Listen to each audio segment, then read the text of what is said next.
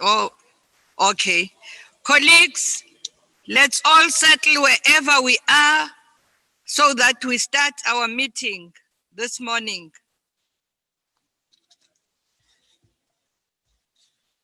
But before we start our meeting, I will check on everybody if we're all connected.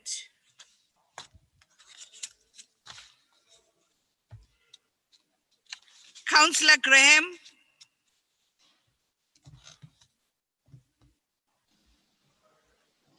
Good morning, Chair. How are you?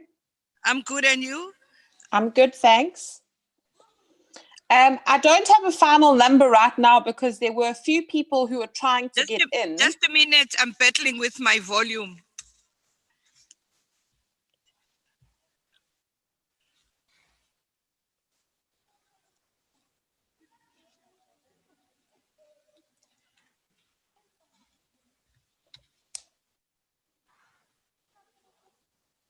If volume, yeah. If my volume, it's low.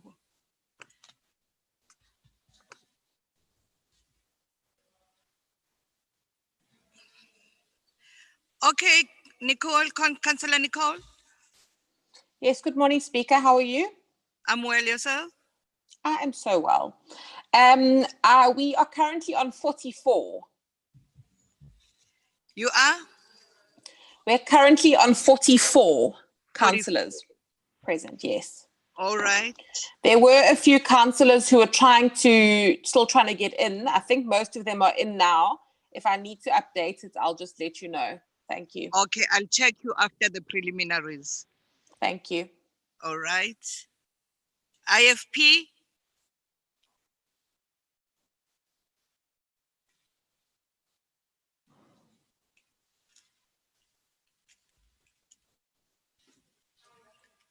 Councillor Kumete?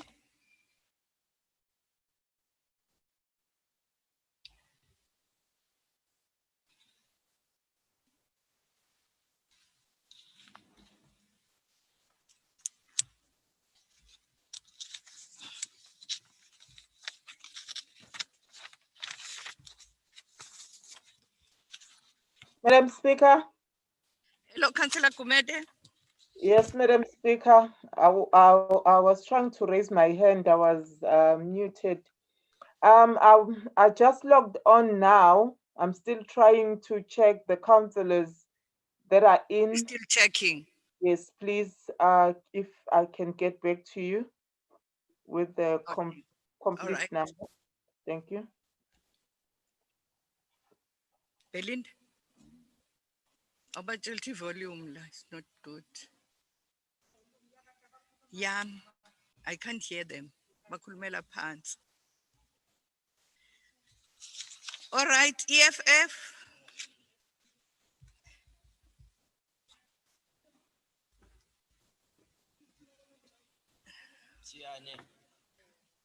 Speaker when busy. Confirm ukuthi ngikhona. Yeah.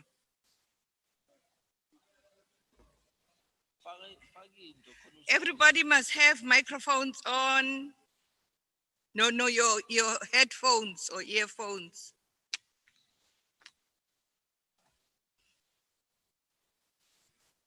Councillor Mtiane? Yes.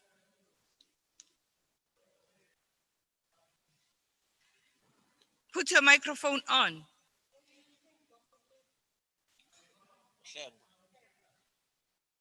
How many?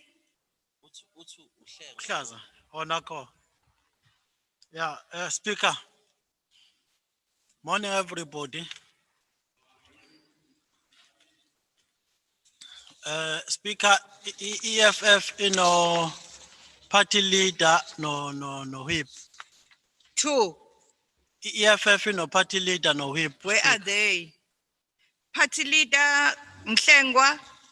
Mhlengwa, how many EFF members?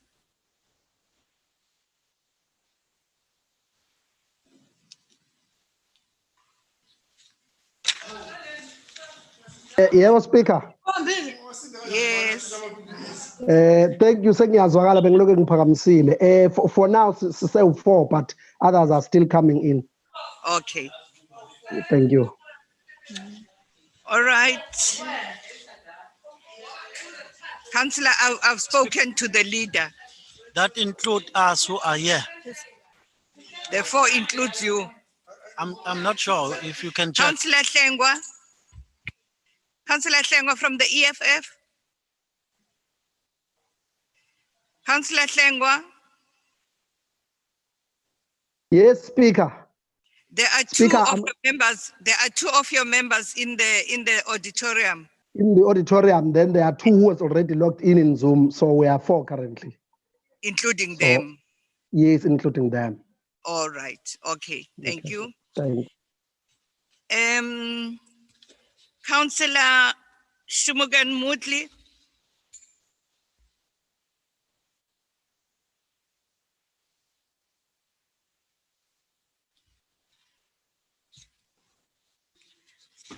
Councillor Mutli.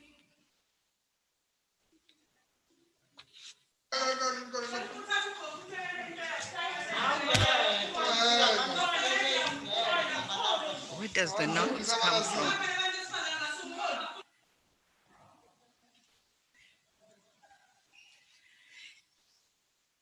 Please mute and have your your earphones on. I'm checking on Councillor Moodley. All right. Councillor Shezi from AIC. How many AIC members? 2. AIC is 2. All right. Councillor Tabani Trevor Ngubane.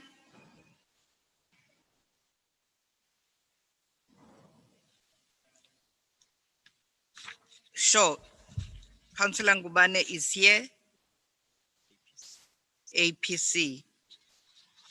Councillor Patrick Pillay, DLC.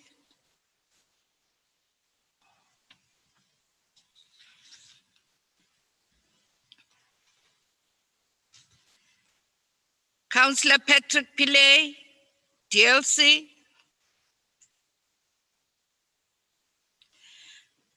Councillor Isop, Jamil Isop, ACDP.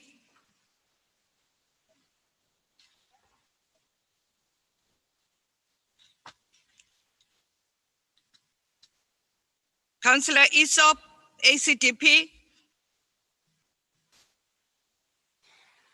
Councillor Al Jama. Councillor Mohammed Khan.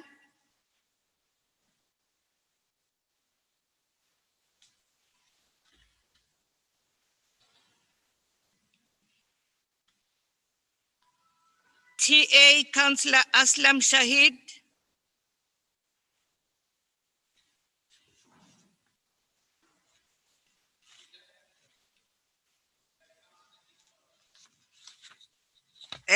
Councillor Isop.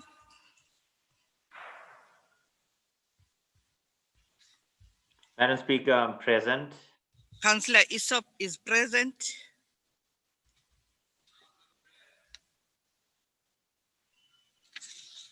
Councillor.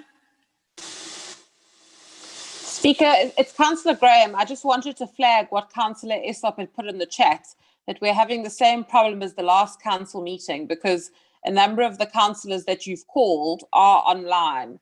I had noticed Councillor Pele and Councillor Isop were online and were trying to speak. So I just wanted to flag that with you. Thank you. Thank you. There's another problem here. Please, councillors, have your hands up so that we can note you and allow you to speak. Please have your hands up. Councillor Shahid.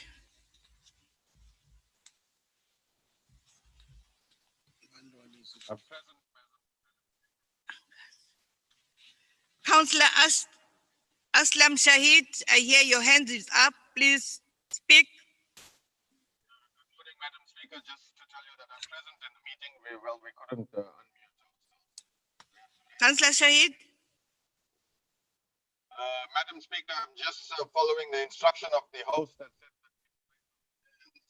So you are here in the meeting. that's correct. Councillor Pillay? Madam Speaker, I'm present. Thank you. Present. Councillor Khan?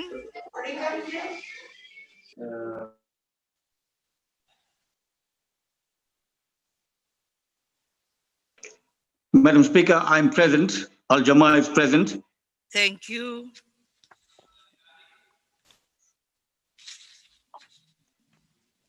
We haven't started with the ANC. Councillor Anipen?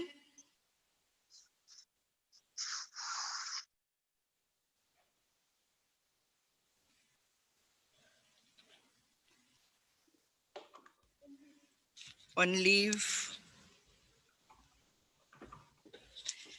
Councillor Petros Helengumalo?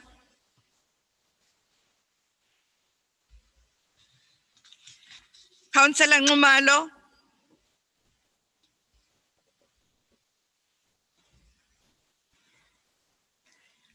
Councillor Ngumalo? Councillor Sibisi?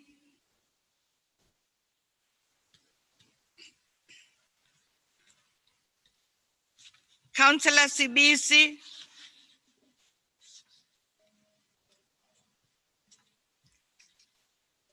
Please have your hands up if you are on Zoom.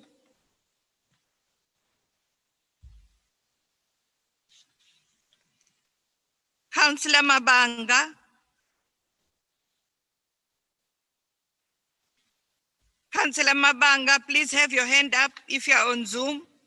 Yes, my hand has been up. I'm in, Speaker. All right, thank you. Very much, thank you. Councillor Mbanjwa? Yes, Madam Speaker, I'm here. I'm here, Madam Speaker.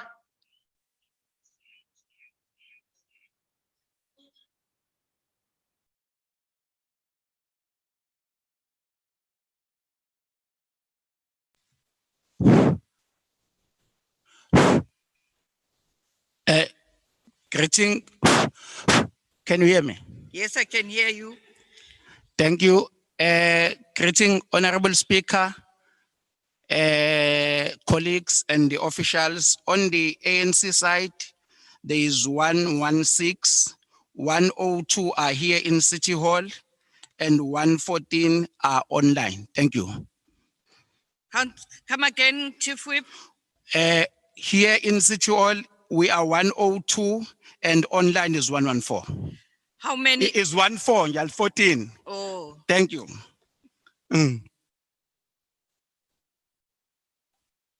Okay.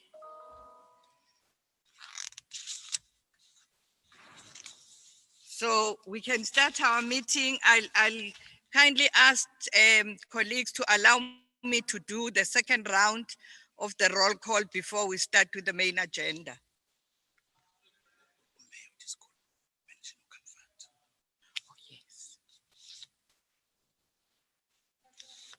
Councillor Graham? Thanks very much, Speaker.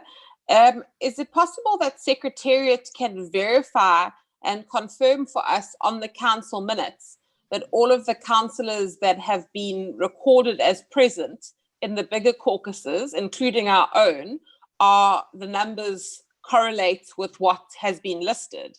Because we do all recall that last week we had a situation where the maths somehow failed, and I can't fully see in the pictures the Mandela room and the council chamber and the Lutuli hall. So it's impossible for me to verify that the councillors that are actually listed as being there are there.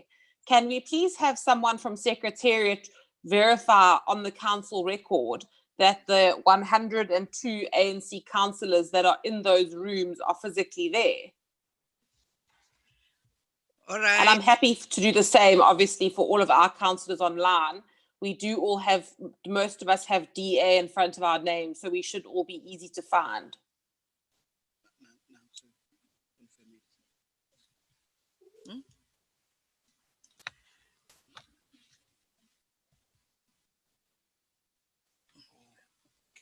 Okay. All right. We'll do that, Councillor Graham.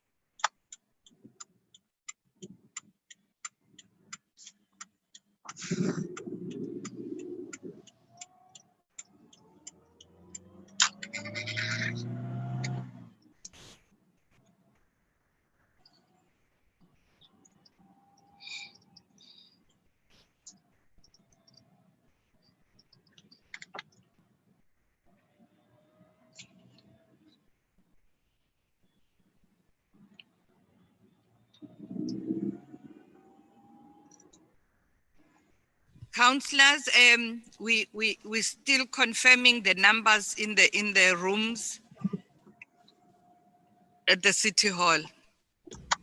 Speaker.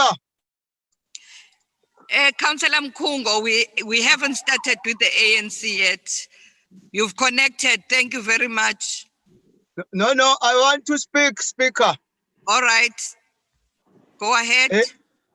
No, what has been raised by Councillor Nicole is a worrying factor.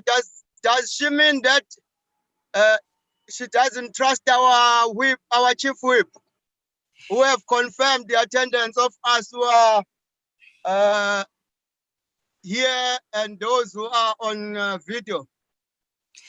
Councillor Mkungo, she said, I must check everybody, not only what the chief whip has said.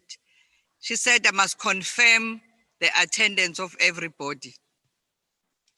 Yeah, but that confirms she doesn't trust those who are confirming the whips of various parties.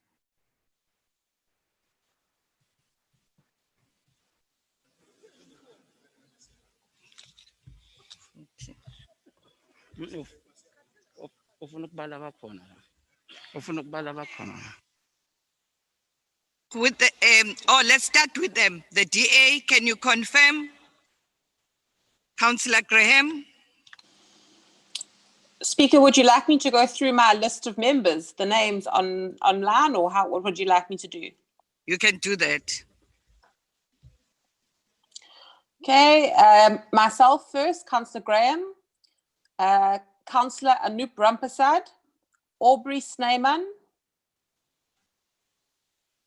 Shad Nobith, Ashok Maharaj, Bawanile Shabane, Andre Biertje, Bob Daniel Nadu, Charmaine Clayton, Chris Langer, Chris Vandenberg, Dolly Munyon, Emmanuel Mhlongo, Ernest Smith, Ganesh Govender, Gavin Hector, Jeff Pullen, Hlengiwe Shozi, Johnson Chetty, Lindell Singh, Hassan Hanif, Maggie Johnson, Marlene Nair, Melanie Brataseth, Michelle Latchman, Nicole Bowman, Mfundo Kubone, Pete Graham, Riona Gokul, Ronnie Pillay, Rory McPherson, Saga Singh, Samantha Windvogel, Samir Singh, Charmaine Sushankar,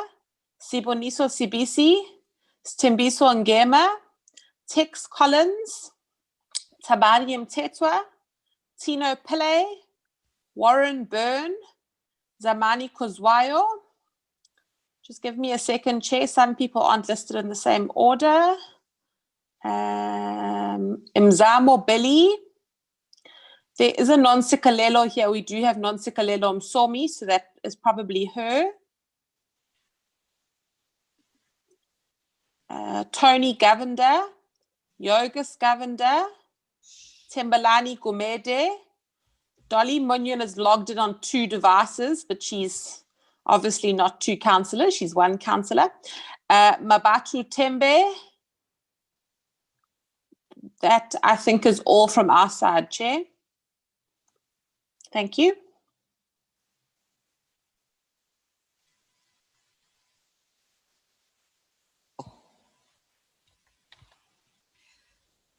Councillor Graham.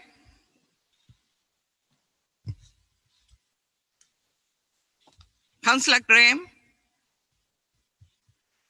Are you Yes, still Chair. are you still 44? I believe we are. I believe we are, Chair. Okay, thank you. Sorry, I see Councillor Mteto has his hand up. He can maybe confirm. I wasn't able to count while I was reading, so hopefully my whips have done that. If you Councillor could maybe Mteto. just, thank you. Thank you, Madam Speaker. Good morning, colleagues. We are now at 48. You are now 48. Thank you. Yes. IFP.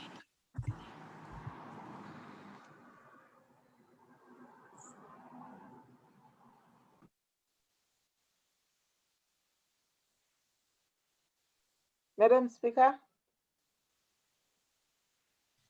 Madam Speaker. Madam Speaker. I can hear you, Councillor Gumede. Oh, you can hear me? Yes. Oh, okay. IFP is Councillor Prem Aya, Councillor Mdunkosi, Councillor Jane Naidu, Councillor Nchangase, Councillor Ntomfuti Gumede, that I can see at the moment. The rest of the councillors, the councillor that is, I'm 100% sure is coming in is Councillor Ban Prakash. The other 4 councillors are not gonna come in.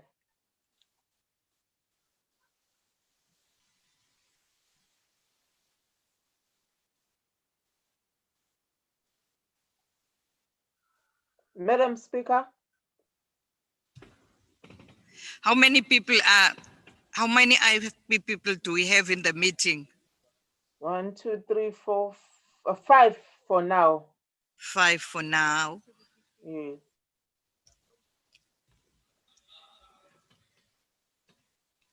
Councillor.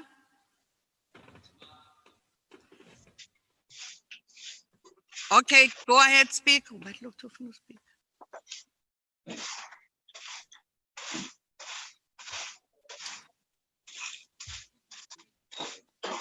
Who's speaking?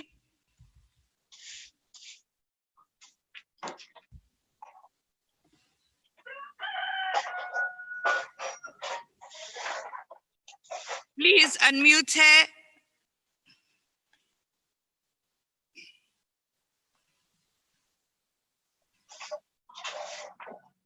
Speaker. Councillor Mabanga.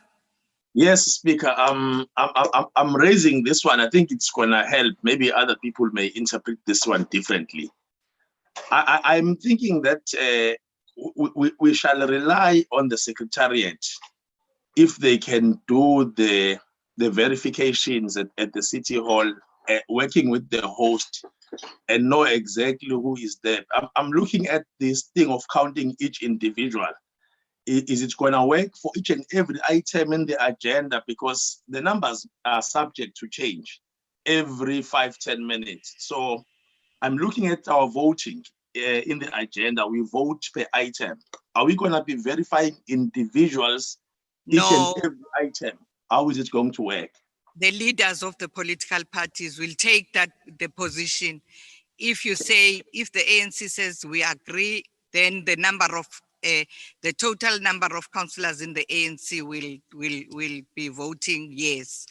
And if the DA says no, the number of councillors present in the in the meeting from the DA will be counted as no. Thank you very much, my honorable speaker. Yes, Secretariat is trying to assist us in checking the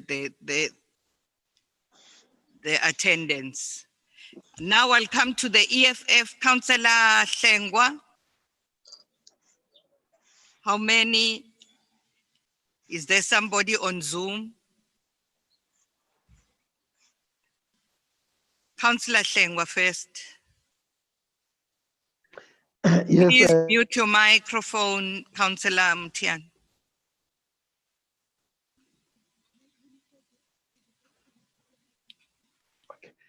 Speaker, can you hear me?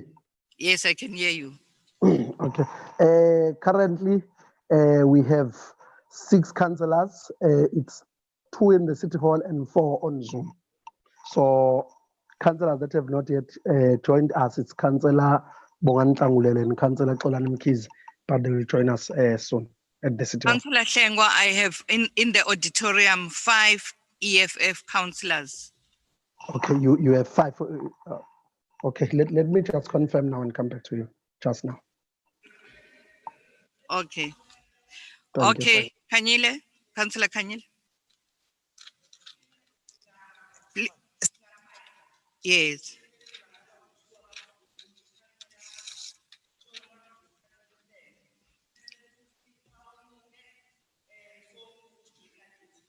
Okay, so we have 7 EFF members. Thank you. AIC, we still have Councillor Mtian.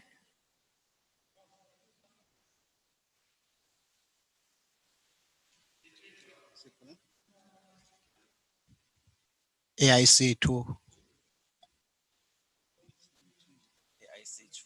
Okay.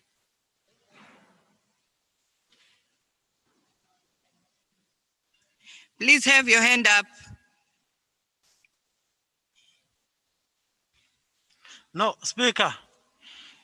I think you resolved on your own on the issue that was raised by Councillor Mabanga.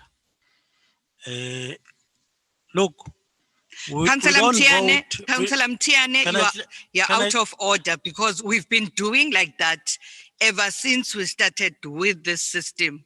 From the beginning of lockdown, we've been doing that. Thank you very much. Please mute your phone. Councillor Speaker, see what Councillor Mabanga is Councillor raising Mtiane, today. Can I finish, Speaker? No, you're wasting our time. No, can I finish? No, Umabanga understood. Please close. It doesn't matter that Mabanga understood, but Please what is mute. in what it's Please we are mute. talking to the issues of law. Please mute.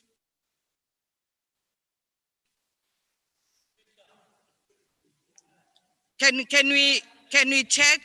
Can we check with the ANC?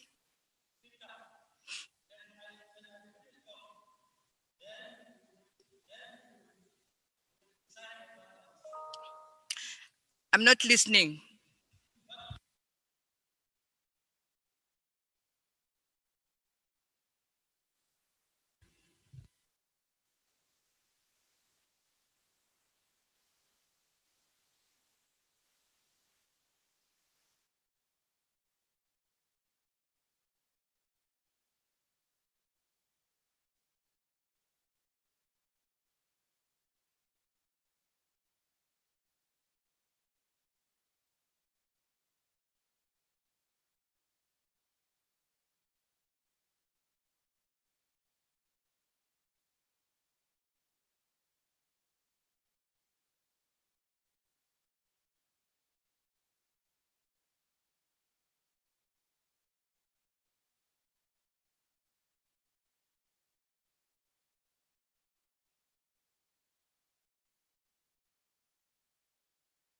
Councillor Mtiane, if you don't want to respect the speaker, you'll be chucked out of this meeting.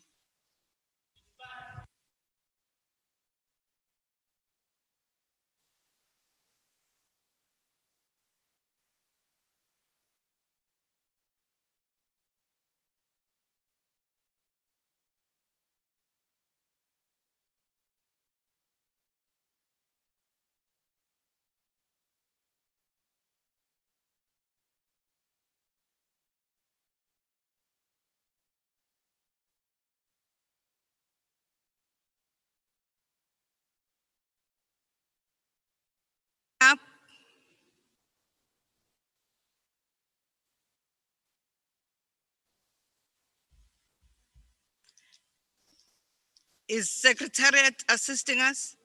Okay.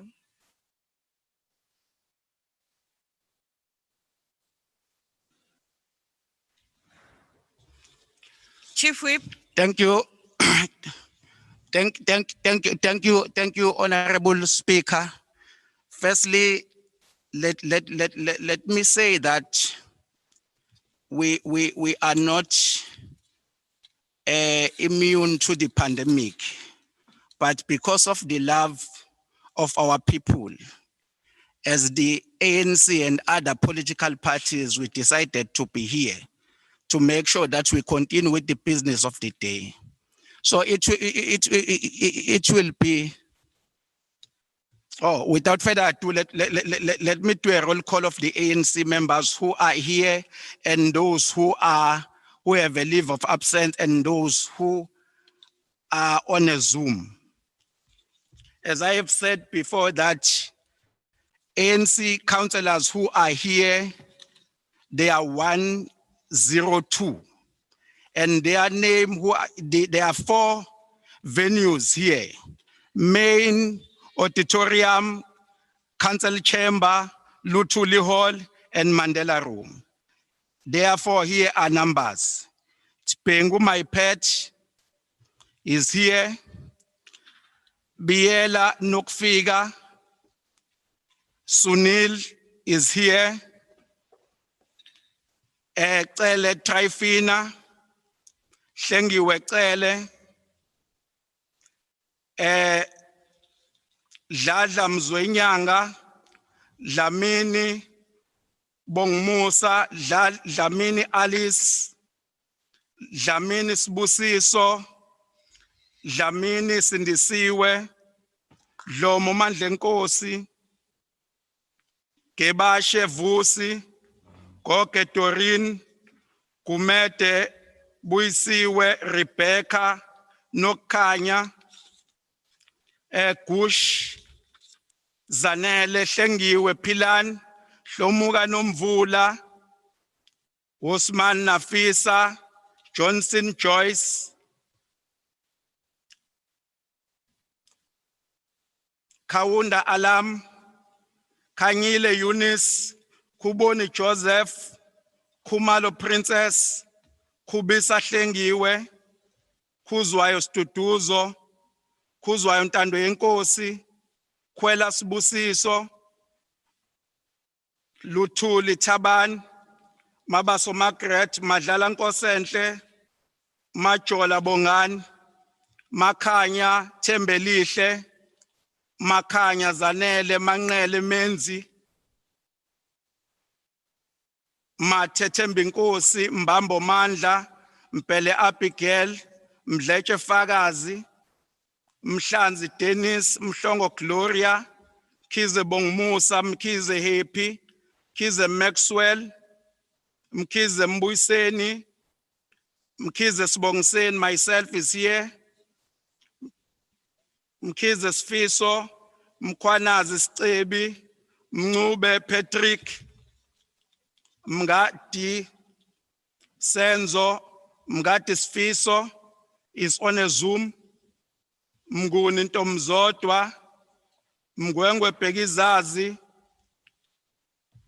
Munsa Mpanza Sibusiso, Mpanza Brenda, Mthembu Maniza, Mthembu Octavia, Mthembu Mveli, Mthembu Mondli, Mthembu Lindiwe, Mvubu Andreas, Mzobe Robert, Nayane Prudence, Ndlela Beauty, Ndlovu Ayanda, Ndlovu Purity, Nzibovu Mxolisi, Ngcobo Alfred, Ngiba Mkhipheni, Nhlapho Sibongile, Nojiyeza Mthokozisi, Tshangase Phiwa Inkosi, Ntuli Brave Man, Nyaba Wise Man, Nzuza Teresa, Phewa Jabulani Photlo, Nolwage Kansi Bongani, Kwabe Mfana Futhi,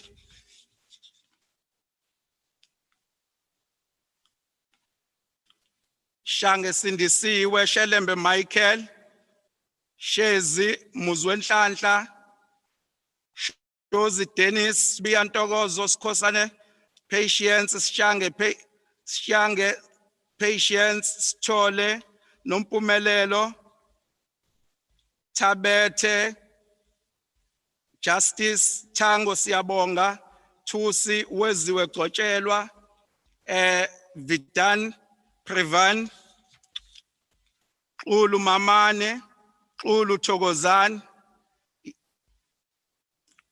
Zulu Boxer, Zulu Kuku, Tandiwe Melta, Zungu Tapsile, Zwane Mondli.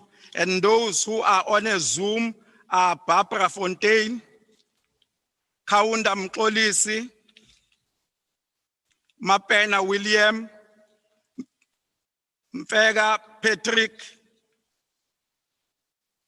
Mpilwenhle Mkize, Mgati Braveman, Nyanisa Neli, Fozia Pie, Sfiso Mkize, Amar Ramkison, Scott Belinda, Shabalala Numtandazo, Shezi Emmanuel, Sokabase, Ruth, Young Yolanda. Therefore, Madam Speaker, 102 are here and 114 are on a Zoom. Thank you. 14, Chief Whip. Thank you very much, Chief Whip. We are now going to start with our meeting. Let's have our, everybody must have, who is here, must have your earphones on. If you want to speak, there's a Zoom technocrat in every room in the City Hall. Let us not connect on Zoom in the City Hall. People in the City Hall must not connect on Zoom. If you want to speak, please raise your hands, you will be noted. If you want to raise a point of order, please raise your hand, you will be noted. Then we will now start with our meeting, the notice convening the meeting by the City Manager. Thank you, Honorable Speaker.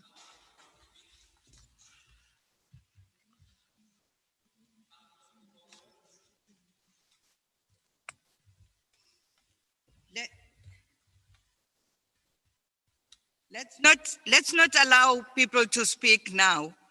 We are starting with our meeting. Let's allow the process to go on as usual. We have done the roll call. We are now going to be starting with our meeting, the notice of convening the meeting. Thank you, Honorable Speaker. Notice of meeting to all members of eThekwini Council in terms of section 29, subsection 1 of the Local Government Municipal Structures Act number 117 of 1998. Members are hereby notified that a meeting of eThekwini Municipal Council will be held via Zoom on the 31st of August 2020 at 10 a.m.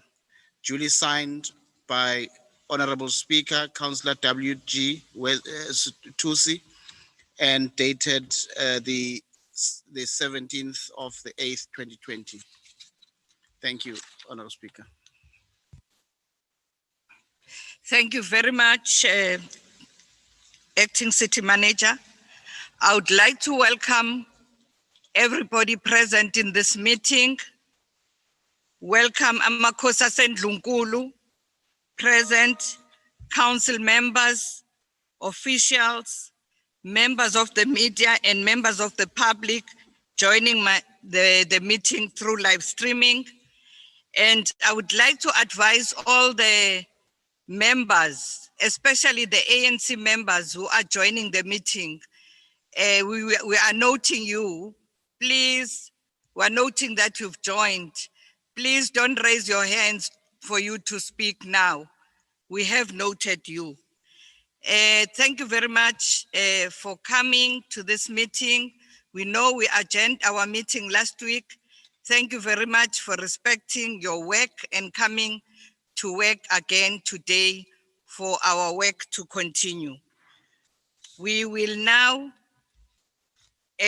rise for the rendition of the AU anthem and the national anthem.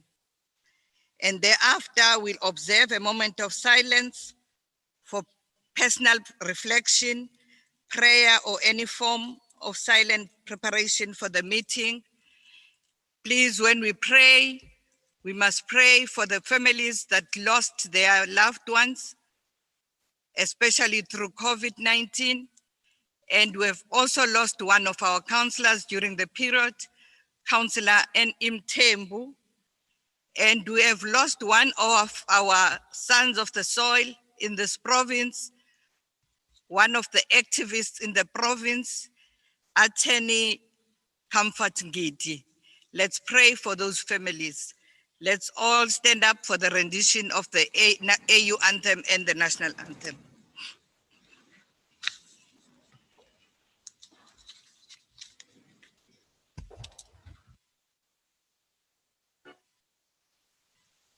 Let us all unite and celebrate together the victories won for our liberation.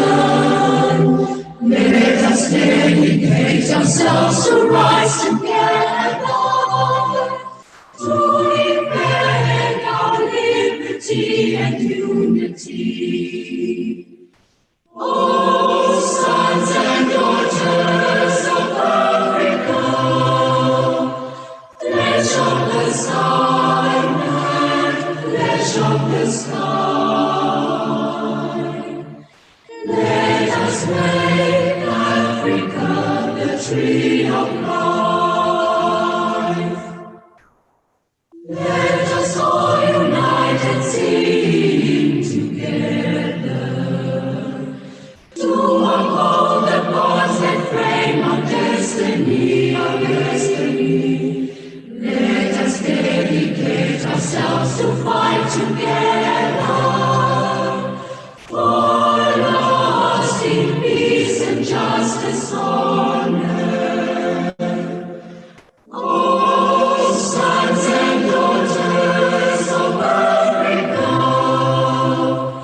flesh of the sun, flesh of the sky. Let us make Africa the tree of life. Let us all unite and toil together to give the best we have to Africa, the cradle of mankind and fount of culture, our pride and hope and break of dawn. Oh, sons and daughters of Africa, flesh of the sun, flesh of the sky. Let us make Africa the tree of life.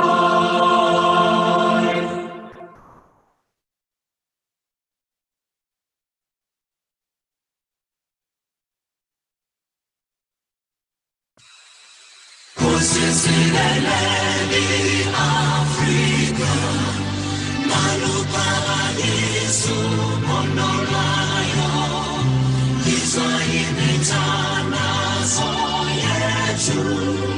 Kusisikelena thina, lusapho lwayo, lulengabuluka sitshaba sayesu.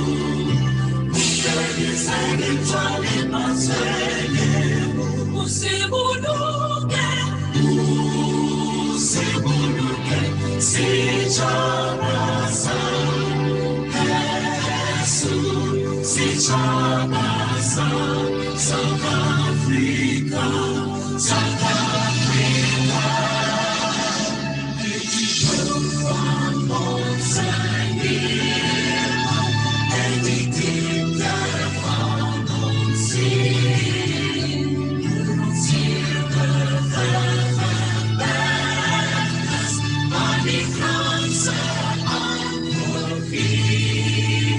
Sounds the call to come together, and united we shall stand. Let us live as one for freedom in South Africa.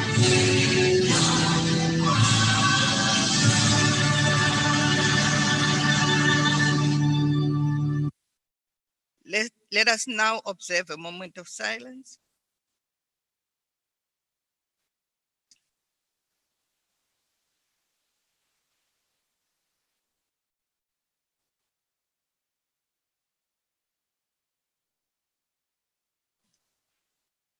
Amen. And may the souls of the departed rest in peace. Thank you.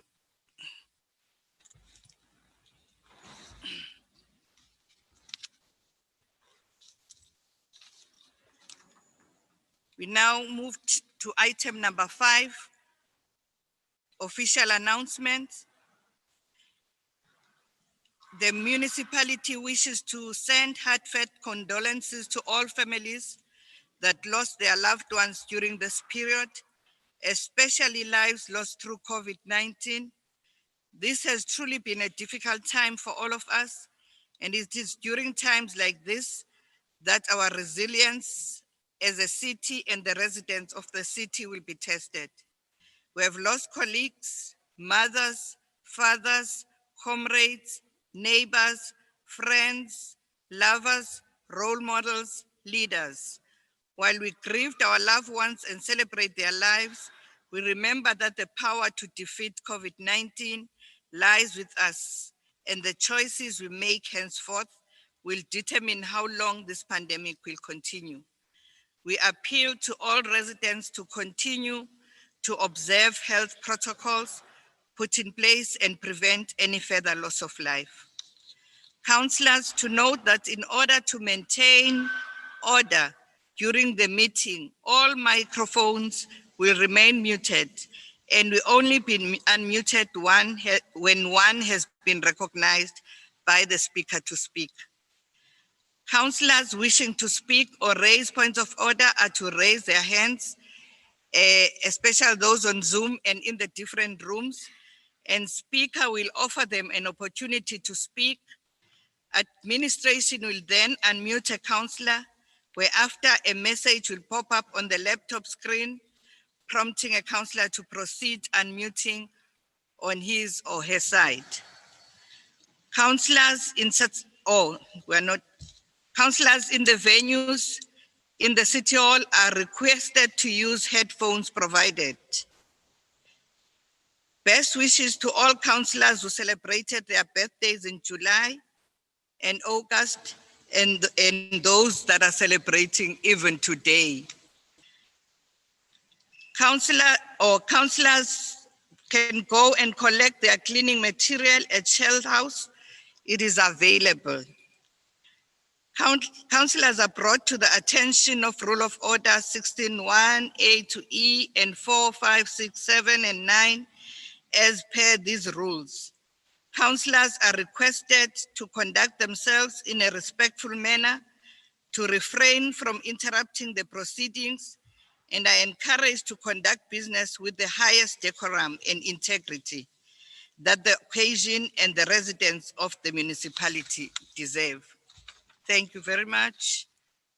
We then move to the Speaker's report, item number 6. The purpose of the report is to apprise council members on activities that the Municipal Council had undertaken during the month of July and August 2020, in line with Back to Basics reporting. Council will note that the COVID-19 restrictions are still prevalent, although there are also areas where there has been relaxation on the said regulations.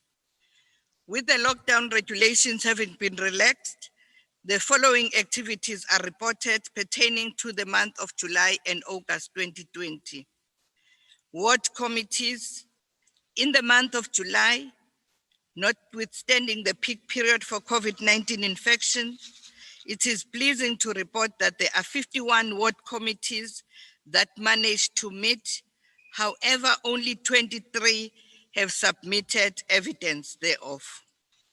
In August as well, there are 57 ward committees that managed to hold their meetings, but currently only 23 have submitted evidence as required.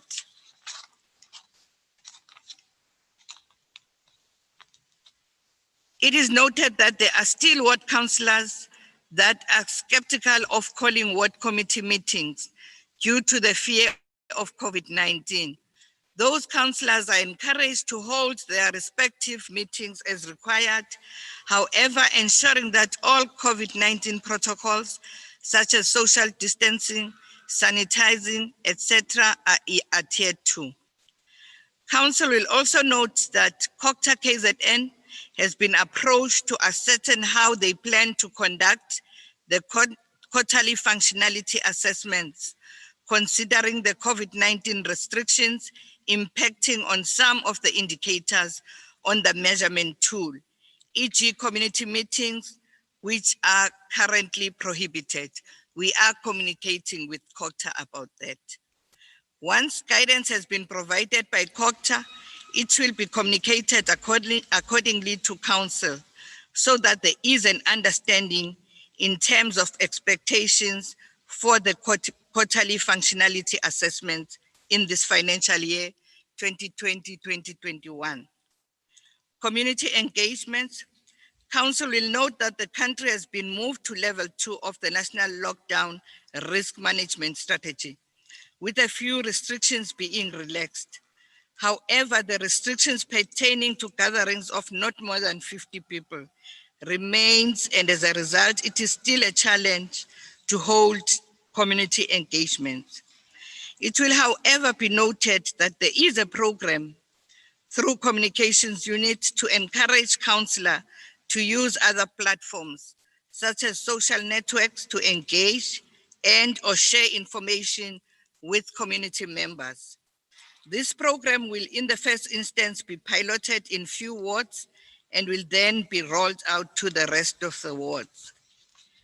Council committee meetings.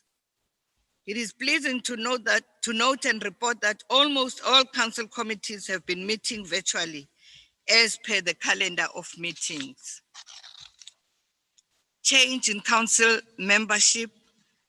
Council is advised of another council member who passed on early in July 2020, Councillor Enim Tembu of Ward 81, and the resignation of Councillor ZRT Kumede. With the resignation and members that have passed on, the eThekwini Municipal Council currently has 5 vacancies, 1 PR and 4 ward committees. Monthly SALGA report. On a monthly basis, SALGA KZN communicates with municipalities through a circular to be presented in council meetings. For the month of August 2020, the following items are contained on the SALGA circular. SALGA KZN membership levies early discount. This is a reminder to municipal councils to settle the annual SALGA subscription. The final payment date for 2020-2021 subscription being the end of July 2020. It further invites municipalities facing financial constraints to advise SALGA in order to facilitate a workable payment arrangement. Extension of deadline for the submission of MFA 2019-2020 annual financial statements. It reports that after the lobbying by SALGA, the Minister of Finance has extended the submission date for annual financial statements by 2 months to October 2020, 30th October 2020. The exemption notice that municipalities and municipal entities are exempted for the 2019-2020 financial year from complying with the deadlines in section 126.1 to 129.1 and 133.2 of the Local Government Municipal Finance Management Act 2003. The above exemption gives municipalities a further 2 months until the 30th October 2020 to prepare and submit financial statements to Auditor General for auditing. Thank you very much. We now move to item number 7, applications for leave of absence. Thank you, Honorable Speaker.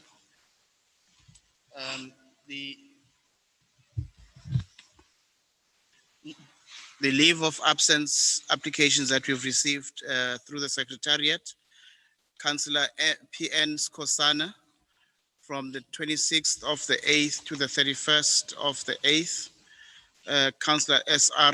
Mudley from the 24th of the 8th to the 9th of the 9th, Councillor J.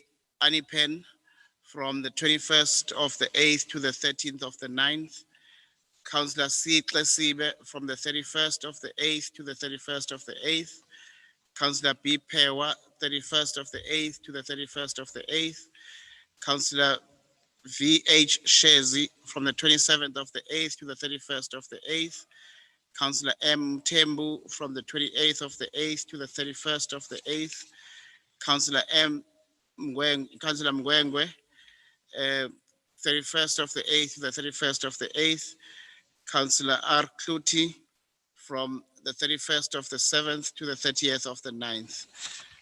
That's the list that we've received through the Secretariat, Honorable Speaker.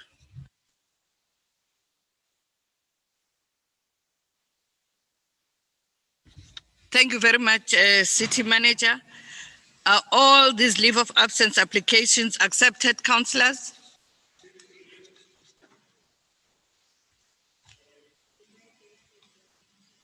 Oh, there are two hands, Kumete and Mtetwa. Councillor Mtetwa and Councillor Kumete. Let's start with Councillor Kumete. Thank you, Madam Speaker. I've got an apology for Councillor Jagdu. He's indisposed. And Councillor Mngadi, Edward Mngadi. Thank you. Councillor Mtetwa.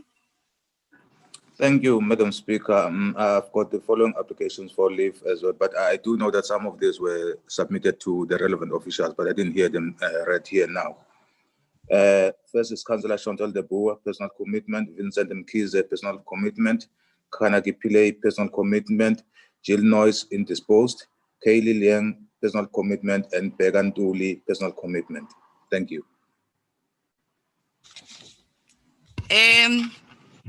I've just received a note from Secretariat. They want to confirm the presence of the following ACDP. I know you're here. Is that okay?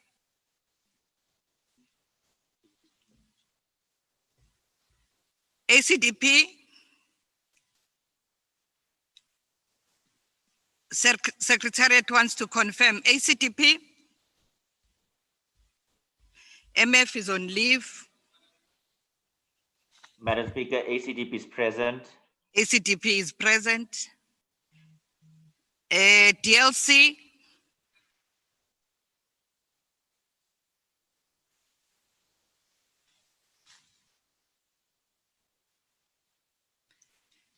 DLC.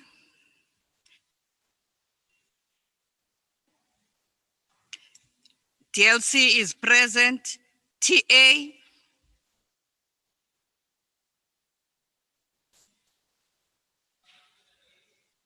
Councillor Shahid. Present.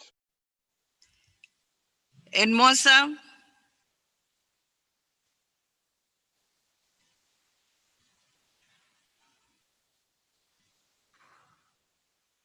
Mosa, are you present?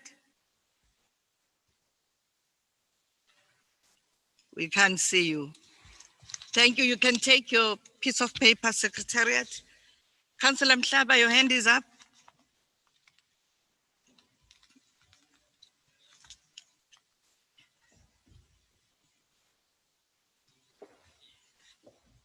Please have your mic on. Councillor Shays is not absent. He is present. I don't know who submitted that leave of absence for Councillor Shays. It's only our councillor is not in the meeting. Is Councillor Cynthia Tlesibe, not Shays. Okay. Thank you. Thank you. Thank you. Thank you, colleagues. Are all these leave of absence applications accepted? Agreed. We have 2 sets of minutes to confirm the meeting that was held on the 26th of June 2020. Are these minutes a true record of the meeting?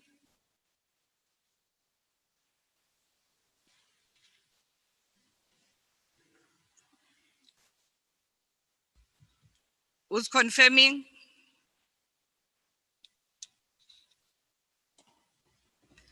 Councillor Kaunda?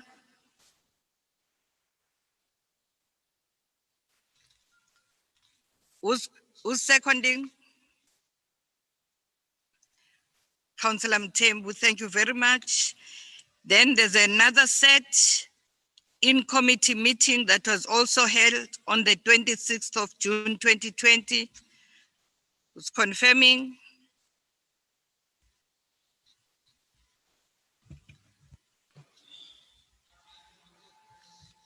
Councillor Nkosi? Who's seconding? Hello, Madam Speaker. Yebo, Councillor Nkosi. I'm not raising my hand to confirm the minute. Yes, But my concern is that we can't hear this side whether there is someone talking. It's only you that is saying Councillor Mthembu or Councillor who is seconding or confirming. So it will be better because we're in the meeting them to to hear speak. those people. Okay. Yes, thank you. Let me ask them to speak. Councillor Kaunda, for the first set of meetings, are you confirming them? Please have your unmute. The confirmation of the minutes. Thank you. Councillor, seconding. Thanks, Madam Speaker. I'm seconding. Thank you. Councillor Mthembu has seconded. The in-committee meeting that was held on the same date, the 26th of June 2020. Who's confirming the minutes?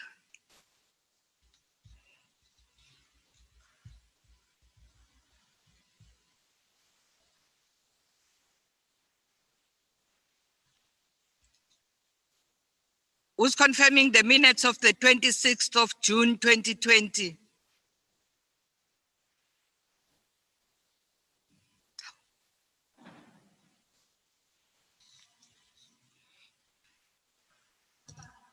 Councillor Mabanga, please speak. Yes, Speaker, I'm confirming the meeting. I second. Thank you very much. Councillor Mabanga is confirming. Who's seconding? Councillor Mtiane.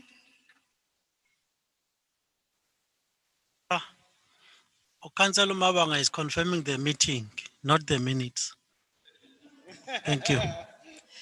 Who's confirming? Who's confirming the minutes of the meeting of the 26th of June 2020? Councillor? Sithole. Councillor Sithole. Councillor Sithole is confirming. Thank you very much. Let us then move on to questions. We've got 2 questions on page 5.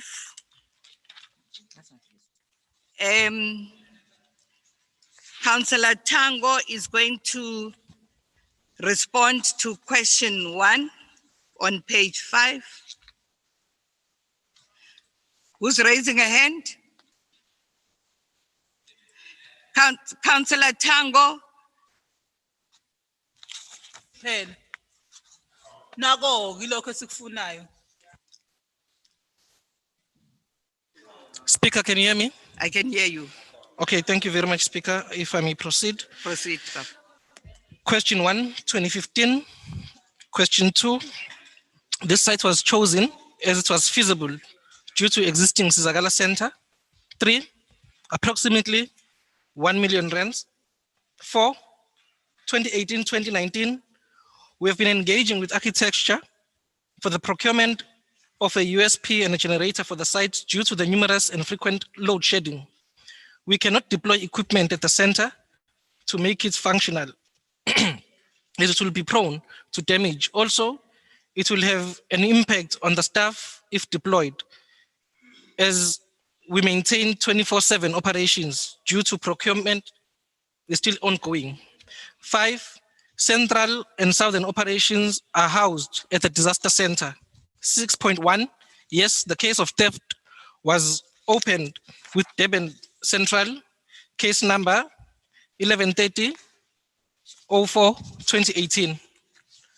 6.2, 6 servers and 2 monitors were stolen. 6.3, no equipment were recovered as yet, as the investigation is ongoing. The department, through the HOD and HR, with our internal investigations department, had recommended that the pension of the said employee involved must be withheld. 7, the camera along the N2 freeway belong to and are managed by Sanral. Thank you very much, Honorable Speaker. Thank you very much, Councillor Tango. Question 2, Councillor Shelembe is going to respond to question 2. The answer to question 1 is 9. The answer to question 2 is 0. The answer to question 3 is 0. The answer to question 4, same as in question 1, which is above, which is 9. The answer to question 5 is 2020. The answer to question 6, the department conduct on the job mentorship program through which the above station commanders have come. A similar process is applied to prepare operational station commanders toward division commanders level. The intention is to fill the next available process through this level of female station commanders. I thank you. Thank you, Councillor Shelembe. I hear the mayor had his hand up. Is the mayor's hand still up?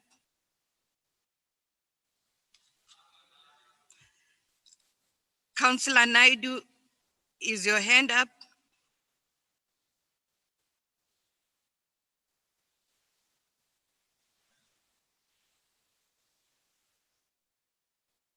Bob Daniels, I hear your hand is up.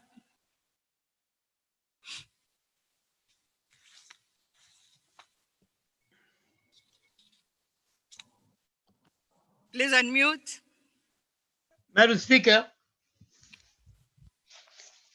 I like to seek clarity on the response to my question on page 5. Number 5. Can you hear me?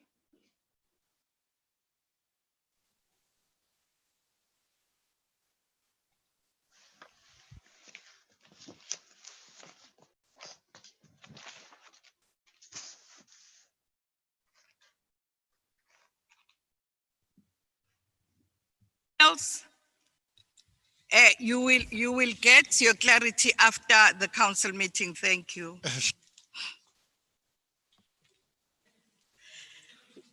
We are now moving to item number 9. And number 10, reports.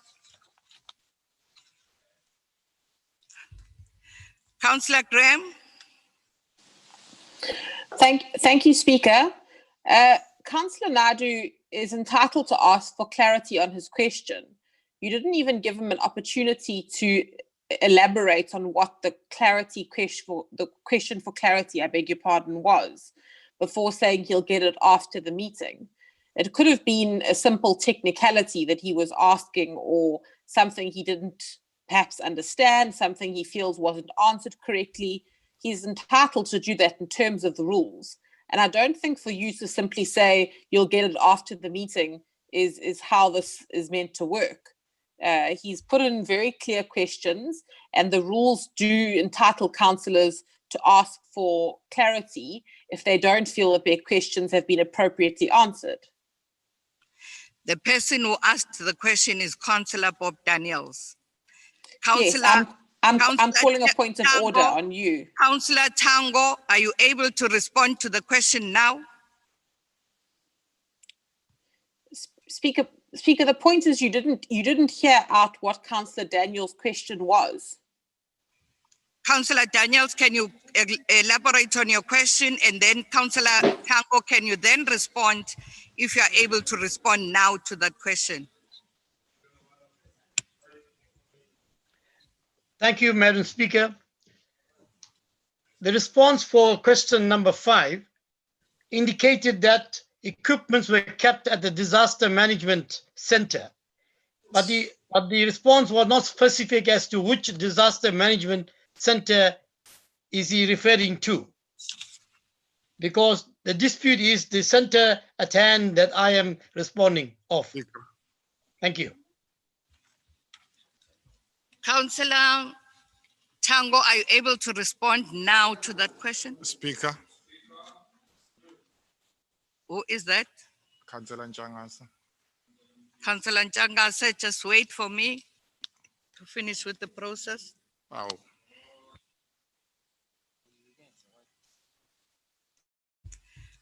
Okay, Councillor Ntshangase, can you speak? Speaker, can you hear me? Yeah. No. Let's give Ntshangase first, okay. Councillor Sia.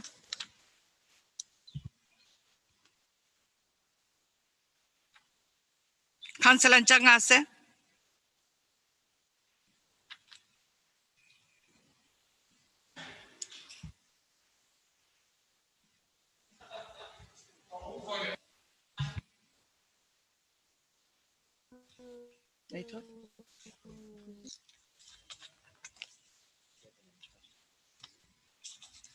Councillor Ntshangase.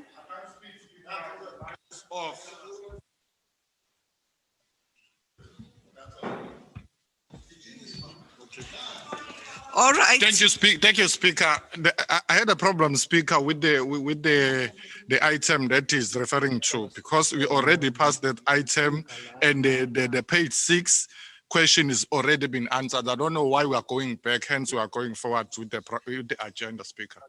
Let's be patient and allow the systems to go, because we are in a different situation. But I want to, I hope Councillor Graham is listening. I want to refer you to the rules that chapter 5, number 11, a councillor who, after their question has been replied to, is of the opinion that the reply to the question is not clear, must request elucidation thereof with the consent of the speaker or chairperson. And number 12, if the speaker consents to a question for elucidation being put, the chairperson of the relevant committee or any member of the committee must reply to the question of the meeting at the meeting or at the next ordinary meeting. I hope you've heard that, Councillor Graham. Are you ready, Councillor Sia Tango, to respond to this question?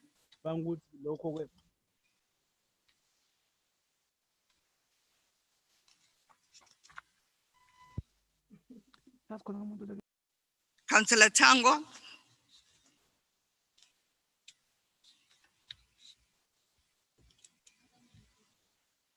Okay.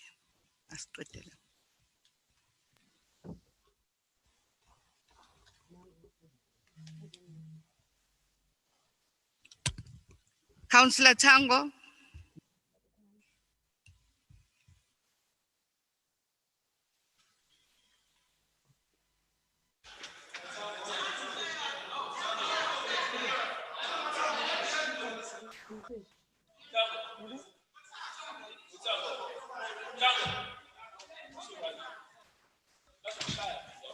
Speaker, Councillor Tango? can you hear me now? Yes, I can hear you. Oh, thank you very much. You're seemingly having a bit of a glitch here.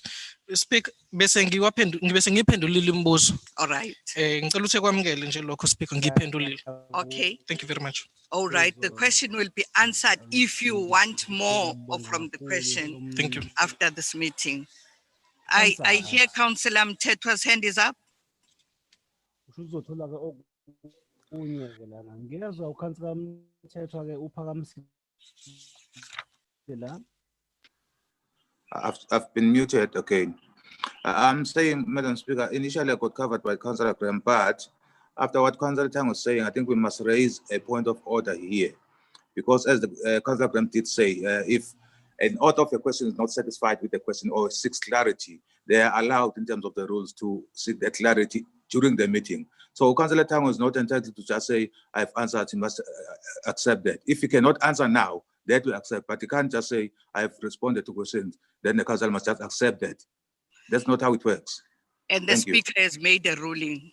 Thank you very much. Let's then move to Tomfuti, Councillor Kumete.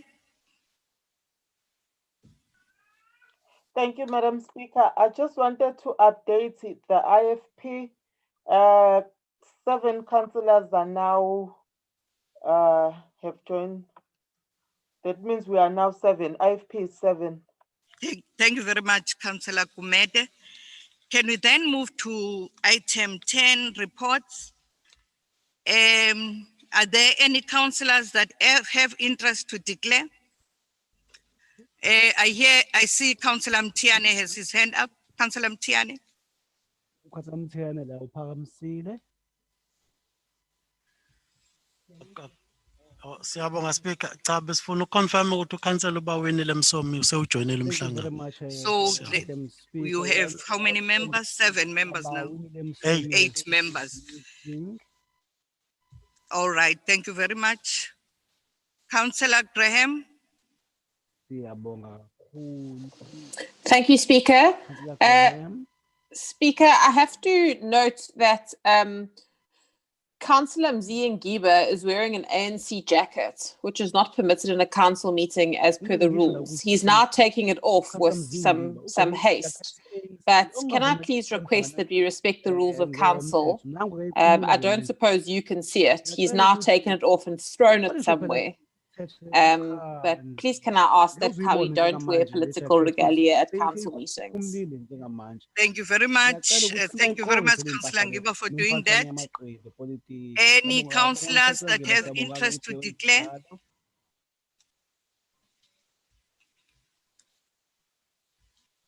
Okay, can I then now invite Mayor to please table the executive committee report? Councillor Mtian. No, Speaker, maybe before the Honorable Mayor speak, may we refer this council to Section 56 of the Local Government Municipal Structures Act, Section 56, subsection 3C, where it talks to the review of the performance of the municipality in order to improve the economy efficiency and the effectiveness of the municipality. But also it refers to, here we are talking about the functions and powers of the executive mayor. We want to just check with the council as to when the mayor speaks today, he will take this council into confidence that he is in charge of whatever is happening in the council. Last week, we were supposed to have a council meeting. It did not sit. We call that as an irregular expenditure, and it's also that in terms of his performance as the mayor of this municipality, he is failing his responsibilities and duties. Now he has to monitor the management and the performance of this council, But whatever then happened and took place last week, we then feel that he is not in charge of this council. Maybe the ex-mayor, Mamzandile Kumete, was doing a better job than the current mayor. We have never had a situation like that when we come for a meeting, we sit for the meeting to start. We spend almost the whole day waiting for the meeting to start.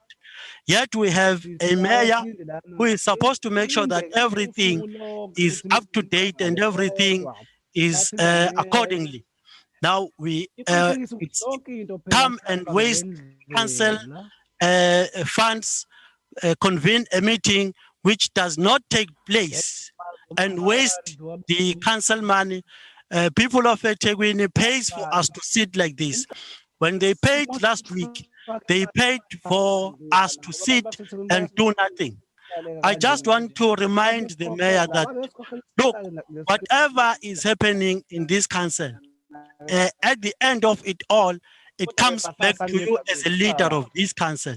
So we are feeling that, Mayor, maybe you are not capable of running this council. Maybe you must just render your resignation because we feel that you are going to collapse the life of this council. Thank you.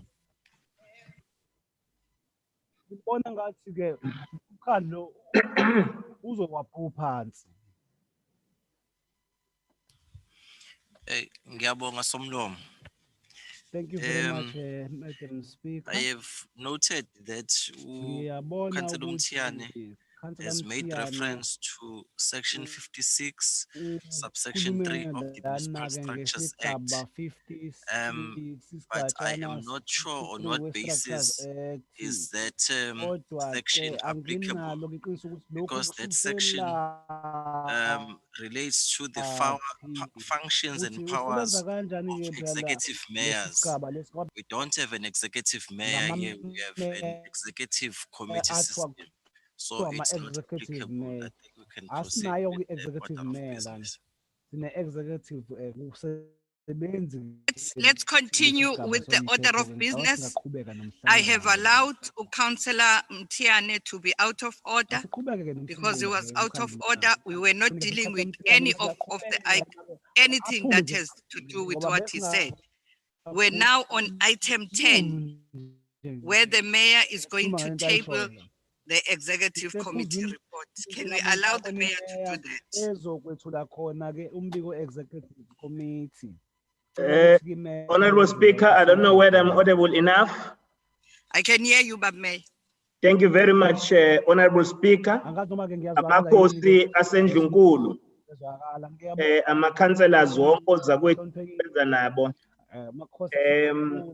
I'll offer a workshop for Councillor Mtiane out of this meeting so that you can understand how the council is run. Okwesibili, Somlomo, when you listed people that you have lost another police officer, Zondi, who was brutally killed, who was stabbed last week. So we also wish to extend our heartfelt condolences to his family. He has lost his life as well. It's become a tendency of losing metropolis officers in this municipality. We must do something to ensure that we protect our metropolis officers, but some have perished as they've succumbed to COVID-19. Honorable Speaker, I wish to take this opportunity to table the first report of the Executive Committee to your Honorable House. Thank you. Thank you, Acting City Manager. Thank you, Madam Speaker.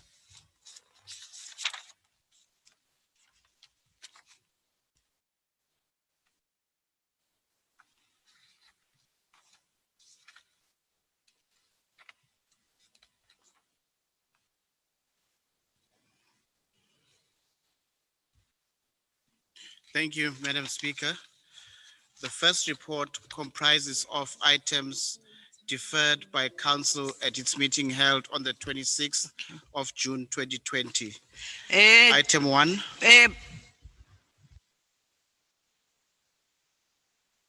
I'm told there are hands, Councillor Nicole, Councillor Mtetwa, and Councillor Nkosi. Chair, thanks. Mine's just a point of procedure. The translation is playing at the same time as the audio. So it's very, very difficult now when the mayor was speaking. It's very difficult to follow what he's saying because you can hear the mayor and then you can hear the translation playing on the same channel. If there's please a channel available for translation, can we be alerted to that? But to have both things playing at the same time, it creates a lot of noise and it makes it very hard to follow what the speakers are saying. I noticed when the city manager started speaking, it didn't happen. So hopefully it's been resolved. But mine was just to please request, a lot of the councillors are saying they can't actually hear what people are saying because you can hear the isiZulu translation in the background. Thank you. Can we sort that out, Secretariat? Councillor Mtetwa? Thank you, Madam Speaker. Mine is a request. Can we have an official or a group of people dedicated to monitoring the chat where we call points of order? Because we've been doing that from the time Councillor Mtian was saying a whole lot of nothing. We wanted to call him to order and no one was sort of monitoring that. And also where we raise our hands. Can we have that done so that we don't keep calling you to go back to the items that we've dealt with? Thank you. Okay, let's note the hands when they come, when they pop out, please. Councillor Nkosi? Thank you, Madam Speaker. Colleagues, I just need to get a clarity then whether are we going to deal with all the items, because when we fail to have a quorum, His Worship the Mayor said the meeting must be reconvened, so then we deal with special item that need to be dealt with. I just need that clarity. Thank you. Councillor Nkosi, we're going to be dealing with everything, with all the items from the first report to the 7th report. Can we continue? Councillor Mtiane. Councillor Mtiane, you have a right, I must tell you, you have a right to raise your hand anytime, but please allow our processes to go and not take us back to things that are not necessarily making us do our work properly. I allow you to speak. Siyabonga, Speaker. No, Speaker, it's by our right to observe when things are done wrong in the council. Umatom Lungu can never tell us what to say as EFF. So we don't report to him and to his whiteness. We don't report to whiteness. We report to EFF, not to his white bosses. Councillor Mtiane, you are again out of order. And I ask your party whip to please make sure that. No, withdraw that. Withdraw. Withdraw. Please withdraw. Please withdraw. Please mute him. Please, hey, Councillor Mtiane, please withdraw. Please unmute him.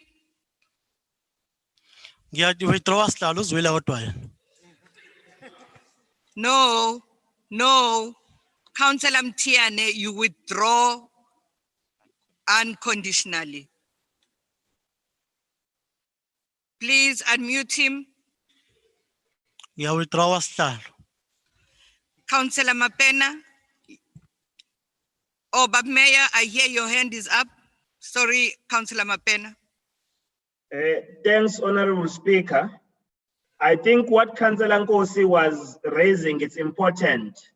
He was raising a motion, which I do support, which suggests that what if we prioritize the issues of budget so that in case we experience challenges, because those are matters of compliance, we do not experience challenges moving forward. So I think I want to second that motion. Let us prioritize all budgetary issues which are matters of compliance so that we do not experience challenges in case we have some technical glitches. I suggest that we support that motion. Thank you. There's a motion that is supported that we identify all the important budgetary items. Is that agreed, councillors?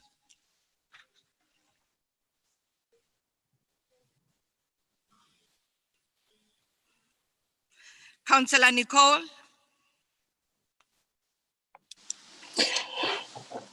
Speaker, it's not often that Councillor Nkosi and the Mayor and myself agree, but you will recall at the last meeting of Council, I did request this because all of our online meetings have been problematic. And I think that what we should do is ask my favorite lawyer, Mr. Malusi Mhlongo, to potentially draft an item whereby we grant authority for the executive committee to be delegated responsibility from council for matters whereby the law does not prohibit council from not discussing them, if that makes sense. We all know the EFF might not, but the rest of us all know that there are certain items that council has to deliberate on, but the council is able to delegate responsibility, and that could be to EXCO, and we could also use it with Rule of Order 28. And there seems to be broad consensus amongst at least the IFP, the ANC, and the DA that if we could come up with a resolution today whereby we deal with what the law needs us to deal with, budgets, bylaws, policies, appointments, things like that in council, and the rest of the items go to EXCO with the responsibility of council. I'm sure that we can come up with some kind of legal resolution to that effect. So we only need to meet as council for items that council cannot delegate, and the rest can be dealt with by EXCO. And political parties who don't have representation on EXCO are welcome to join EXCO as observers, as they always have been. So if we could perhaps ask legal to work on that, because there does seem to be broad consensus amongst everyone, or at least the majority, that these meetings in their current format are proving troublesome, and that EXCO can deal with the bulk of the items, and we don't need to have lengthy full council meetings under lockdown. All right. You're supporting Councillor Kumete? Councillor Kumete, are you noting this, Belinda? A point of order. Oh, Councillor Madlala, point of order. Yeah, ngiyabonga kakhulu speaker. Cha, i-order isentweni eraiswa i-DA through uNicole ukuthi use-introducer emotion entsha manje. Hayi le motion esetafuleni. Emotion ebesetafuleni was about prioritization of the current agenda. Into yena manje afuna ukuthi ayenze into enye entsha ephuca ethatha amandla ekhansela iwanikeza iExco enye into leyo. Ake sidile nale motion esetafuleni sidlule kuyona bese yena afaka motion yakhe yokuthi afuna ukuthatha amandla ekhansela awanikeza iExco sibe sesidila naye. Ngiyabonga. Councillor Kwabe. There's another hand that's on the screen. We'll start with after Kwabe. Councillor Kumede is going to speak. Thanks, Madam Speaker. Maybe, Madam Speaker, uNicole is being mischievous because all we are asking ukuthi si rearrange i-agenda le esinayo, si prioritize kulento ye budget kuqala, then we will continue with the agenda as it is. Angabi opportunistic ukuthi izinto zokwenza iExco ngoba iExco inawo ama responsibilities zawo kodwa ekugcineni kumele ukuthi council ithathe idlale irole yayo at all times. Ngiyabonga Speaker. Councillor Kumede.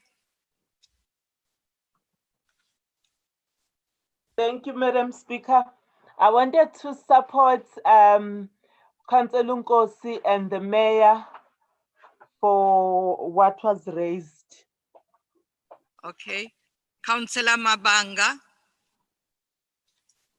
very much, Speaker. I wanted to support the motion initially as it was raised by Councillor Nkosi and seconded by the Mayor, His Worship, Councillor Kaunda. Thank you, Councillor Shezi. I'm not sure. Oh, I can't see it. All right, Councillor Dlamini.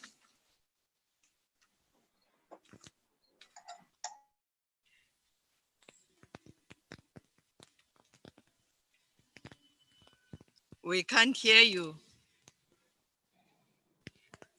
Bring your microphone closer.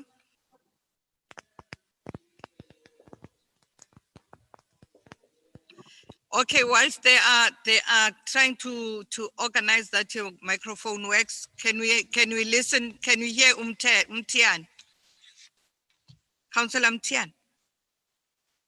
No, thank you, Speaker. Now, if motion ebikade raiswa uCouncillor Nkosi, nathi besizoyisupporta kodwa besingayizwanga ukuthi ubesa raise emotion.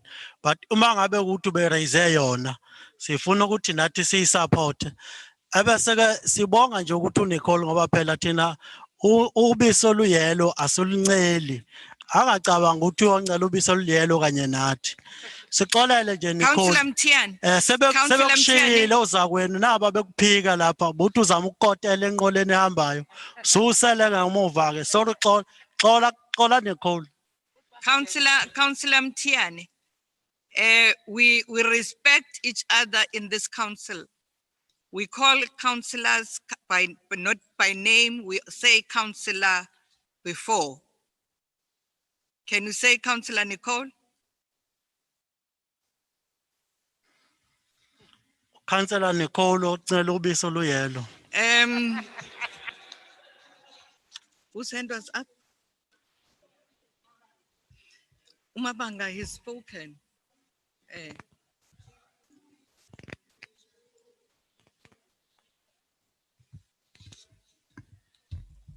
Councillor Nicole, is it your second bite?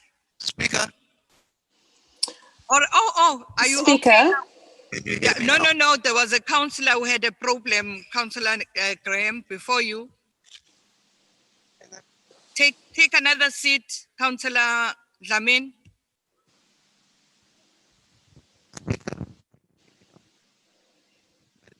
That row seems to have a problem. Can you move?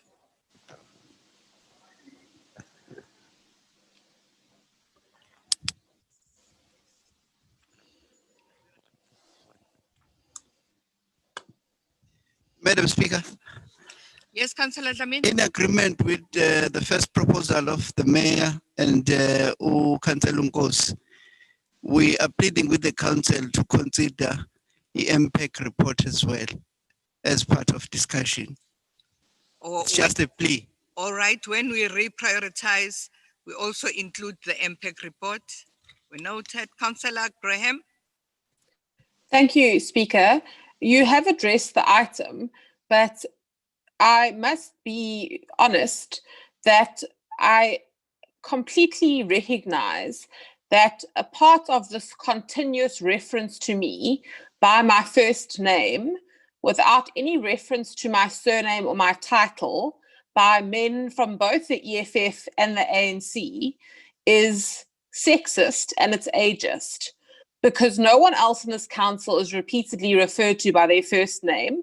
You aren't, the Deputy Mayor isn't, Councillor Nkosi isn't, nobody else is, but somehow all of these childish individuals feel very comfortable calling me Nicole, Nicole, Nicole.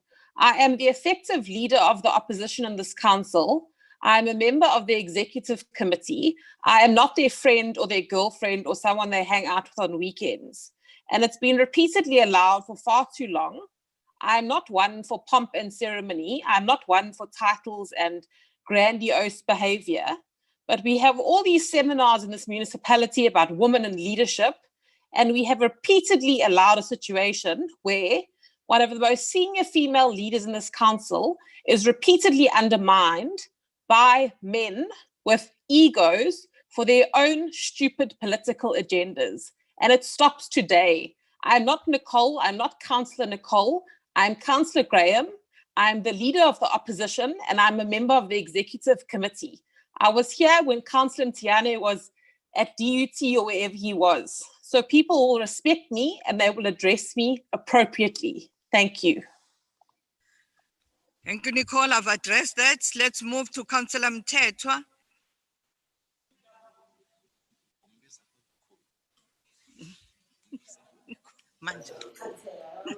No, Councillor Graham, I've addressed that. Councillor Mthethwa, there's a hand that is up before you. Yeah. Can I talk?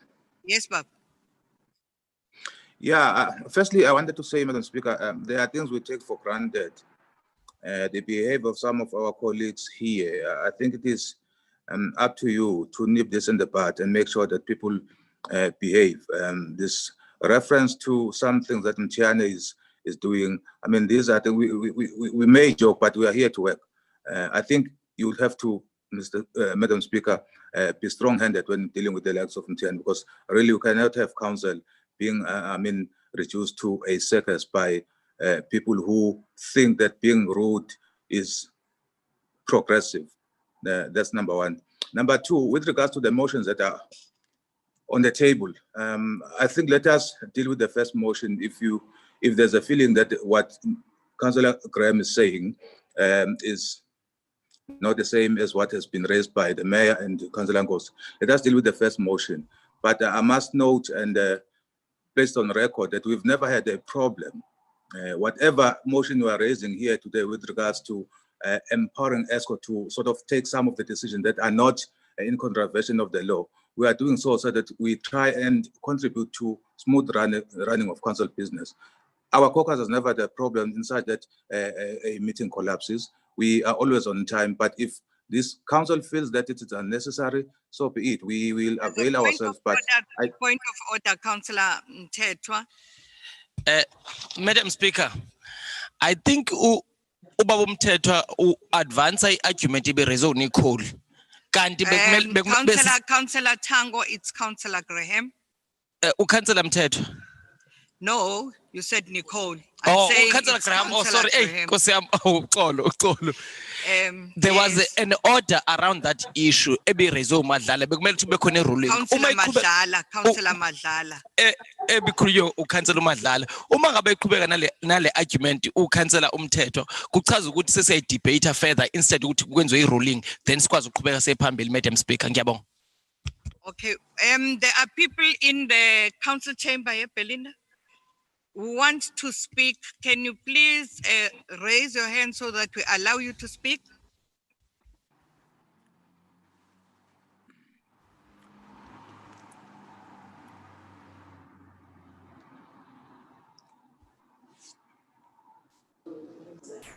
I was still on the floor, Madam Speaker.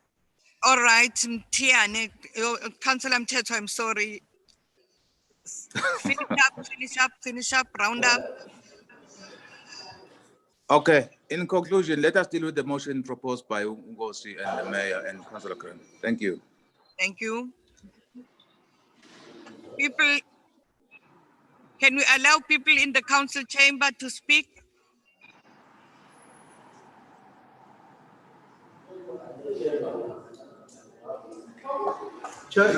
Speaker. Say your name. Richard. Councillor Shope. Yeah. My understanding, Speaker, was that we moved the motion that was made by Councillor Mayor in that we prioritize issues. We formally moved that. Thank you. Any other hand in Mandela room? Chair. We are done with the motion.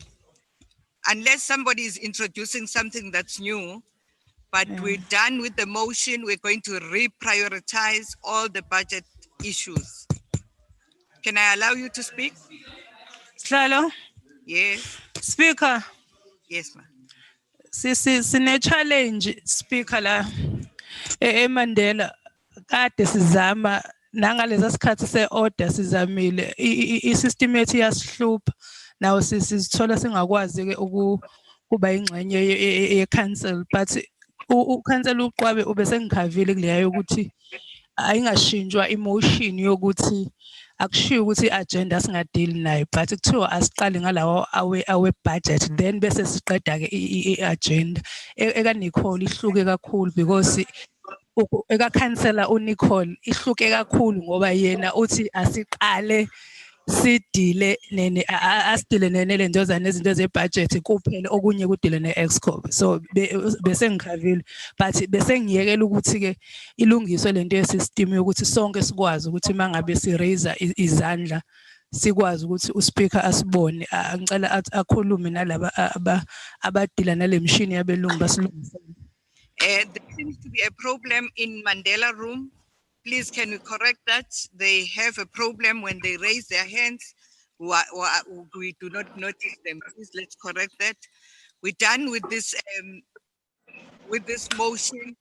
Can we then start prioritizing the items that have to do with what is important, the budget moment? Councillor Mtiane, I hope you're not holding us up now. I'm not, Speaker. It's a plea because DA councillors, they start to feel ukuthi ungathi sesitingela kakhulu. Abangaqali nabo ngoba ibona abaqalile. Uma ngabe sesiphendula bese kuba ngathi Councillor Mtiane, yes, ngicela ubatshele bangaqali ngoba ibona abaqalile. And akuqali namuhla futhi. Bangalokhu-ke besifaka umunwe esweni ngoba I've been raising my hand. Councillor Spisi, I've raised my hand and I have Councillor Spisi. Councillor Spisi. Yes, Speaker. I hope we're not going back to the motion. We're done with the motion. We are starting to reprioritize. Please allow you to speak. I allow you to speak. Ngiyabonga, Madam Speaker. Kade ngisiphakamisile kona isandla. My concern was ngibuka si-entertainer kakhulu omthiyane kanti not all of us are using i-data yakwi-council. As I'm using my own data, I've been in the meeting since iqalile, but we are not moving forward. Bengithi-ke ngiphakamisela kona, let us move forward and the issues abomthiyane grandtender sike siyithathisile ngeceleni bona sokwazi. Councillor Spisi. It's Councillor Mtiane. Yes, Councillor Mtiane, ma'am. All right. Let's continue. Let's continue. There's the first item, which is page 34. Third report, yeah. On the third report. Thank you, Honorable Speaker. With your permission, if I can just indicate that the Secretariat has emailed the reprioritized order of proceedings to the various political party members. And item on page 34, which is item 1 in the third report, the request for extension of the expanded public works program, committee recommends. Is the recommendation agreed?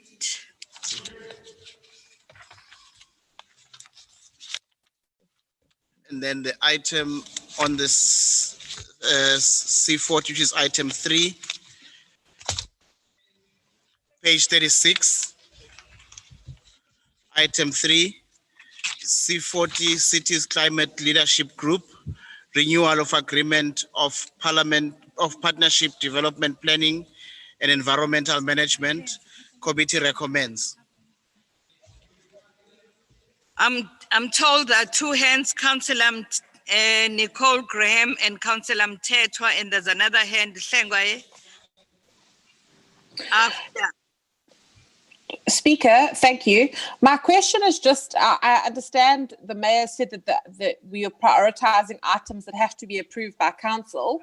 All the other items, will they be approved under section 28? What is the procedure? Okay, Councillor Mteto will respond. We have a speaker on page 34, the item that was just dealt with.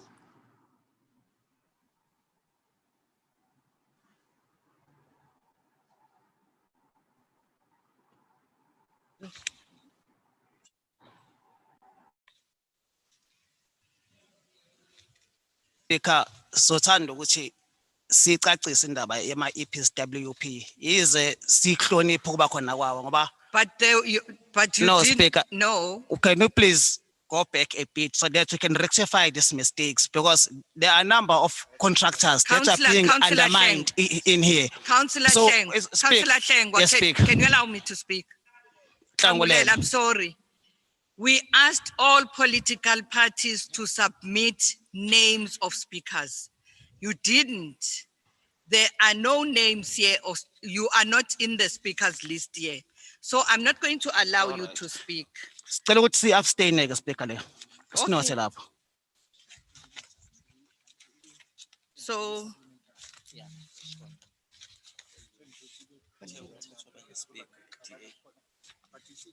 Councillor, all right, page 34.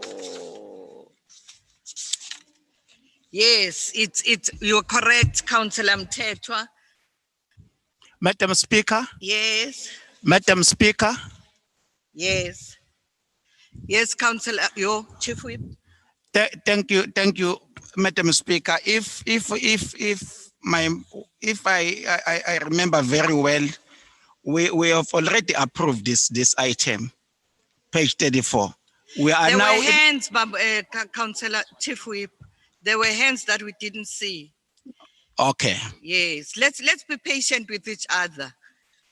There's a list here. I have a list in my speakers list that I did because everything is moving fast. Councillor Mtetwa, you are the first speaker. Speaker? Yes. No, Speaker? That. Umgwengwe, Speaker. Councillor Mgweng.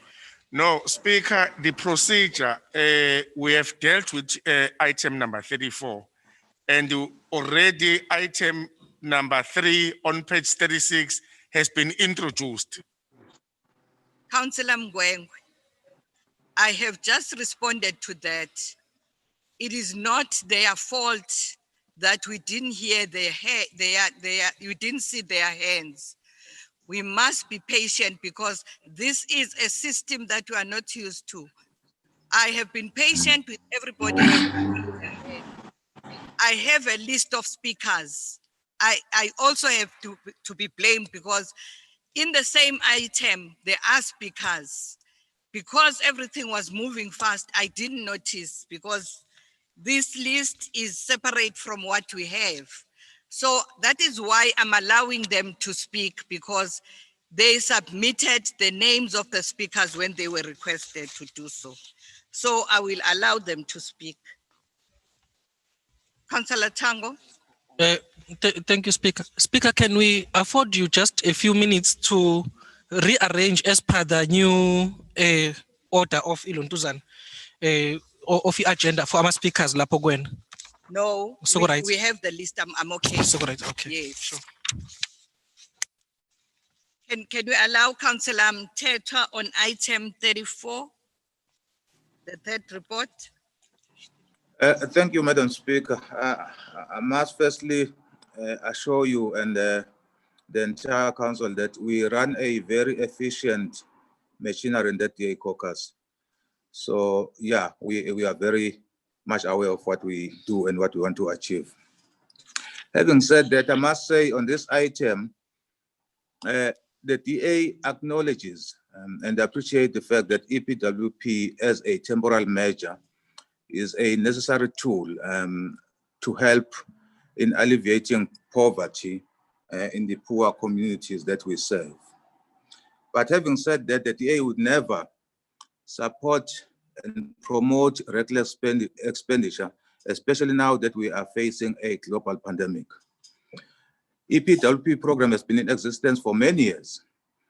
Even though there were teething problems before, But the disaster that we find ourselves in now started in 2016 when the new administration took over, politically led by former mayor, former Councillor Zandile Kumeta, who decided in her own wisdom, if I may even call it that, to take this program under her wing into her office, which resulted in this program becoming her political tool to strengthen her political hold in the eThekwini municipality and politically advance her political agenda. Fast forward to September 2019, this report, EPWP report, was the first report that the new leadership, led by the mayor, the current mayor, Councillor Mkosi Kaunda, received. And that report painted a bleak picture of what was happening with the EPWP program. And there were commitments made by the new city leadership to say they're going to clean the program, they're going to take it out of the mayor's office. Fast forward, and a few months later, we were requested to approve more than 60 million to pour into this bottomless pit that the EPWP program has become. Now we are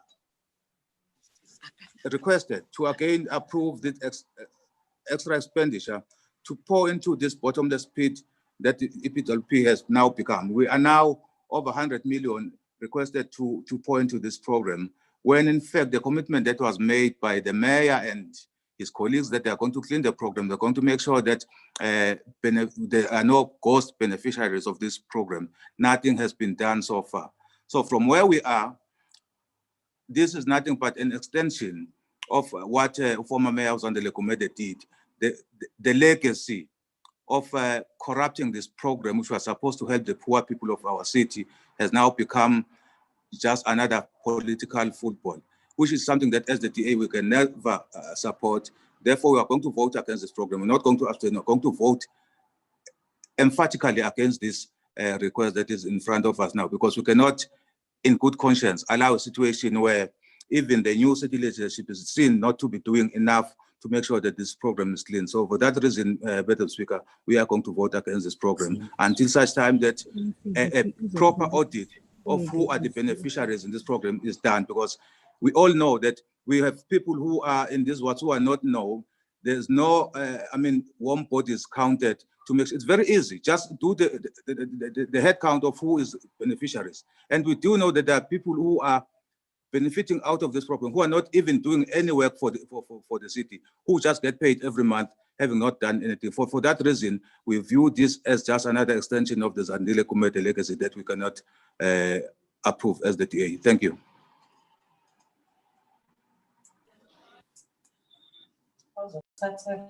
Councillor T. Sabelo.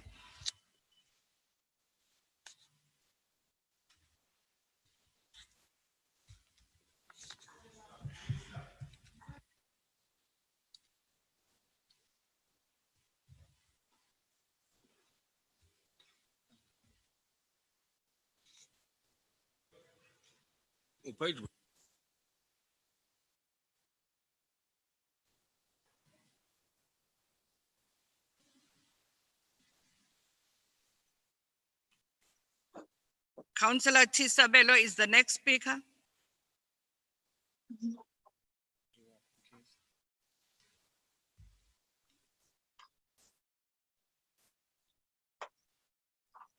Councillor Musamkize. Sibonge somlomo. Cha su khongolose le extension le extending public works program. Kuyinto lokuyabaleka futhi yohlezi ibalekile kakhulukazi kubantu abantsundu. Iningi labo kwabantu abasha besifazane. Iloko thina sikwazi kangcono sombutho osizwe. Kube bekunemali ebeninganyana bese ufaka more money ukuze abantu bakwazi ukuthi basuse ikati eziko bebe bewathola namakhono nesipiliyoni njengalolu hlelo lusho ukuze bakwazi ukuthi esikhathini ezayo bathola amathuba emsebenzi ezevela neCovid sithe ukwehla. Ngeke saphawula kakhulu somlomo kulabo abanye abaphila ngaphansi kwekhwapha eliconsayo elingashefiwe abazi kangcono. Ngiyabonga.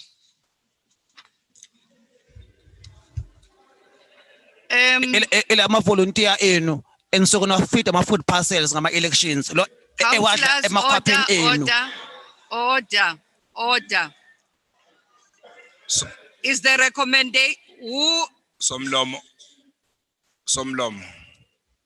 Councillor Mkhize, are you done? I'm not done. I thought you were done. No, I'm not done, Somlomo. Okay, qhubeka baba. Ukube mhlambe beku umhlonisho ukhansela bengizobuza ukuthi ubani bengibuza nje Somlomo ukuthi yini manje leyo noma ngabe kunomsindo ongenile yini noma utikoloshe nje. Ngiyabonga. Thank you. Those who are, let me check with the political parties. Those who are for the recommendation, I'll start with the ANC.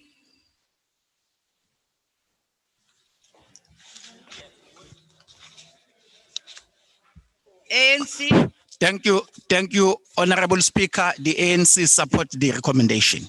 The ANC supports the recommendation. DA. No, Chair, we're voting against. The DA is voting against. IFP.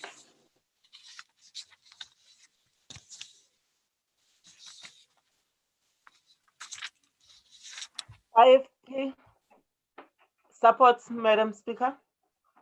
The IFP supports. EFF. We vote against.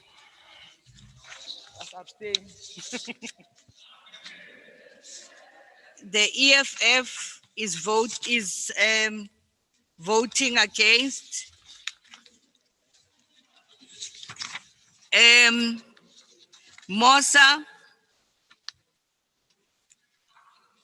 Mosa, Aiko, AIC. Thank you, Madam Speaker. We as AIC, we totally abstain from this matter. Thank you. The AIC is abstaining. APC. Thank you, Madam Speaker. We support the item. The APC supports. DLC. DLC.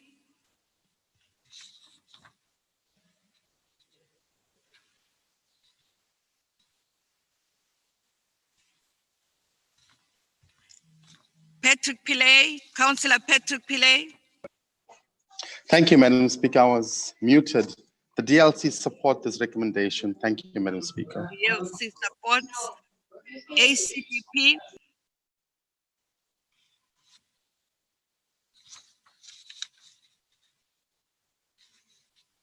Raise your hand, ACDP, so that we unmute you.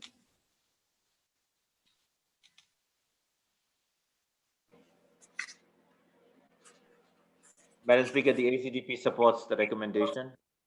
ACDP supports. Al Jama, Councillor Hussein Khan.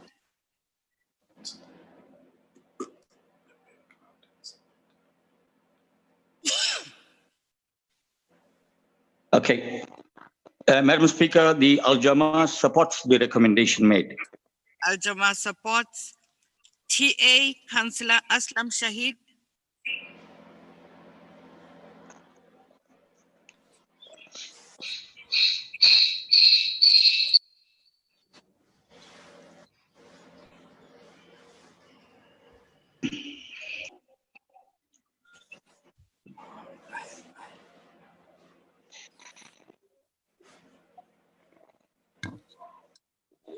Councillor Shahid.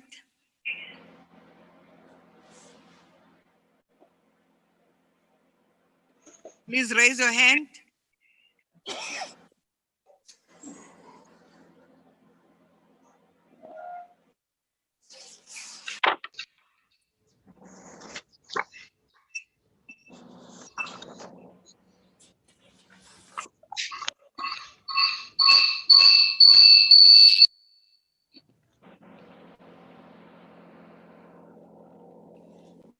Councillor Shahid? Ayekho.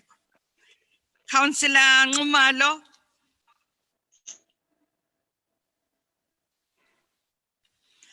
Councillor Sibisi? Okay.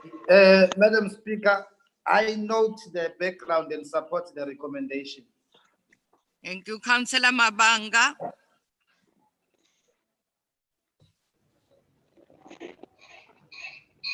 I confidently support the recommendation. Thank you, Speaker. Thank you. Councillor Mbanjwa? Madam Speaker, I support the motion.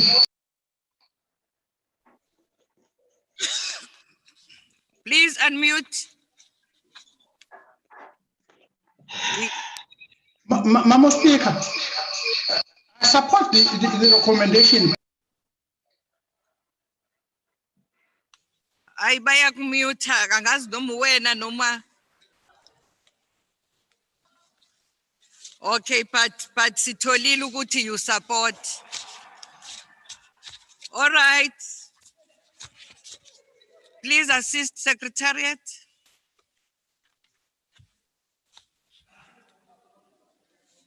The next item. Hi, Im.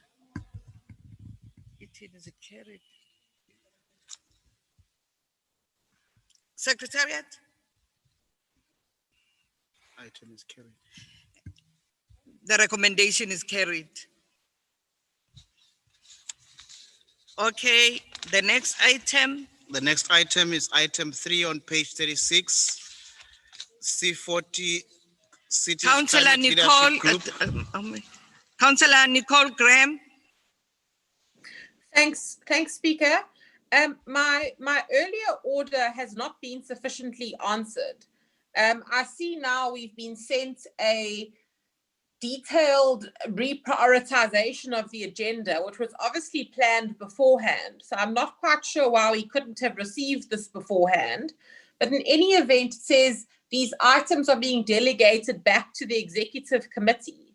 Is my understanding then that the items that aren't dealt with by council today will be dealt with by the EXCO, or will they be dealt with by Rule of Order 28?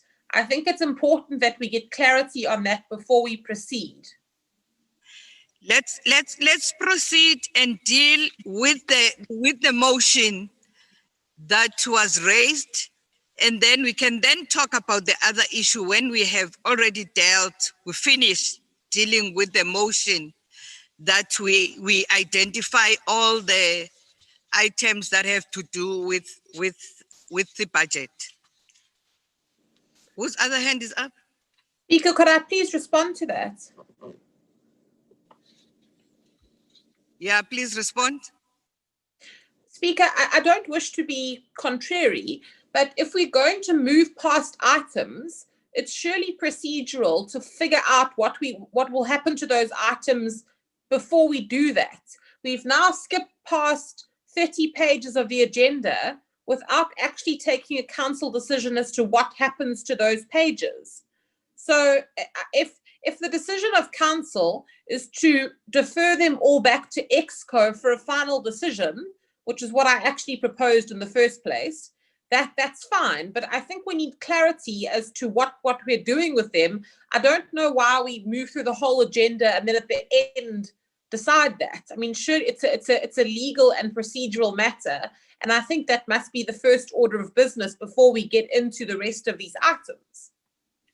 Councillor Graham, a motion was raised and the motion was seconded, and we didn't say we're not going to deal with the other items. We didn't say anything. What the motion said, let us prioritize these items. Then when we finish with these items, we can then talk about the agenda. We've said that, and you also agreed that we deal with these items. The motion was raised and it was seconded by council. Is it possible for us to get a copy of that motion in writing then, please? Let's continue with the council meeting. You'll get the motion in writing. because it's not easy to get the motion right now. Let's then continue with the agenda. Item 3 on page 36 of the main agenda. C40 Cities Climate Leadership Group. Renewal of Agreement of Partnership, Development Planning and Environmental Management. Committee recommends. The recommendation, is the recommendation agreed? Agreed. The fourth, on page 45 is the next item.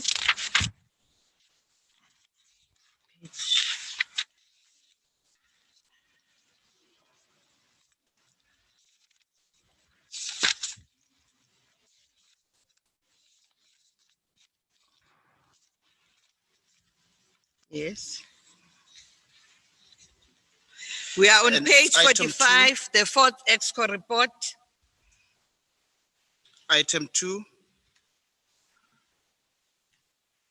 Report of the Community Services Committee meeting held on the 16th of the 7th, 2020. Item 2.1. Request for approval of motivation for collaboration with South African Institute of Aquatic Biodiversity, SAIAB, to host a natural science museum and specify the database. Committee recommends. Is the recommendation agreed?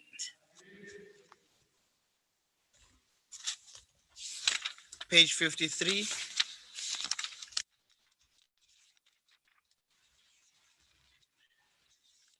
Item 4. We are on the fourth report. On the fourth report, eh? Whose hand is up? Councillor Mthethwa.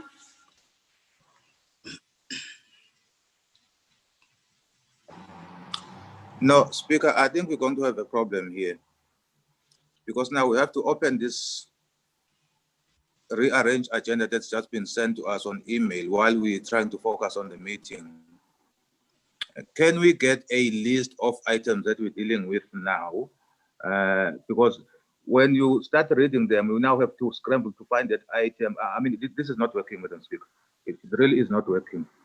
We were forwarded this email now, whilst already in the meeting, and we're expected to participate in this meeting. It just doesn't happen like that.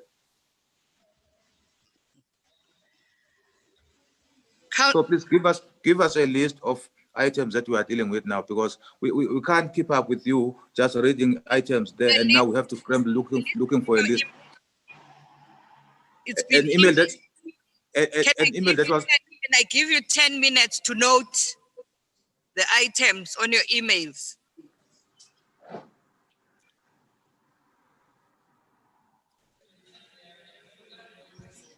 Madam Speaker.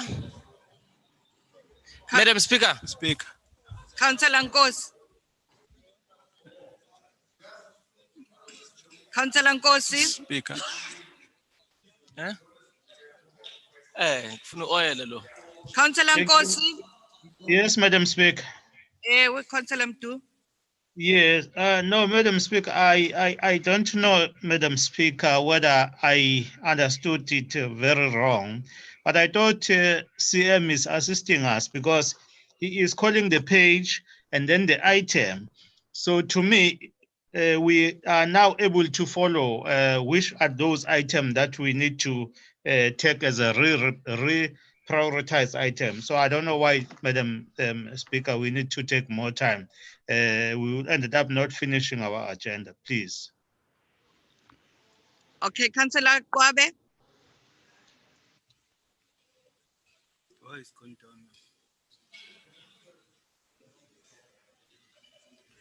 Councillor Kwabe. Thanks, Madam Speaker. Ngicabanga ukuthi ukansela umthetho ubethe ba well oiled. Angazi ukuthi sewenzeni well oiled lo bekhuluma ngawo. Ngoba phela manje usithi manager well oiled ngempela usibikela ama page nje besho ubaba uNkosi siphezulu kwalolo daba nje manje akabheka ama pages yena. Uma ukuthi udinga ukuthi assist nge technology somthumela i-IT specialist elapha ekhaya. Ngiyabonga. Akakhiphe wholesome lo. Councillor Mapena. Thank you, Speaker. I'm a little bit covered by Councillor Kwabe because we had received two types of agendas, electronic and a hard copy. So there's no one who would complain and say there's no hard copy agenda. And again, the speed that we are moving with is fine because we are still going to back to the agenda. Thank you, Chief. Council chamber, there's somebody who wants to speak there? Oh, no.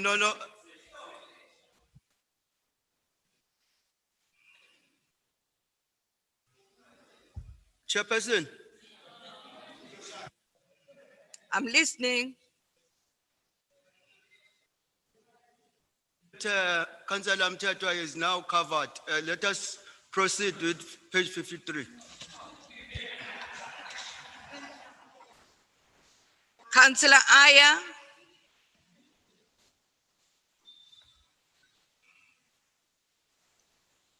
Madam Speaker, can you hear me?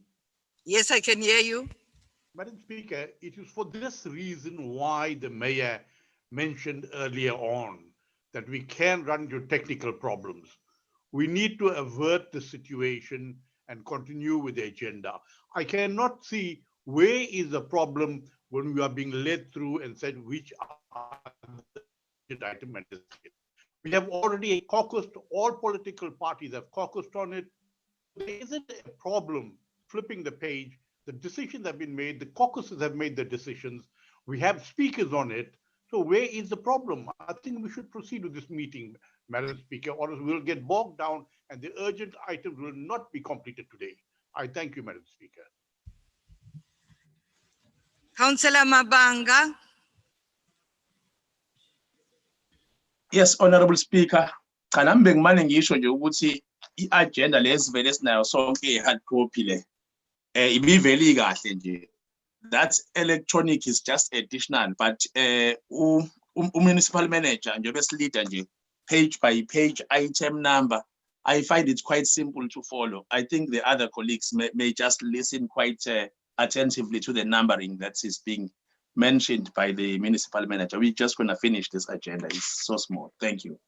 Councillor Mtetwa.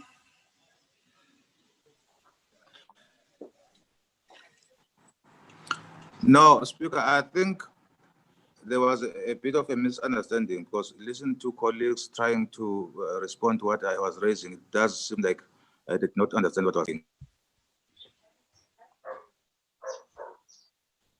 No, we can't hear you.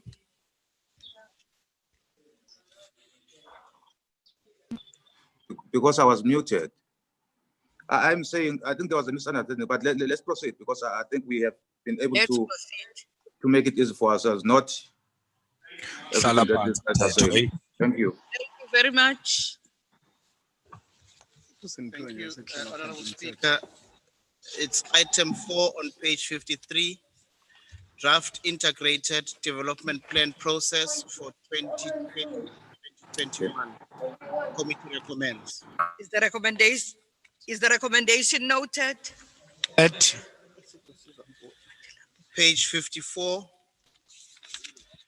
item 5, eThekwini municipalities financial contribution to the COVID-19 economic recovery plan. Committee recommends. Is the recommendation agreed?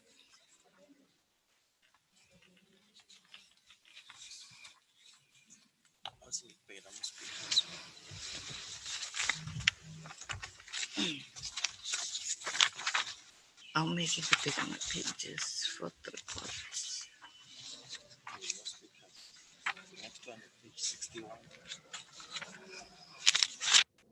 Page 61, let's pick.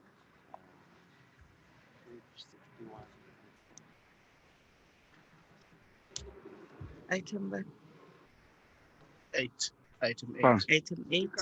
Madam Speaker, Chief Whip. my apology, Madam Speaker, is just an indulgence. In 4.2, I think is not a noting, it's a approval. Item 4, we are approving the item.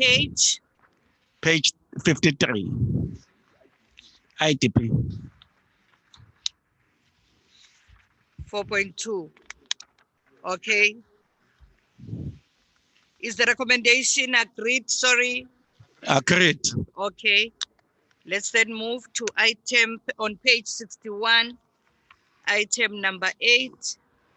Item 8. Tian.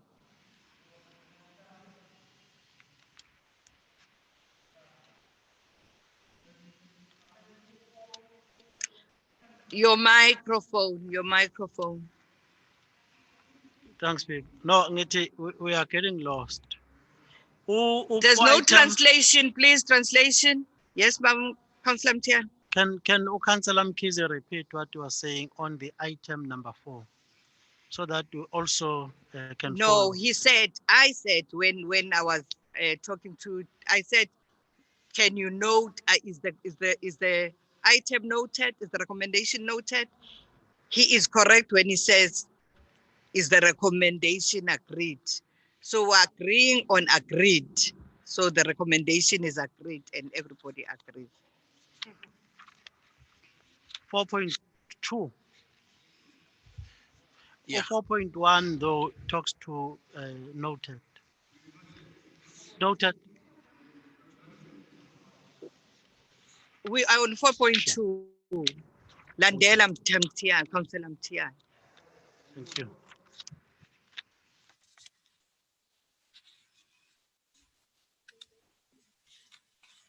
Councillor Page Mapena. 61. Councillor Mapena.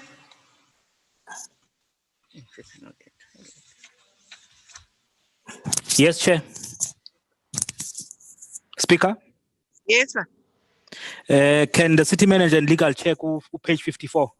Isn't that also a matter of priority? That Page needs cancel. Yes. Financial contribution to COVID economic recovery plan. Item 5. We dealt with that one.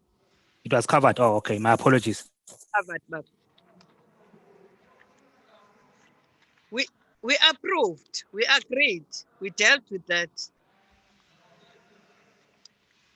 Okay, we'll give you, each time city manager Ekuluma, I'll give you 5 seconds to quickly look. Page 63. Tina, Speaker, Tina, on page 54, we are saying we have not yet dealt with. If you say we have dealt with, then Tina is EFF. We want to abstain. You want to abstain? Yes. Oh, Anisho. No, asizwanga ngesikhathi. Thanks. Okay, let's please crave my indulgence and we deal with the EFF issue of page 54, item number 5. They say they are abstaining. Who else is abstaining or disagreeing?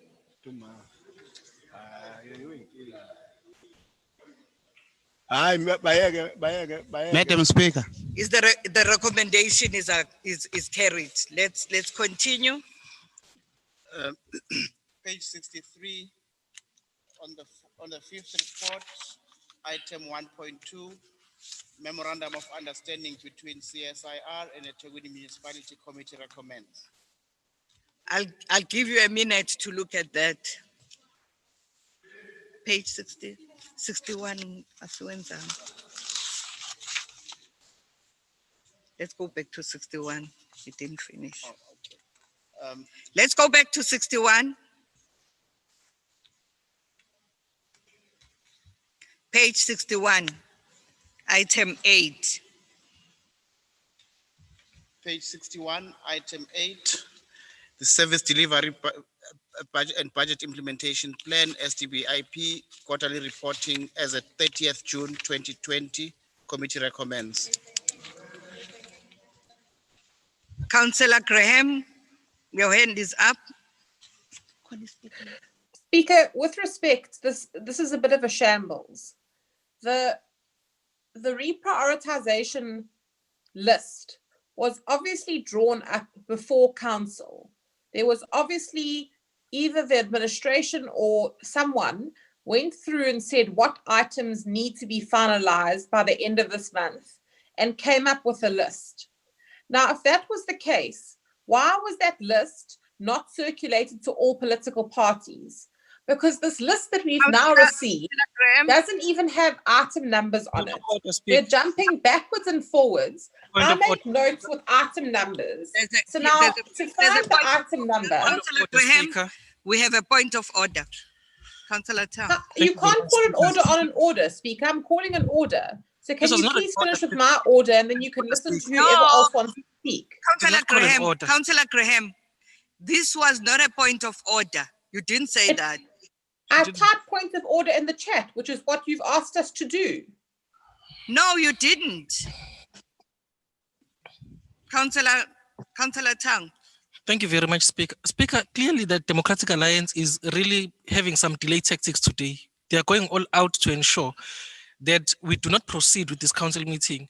We've dealt with the matter that Councillor Nicole is raising, and we ruled on the matter and we moved on the matter, Speaker. And Speaker, every time there's an error, whether on the part of any political party, you tell us to be patient. So there's nothing which is untoward which is happening. Right now, she's moving totally out of the agenda and going back to an item that we've already moved and agreed upon, including the DA itself. They agreed on what we're actually doing right now. Thank you, Speaker. Councillor Graham. Speaker, for the last time, I'm not Councillor Nicole. Councillor Graham. Can you correct Councillor Tango and make him withdraw, please? I'm not his friend. I'm a member of EXCO. Withdraw, Tango. Speaker, withdrawn. Thank you. Councillor Graham. I thought we are all interested in ensuring that we do our work. As we do our work in this manner, which is not normal, we will do our work and finish. If we feel there are items that have not been dealt with and are important, we can then talk about it. Not to say that this is shambles. It's not correct if you say that. Because we're all trying to do our best in this abnormal situation to do our work. But it's only fair that we finish and then somebody will then say, anybody from any political party will then identify what we have missed out, if we all have the same interest, of course. Speaker, can I respond to you? Can I allow the mayor to speak? Speaker, I called a point of order and it was interrupted and I haven't finished my point of order. Can I allow the mayor's hand was up before I spoke?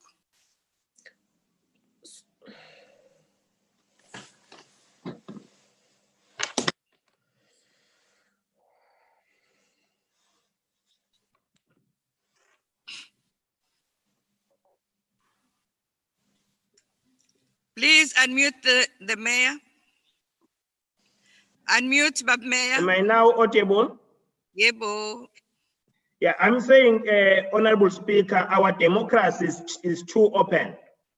You can't take a resolution through the motion presented before this council, then in the middle of implementing such motion, which was agreed, which was not opposed, then you find people casting really aspersions that there was a list drawn by who, for what? Because all matters presented today, I'm not talking to you, please stop. Councillor Graham. Stop please. doing that to me. Councillor, I'm not your child. Councillor, I'm not your child. Please behave. I'm not your child. I'm not your child at all. Don't think that we are in a preschool here. You are our principal, you're not our principal. You are the principal of DA.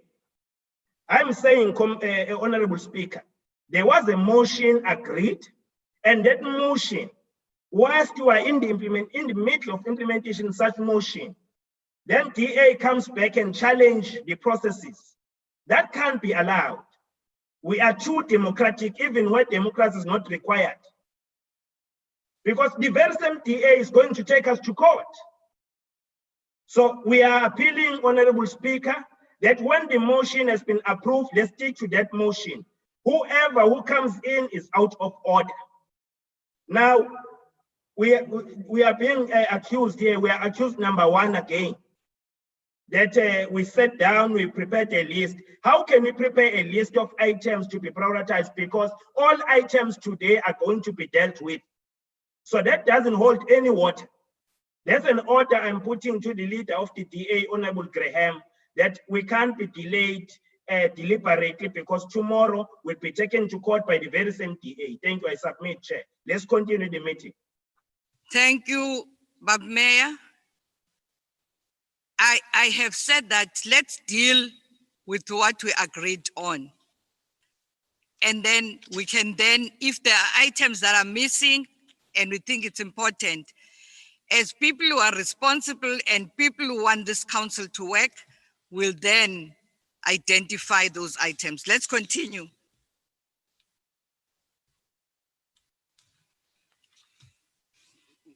Councillor Mthetho and Councillor Graham, can they put their hands down?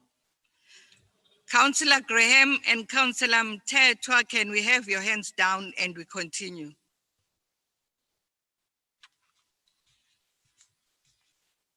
Let's continue.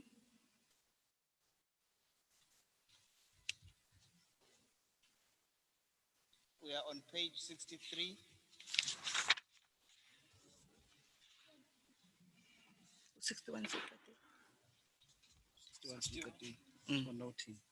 Okay. Page 61,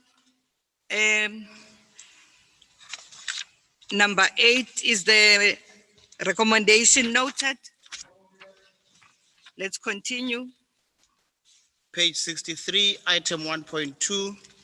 That's the 5th report. On the 5th report, the memorandum of understanding between CSIR and eThekwini Municipality Committee recommends. Is the recommendation agreed? Item 1.3 on page 63, the authority to commit the municipality to contract with duration of longer than 3 years in terms of section 33 of the Municipal Finance Management Act, MFMA, for professional services for the Amanzimtoti Bulk Water Sewerage Scheme. Committee recommends. Is the recommendation agreed? I am told Councillor Nicole Graham's hand is up and Councillor Tabani Mthetho's hand is up.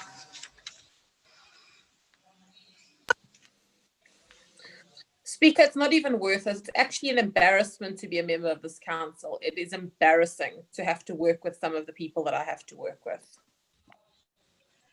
Councillor Graham, I think that's an insult to all of us here. The speaker included. I'm not embarrassed to belong to this council.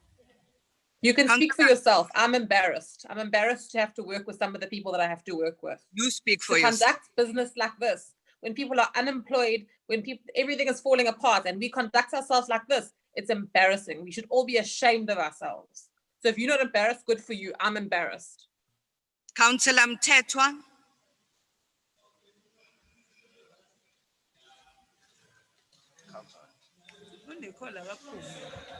Councillor Mthetho.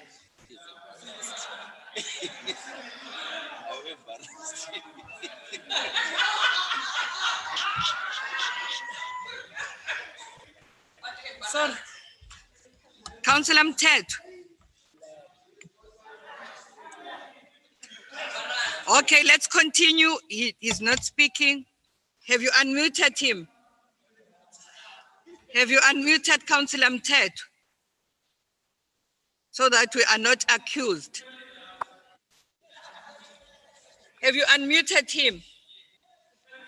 Please unmute yourself, Mthetho. Councillor Mthetho. Okay, let's continue. But Mayor, your hand is up.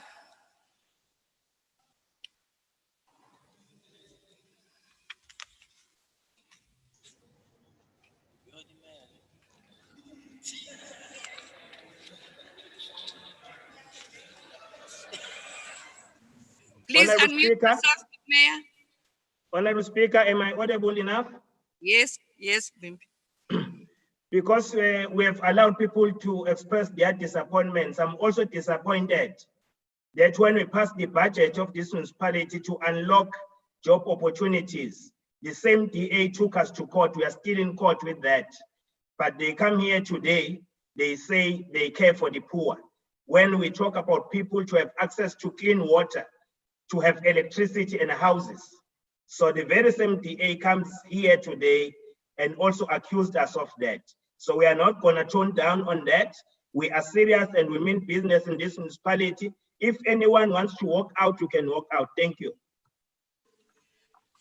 Councillor Nkosi. Thank you, Madam Speaker. Madam Speaker, so then we avoid more disappointment and the more embarrassment. I don't want to be embarrassed or to be ashamed. Can we continue with the agenda so then we finish what we were elected for?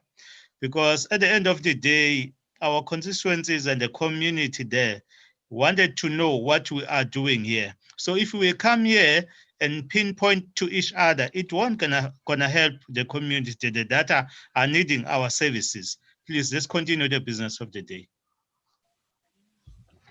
I think let's take Councillor Nkosi's suggestion. This is what I've said, because we are serious with doing the work of the community. People are waiting for us out there. They are waiting for services from councillors in the eThekwini municipality. Let's continue with our work and not be delayed. Let's all continue. Let's continue. Okay, all councillors that have their hands up, can we put them down?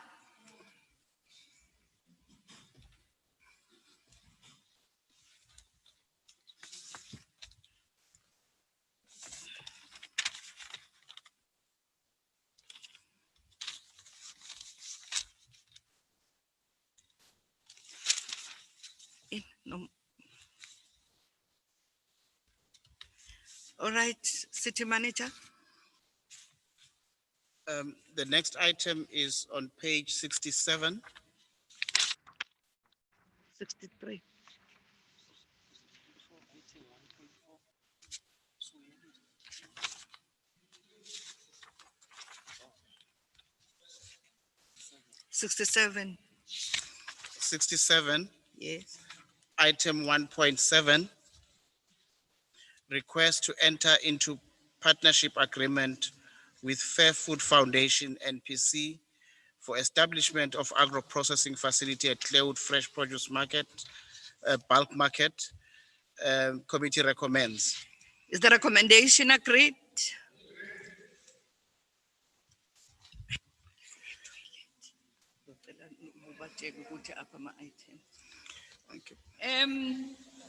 Chief Whip.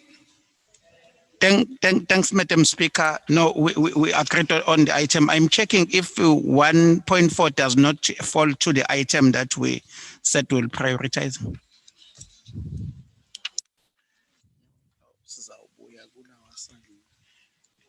Amanyama items that we didn't do, we will do them. Okay. Can I allow City Manager to tell us where the items are, and the Speaker takes a comfort break, 1 minute?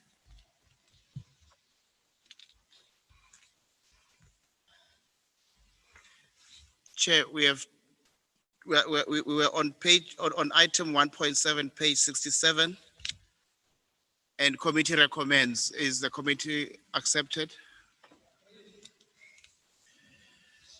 Thank you. Siam?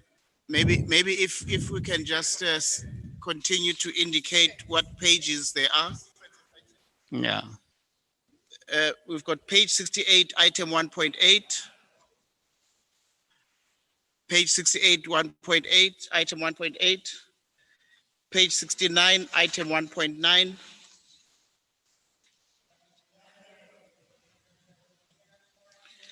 Page 69, item 1.9.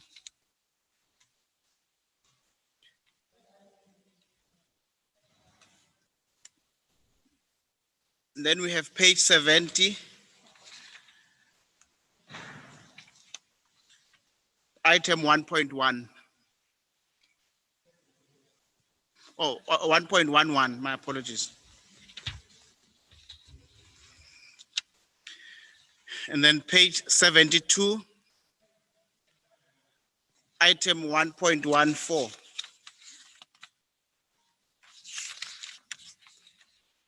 And page 72, item 1.15.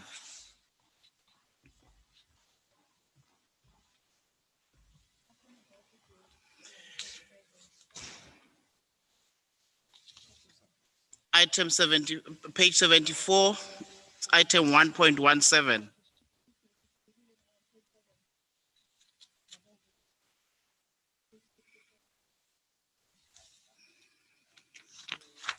Page 80.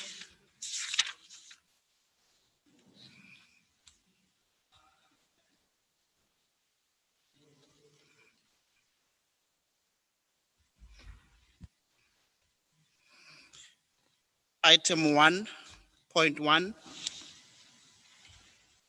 on page 80.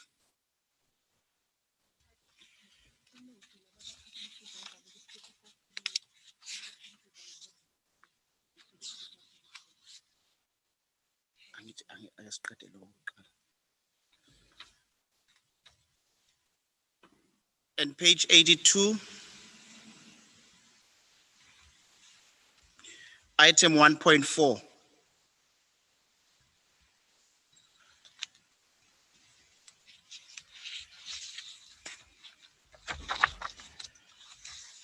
Then on the 7th report, on the supplementary agenda,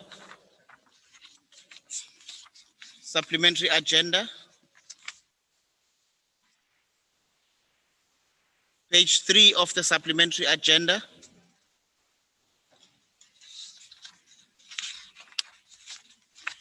and it's item 1.1.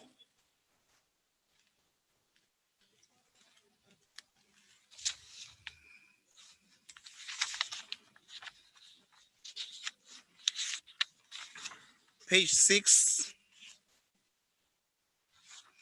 of the supplementary agenda,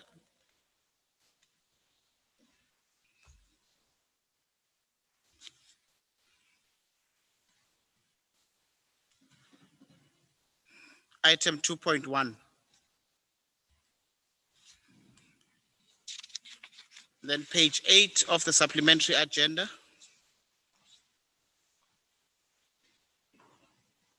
item 2.3.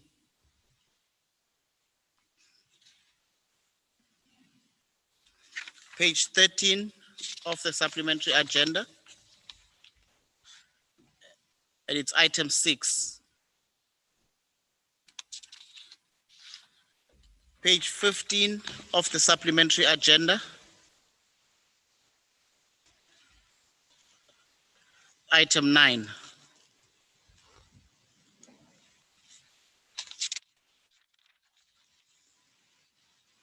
Page 16 of the supplementary agenda, item 11. And lastly, page 17 of the supplementary agenda,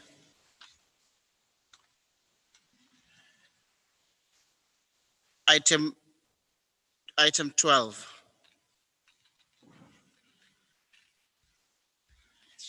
And then we have the MPEC agenda and the ethics agenda. Reports, sorry. The MPEC report and the ethics report.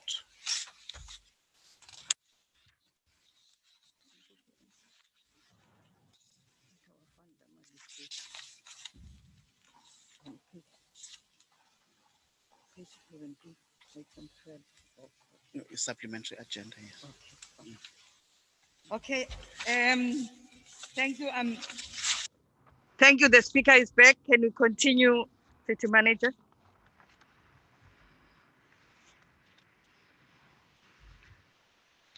We were on page 67, Madam Speaker. Item 1.7.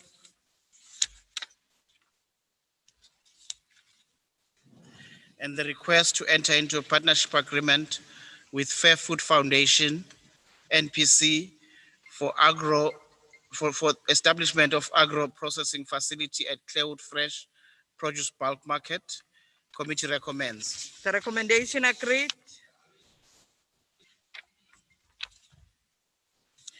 Page 68, item 1.8, review of domestic refuse user charge tariffs for 2020-2021. Committee recommends. Is the recommendation agreed?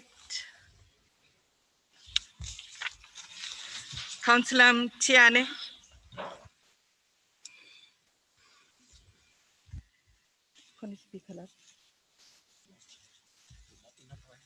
Page 68, item 1.8.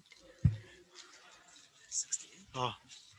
No, 1.8, Speaker, si fisa ka abstain na. There's no speaker on this item. No, si abstain na. Kya vote mas. Kya vote mas.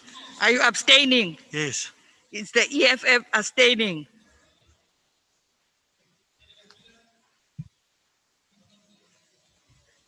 Who's the whip here? Thank you, Madam Speaker. Councillor Kwabe. Thanks. I think the item besesivulile kuyona. Ubaba Mthiyane usedlala ama-game manje. let's move Wenza to the the very next same thing item. besikade sikhuza ku-councillor uGraham. Ama-tactics othi asibuyisele emuva. Besesidlulile kwe-item. Can we move, Madam Speaker, please? I hear there's a hand, Councillor Mthethwa, Councillor Nicole Graham, Councillor Mapena. Thank you, Madam Speaker. Can you hear me? Speaker? Okay, Speaker, I hope you are able to hear me. I must place on record that if you remember very well, I was still on the floor and a few of us were kicked out by the system. That must be noted and recorded that some of us were kicked out by the system somehow. I don't know why. Even now, some people are still being kicked out by the system. I was still on the floor. But I'm saying for the purposes of progress, because what the acting city manager has been doing now is exactly what I requested earlier that it be done. But for the purposes of progress, let us proceed, noting that there are serious flaws and weaknesses in the system. Let us proceed by, we were kicked out by the system. We don't know how and why, but a few of my colleagues were kicked out by the system. And when we came back, the mayor was shouting that people must walk out if they want to. No one is joining these meetings so that we can walk out. We join this meeting because we are prepared to, we are here to work. This mayor must stop being emotional and reactionary. We're not going to be told by him what to do. Point of order, Speaker. Councillor Mthethwa, because we all want progress here, let us stop doing that. And when people are kicked out by the system, please report so that we can correct that and don't blame anybody, everybody for that. If you are kicked out, please try and notify us so that we can correct that. We are operating in an abnormal situation. Let's all be patient because we all want this to work. Councillor Nicole Graham. What's the third one? Councillor Graham. Thank you, Speaker. Please can I ask that we be unmuted to be allowed to vote on items? We are voting against 1.8. You are voting on against 1.8. Who else is voting against 1.8?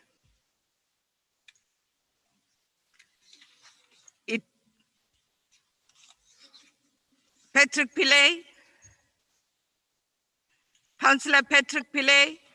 Madam Speaker, thank you. The DLC also votes against this item. Thank you. Councillor Pillay votes against. Councillor Isop. Madam Speaker, the ACDP also votes against the item. ACDP votes against. Who else? TA?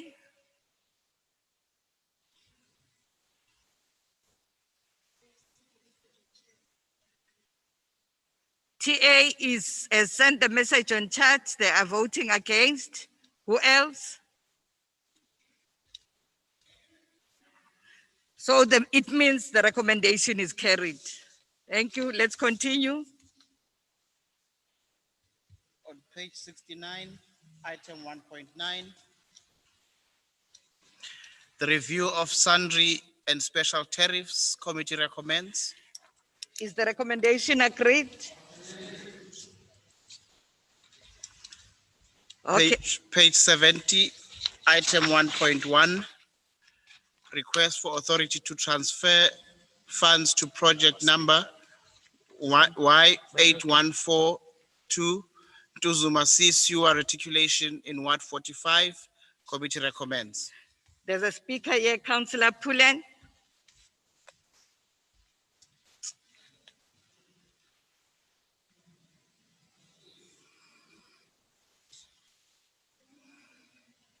Raise your hand, Councillor Pullen, so that we can unmute you. Will the neighbors give you a letter? One letter. That's why I asked you how is the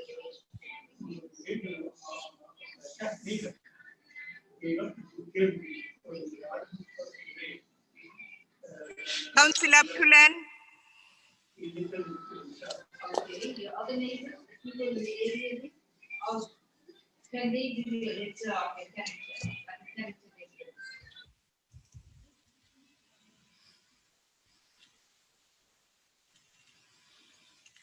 Councillor Pullen, please unmute.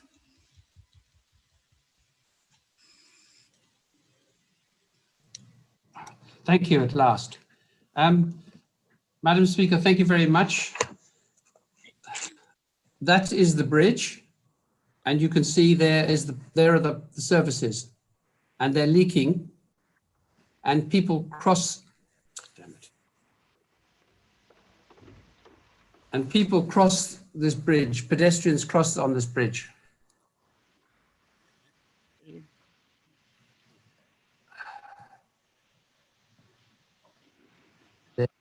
There's some of them crossing on the bridge, you can see.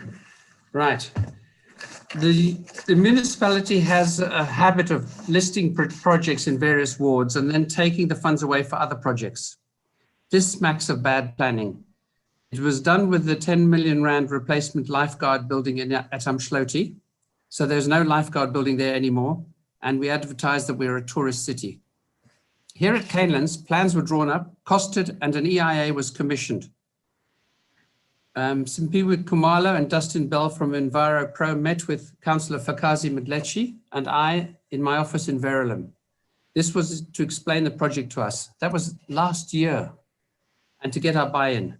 Both of us were very supportive, as the metal service bridge is also used by locals to cross the Umdloti River. The structure was originally owned by Transnet, together with some small parcels of surrounding land. The city has taken over the bridge to carry water, sewerage, and electricity services. There may even be a Sasol gas pipeline too. The bridge is unsound, putting our infrastructure at risk. Possibly more importantly, we two councillors are concerned for the safety of local residents who cross here to get to the industrial areas. The environmental consultants reported that there are serious leaks from the pipes, and one pipe is spraying out into the river and valley below. I walked out to the middle of the bridge, but turned back as I was worried that my extra weight might collapse the structure. Also, the drop is 8 to 10 meters, the height of a 3-story building. Both ward councillors from either side of the river are not keen to lose this Y6524 project. We ask that funds for Y8142 be sourced from elsewhere. By the way, the Seatide sewer upgrade is also in Ward 58 and is necessary too. For this reason, the DA will not be supporting this item. Thank you. Councillor Njangase. Thank you, Speaker. Uchaza kabanzi ngale item, Speaker. Ama transfer of funds we normally do each and every time makutholakala ukuthi kunemali engeziwe ebi-allocate-we kuma-projects ahlukene. Therefore, mase kutholakala ukuthi lawo ma-projects anama-problems ukuthi a-implementeke on the ground. Mase kuyabukeka-ke speak ukuthi ngalowo nyaka esuke allocate ngayo akuzukwazi ukuthi yenzeke. Kuyaye kwenzeke ukuthi amuve lawo ma-funds ayiswe kwamanye ama-projects okungenzeka ukuthi aseqalile futhi asiyakwazi ukuthi a-implementeke on the ground. Kodwa lokho akusho ukuthi lawa asuke ephucwe leyo mali on that particular times isuke ithathwe unomphela. So nale project kwenzeka into efanayo-ke izokwazi ukuthi ngesikhathi esi-right leyo mali ikwazi ukubuyisela, but for now i-focus ukuthi kuqedelwe le project sibe sivese siqalile so that we can be able ukuthi kubonakale on the ground ukuthi kune-development eyenzakalayo. Ngiyabonga Speaker. Thank you very much. Who is against the recommendation?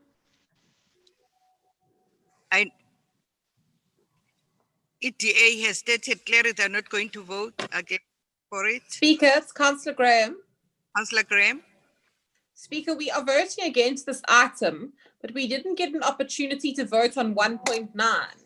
I'm raising my hand, I'm commenting on the chat. So is Councillor Mtetwa. I raised it on 1.8. We aren't being given an opportunity to vote. Please, can we, when we are finished with this item, go back to 1.9 because we were not given an opportunity to vote. Okay, I will allow that. So we're voting against this item, and you'd also like to vote against 1.9. And please, can I ask that someone monitors the hands more carefully, because we're sitting here waving and doing all kinds of things, and we're getting nowhere in a hurry. We're monitoring hands. We'll make sure that we are efficient in doing that. Thank you. Who's against this item? It's only the DA. It means the item is carried. Council, may I beg your indulgence and go back to 1.9? The DA was not able to vote because of the system. They say they are voting against 1.9. Who else is voting against 1.9? TLC is voting against. That's correct, Madam Speaker. The DLC is voting against 1.9. Thank you.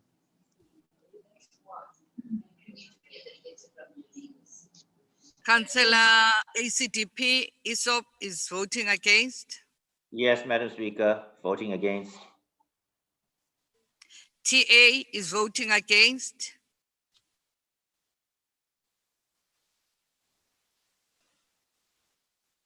The recommendation 1.9 is carried. Let's move.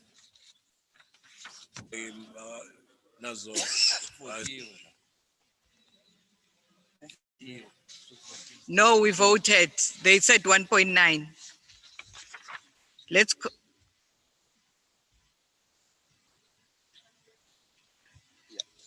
Page 70, item 1.11. Madam Speaker, Mtetwa. Yes, Councillor Mtetwa. Speaker. Yes. Madam Speaker, I'm told that there's a problem with translation. Can we please have that sorted? Translation, please sort out your problem.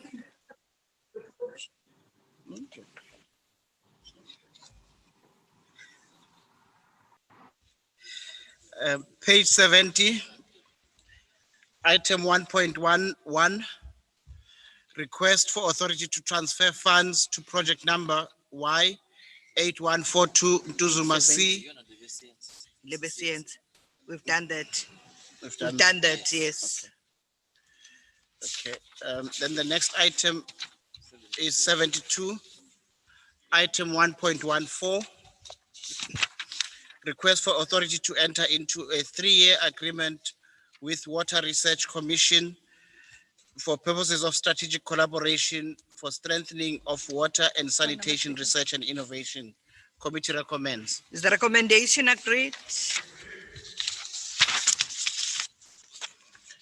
Again on page 72, item 1.15. Request for approval to transfer funds to various wastewater projects in the financial year 2020-2021. Committee recommends. Councillor Govender. Speaker, before Councillor Govender comes in, I'm sorry. Yes. We wanted to vote against 1.11. Who else is against 1.11? You did, we counted. And then we went back to 1. We did 1.1, we did that first, and we went back to 1.9. Sorry, my mistake, my apologies. Okay. Come again, City Manager. Or Councillor Govender, the Speaker. On 1.14. On 1.14.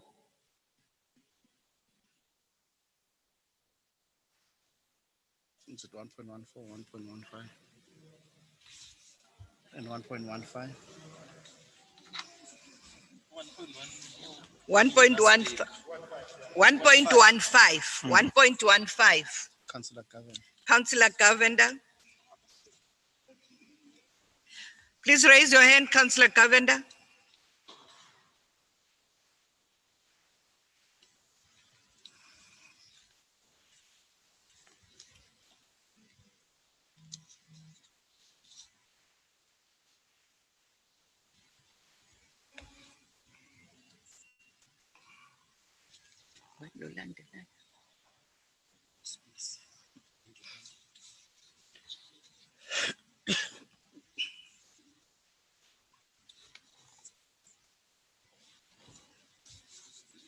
Councillor Govender, are you there?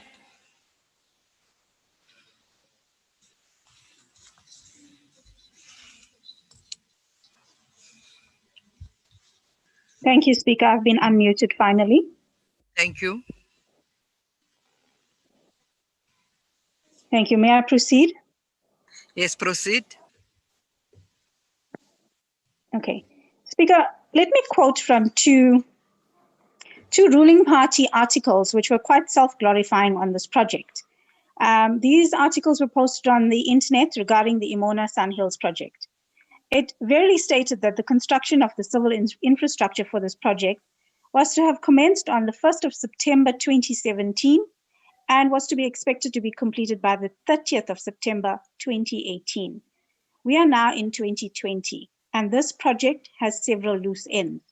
The scope of the project, or the scope of works of this project was quite simple. It was the construction of the civil infrastructure, which included roads, sidewalks, sewer services, tying into the main municipal line, construction of water services, construction of stormwater management platforms and attenuation ponds. This site was dedicated to 250 dwellings, which was to be provided for in phase 1. This was supposed to be completed, I say again, in 2018. Let me read from another report.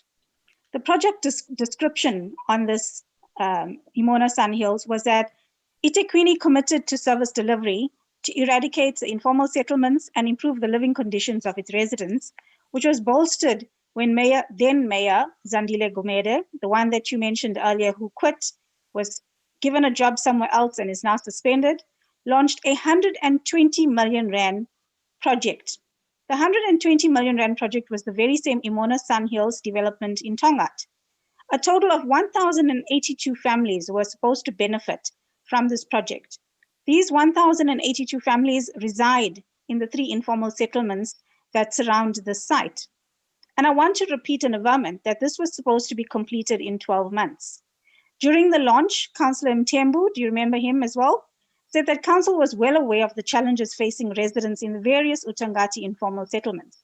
We will prioritize basic services like electricity for this community, he said. Well, let me tell you the reality. The residents who are now occupying this 120 million rand dwelling are tapping into electricity because they've been failed by eThekwini municipality. The illegal connections for electricity are rife, and we have daily calls from residents reporting such. There is currently ongoing sting operations because of the magnitude of the illegal connections in the area on a newly built 120 million rand project. There is no water, there is no upgraded reservoir, there is no tie-in. I'm also advised that the buildings are crumbling already. Some of the toilet systems are defective. The reality is that the new norm in this area is that JoJo tanks are the order of the day, recently fitted after the daily calls from the ward councillor for water tankers. So there was no upgrade of the reservoir. There was no tie-in as stated in the scope of works. How then did we achieve a 1 million rand savings on this project? And with everything that's amiss with this project that I've stated above, that 1 million rand should actually stay there to fix some of this mess. There is no clarity as to what projects these. This is definitely a project that the DA demands an audit on, and as the DA, we cannot support this. Thank you. Thank you, Councillor CBC, from the Independent.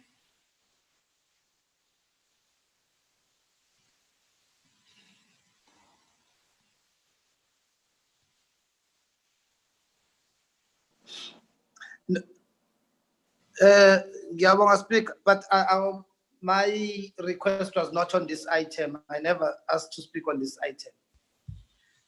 Councillor N. Kuzwayo from the ANC.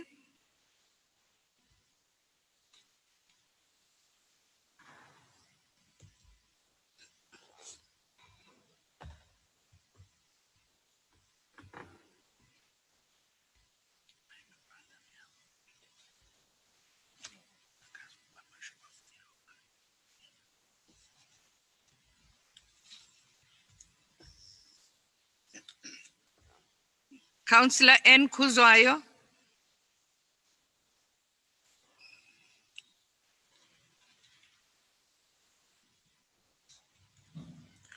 Speaker, Go ahead, Councillor Kuzwayo.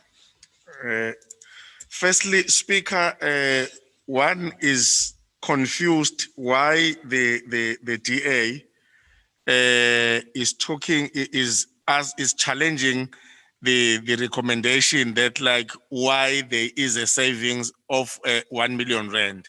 They've always accused the government of the day of poor planning, but where the savings are being identified, then there is a challenge.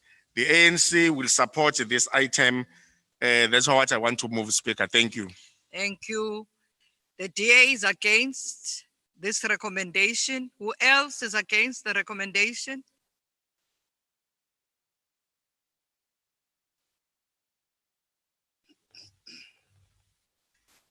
Who else is against the recommendation? It means the recommendation is carried. Councillor Nkosi, your hand is up. After Yes, Nkosi, Madam. Councillor Mtian. Yes, Madam Speaker, I wanted to correct. It was not Councillor Kuzwa who was speaking, it was Councillor Mgwengwe. Because when minutes come back, we will then have a problem. You know, in these days, we are much in court. So we need to correct that. Thank you. Thank you very much. There's nobody else who's against the recommendation. It's only the DA. So it means the recommendation. Councillor Mtian.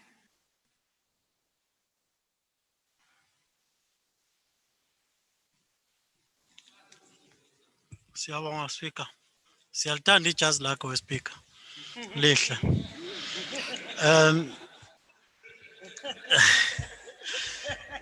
Sicela thina uku-abstaina we-Speaker kulolu daba ngoba ngasibona ngathi luyasixaka. Asicela uku-abstain.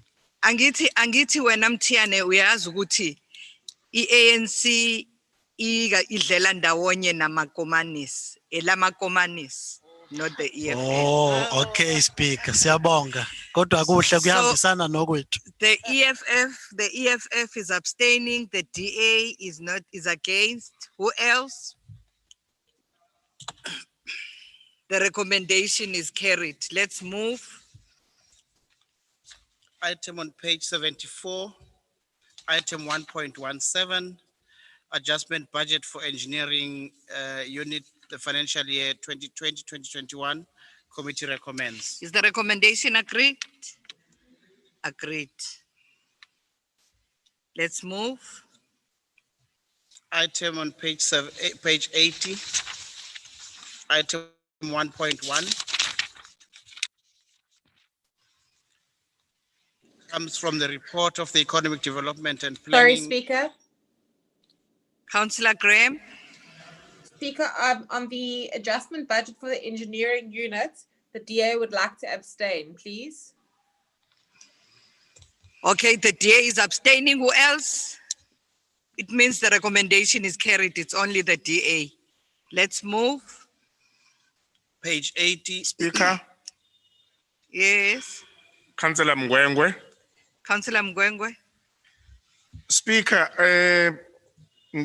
angazi la ukhansela uGraham is writing on social network izinto engicabanga ukuthi azikho right. She has demanded ukuthi simbize ngokhansela uGraham kodwa ubiza amakhansela kulomkhandlu ngezingane nabantu abangabahlonipha abantu besifazane. Let's keep that, and the speaker will deal with that. Thank you.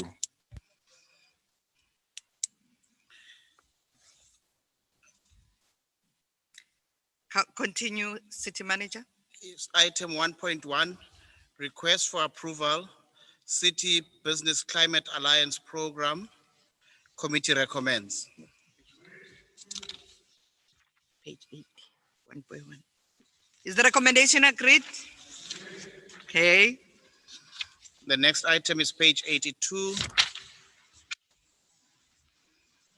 Item 1.4, annual review of Central Reservoir Hills, North, South, Inner West, and Outer West land use schemes of the eThekwini Municipality. Committee recommends. Is the recommendation agreed?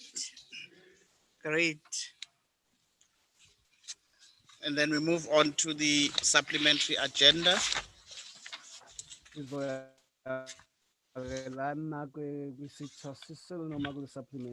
Starting with page 3 of the supplementary agenda. Item 1.1, motivation for formal collaboration agreement, including data sharing agreement between eThekwini Municipality represented by Durban Natural Science Museum and the South African National Biodiversity Institute in the form of its Natural Science Collections Facility. Committee recommends. Is the recommendation agreed? Agreed. Then move on to page 6.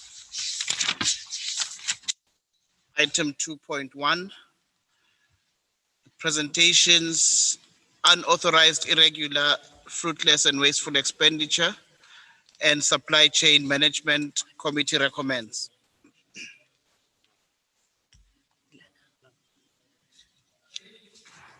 There's a speaker here, Councillor McPherson.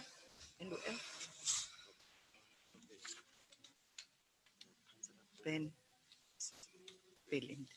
I think it's supplementary. Page 6.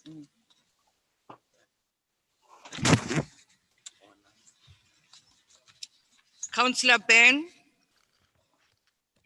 Sorry, Councillor McPherson first.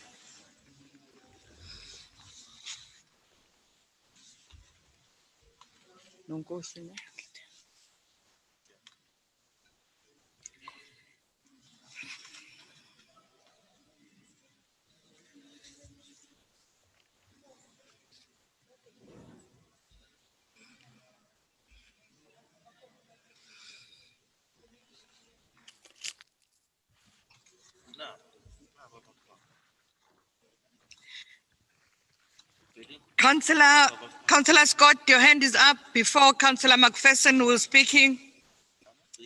Yes, thank you, Madam Speaker. No. Do you want to speak? The speaker who's going to speak first is Councillor McPherson. I would prefer to wait until after him, Madam Mayor. Yes, you are after. I mentioned your name after him. I said Okay, it's thank you. Councillor McPherson, Councillor Ben, and Councillor Nkosi. No, is it Aya? Yeah. Councillor Aya is on the list, and then Councillor Belinda Scott. Councillor McPherson.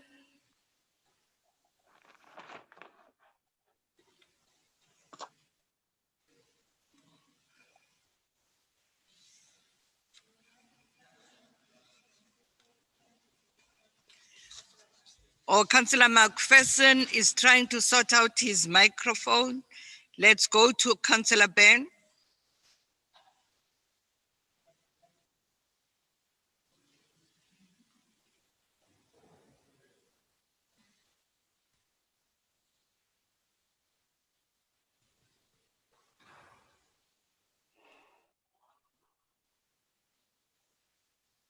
Councillor Ben.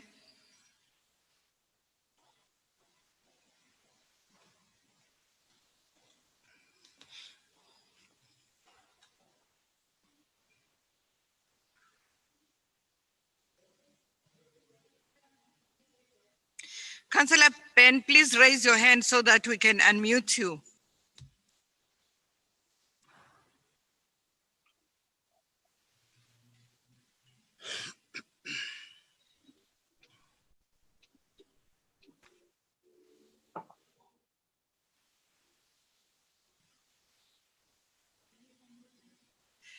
All right, we've unmuted you. Can you unmute yourself, Councillor Ben?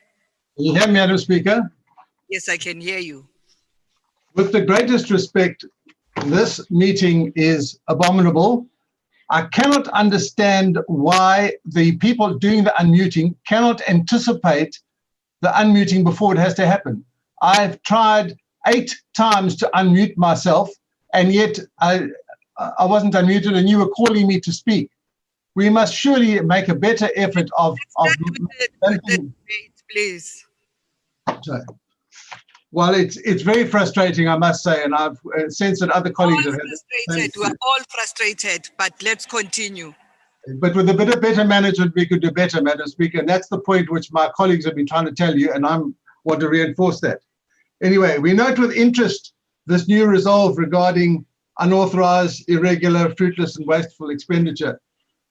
And we hope that someone has at last found some backbone to deal with it, and that it won't just be lip service, and that someone in the political leadership and the administrative leadership of this municipality will actually take steps to enforce it and make sure that we don't have this recurring problem, which, as you all know, balloons to outrageous proportions of 2.3 billion a year or two back. It's come down slightly, but it's still at ridiculous levels. And the challenge is that with the time will tell whether whether the municipality does in fact have the backbone to deal with this huge problem, which is a historic issue. It goes back to Manasi report days of 2011 and 2012. And we thought we had a bit of a handle on it until 2016, and the issue's blown out of proportion again since then. So we'll watch with interest, and I'll leave it to my colleague, Rory McPherson, to deal with more specifics. Councillor McPherson, are you sorted now?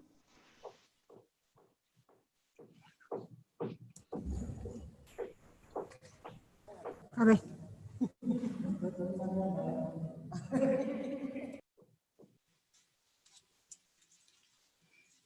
Councillor McPherson, do you still have a problem with your mic?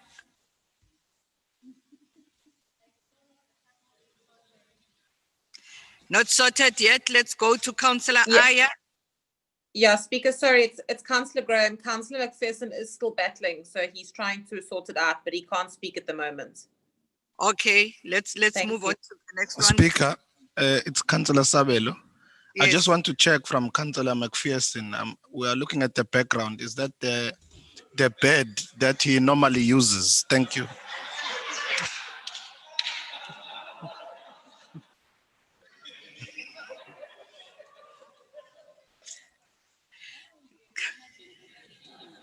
Councillor Aya, Madam Speaker, can you hear me? I can hear you.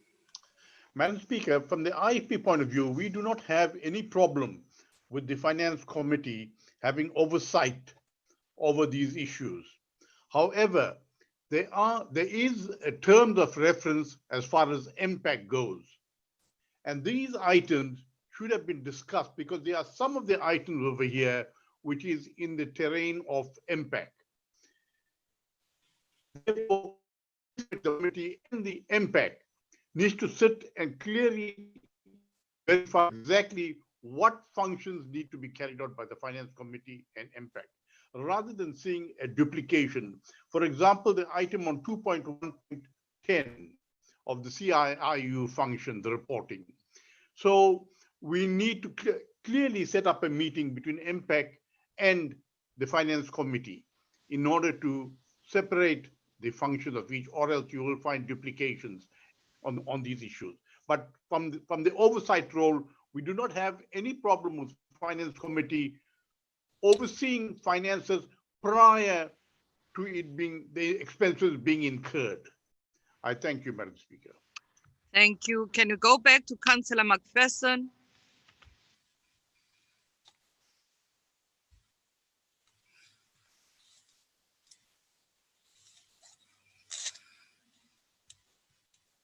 Not sorted out. It's not, he's written a message, it's not happening. So can we move to Councillor Belinda Scott? Oh, Councillor Nkosi.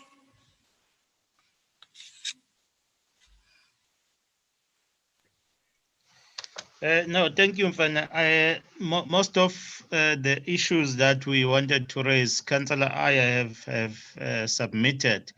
However, maybe our head legal can also clarify whether what we are thinking in terms of the law, are we correct? Because we feel that sometimes as an executive committee, we are taking the function of the MPEC.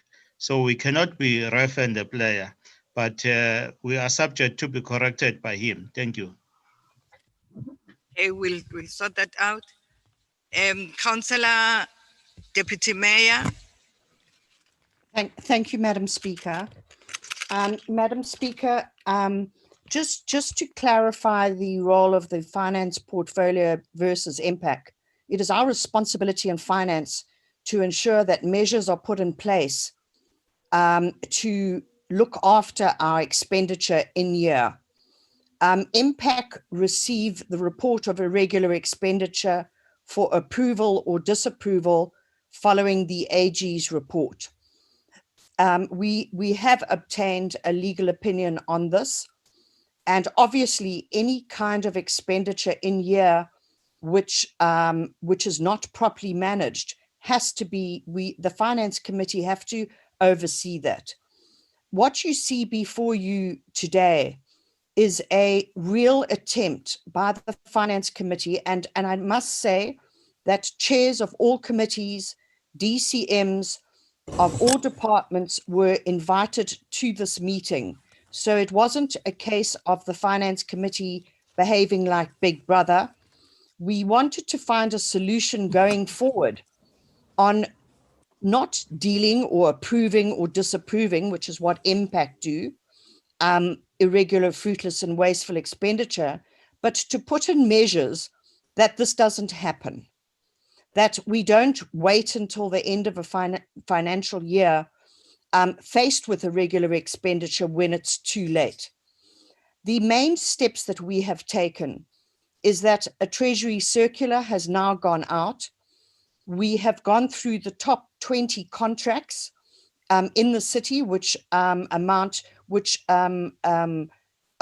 equate to 80 or 85% of the irregular and fruitful and wasteful expenditure. And the SCM violations and the MFMA violations. So we know why things are going wrong.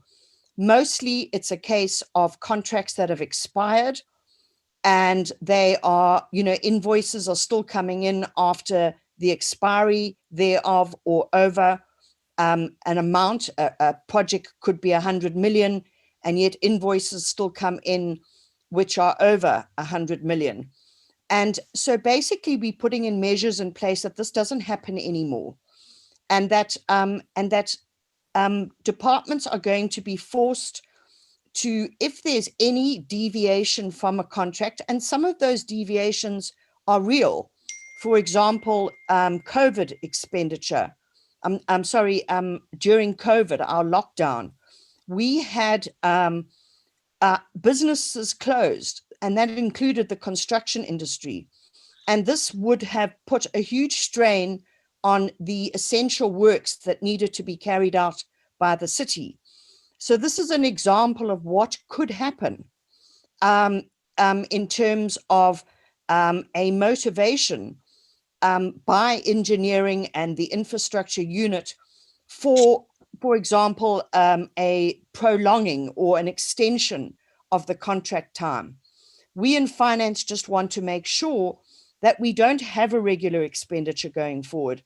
And if we can, but this is not just the role of the finance committee. And here I need to be very strong.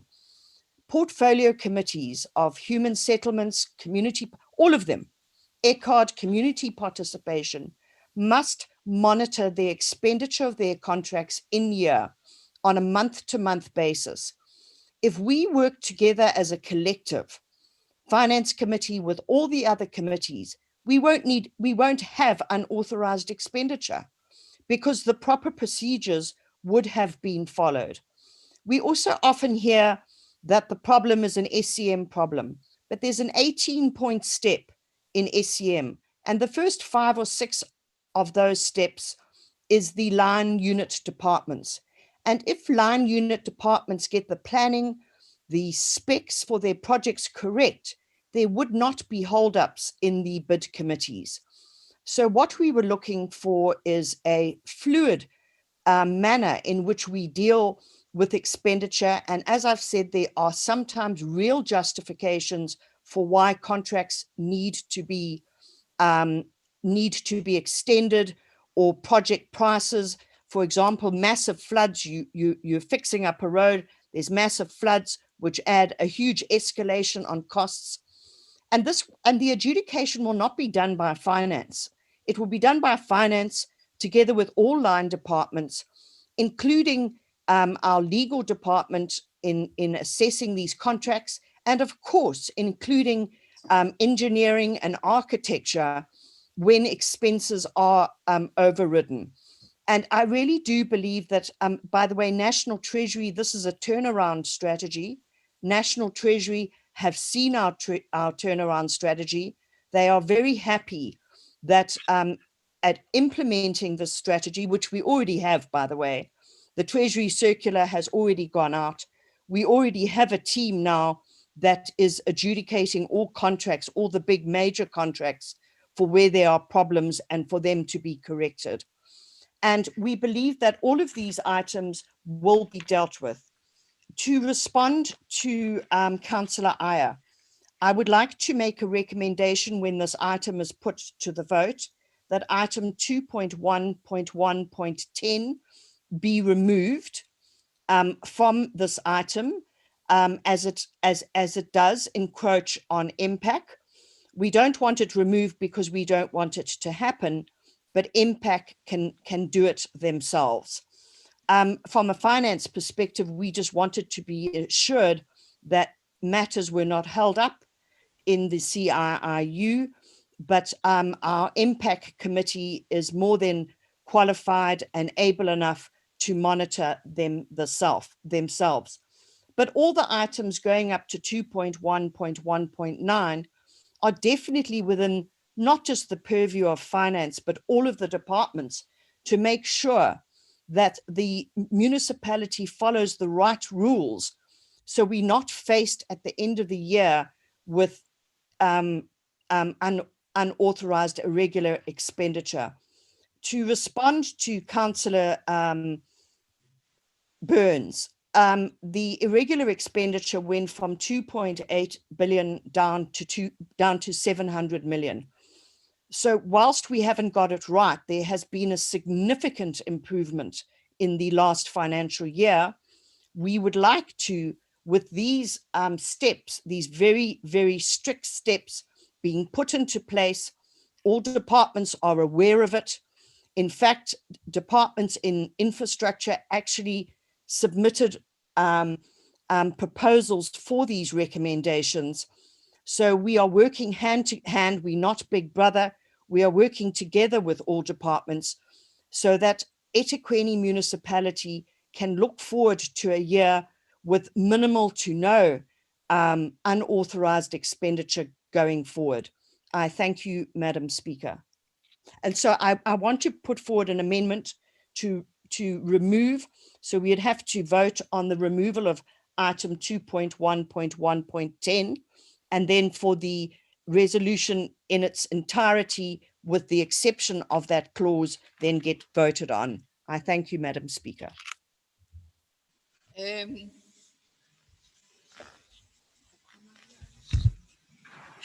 Thank you very much, Deputy Mayor. There is an amendment, and because the Deputy Mayor is connecting on Zoom, I think the amendment will follow. Is the amendment agreed? Speaker, it's Councillor Graham. Councillor Graham? Yes. We disagree with the removal of 2.1.1.10. Whilst I do agree with the Deputy Mayor that that should go to MPAC, I think that it's important that those timelines are public. And the difference between the Finance Committee and MPAC is that MPAC conducts its work in committee and the Finance Committee is an open committee. And I think that the problem we've been experiencing for far too long is that the work of CIIU is very opaque. You can't see what CIIU is doing. People don't know the timeframes. Those timeframes are meant to be published in terms of the anti-fraud and corruption policy. So we don't agree with the removal of this. We're happy if they go to both committees. I don't have an issue with that principle, but I believe that they should also be going to the Finance Committee because then it remains in the public domain, which I think is critical to undoing the legacy of corruption that has beset this municipality. So we don't agree with that amendment. The DA is disagreeing with the amendment. Is there anybody else who's disagreeing with the amendment?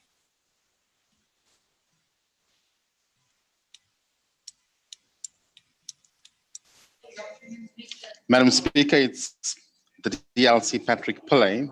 The DLC also disagrees with his amendment and requests that it should remain so. Thank you. Else disagrees? Who else?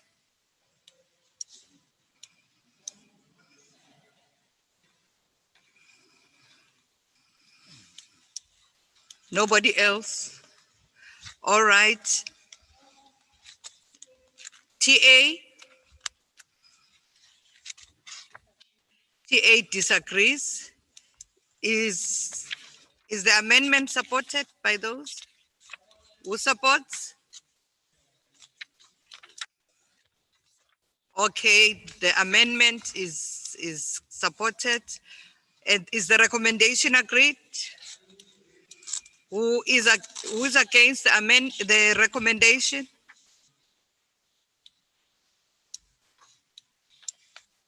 With the amendment?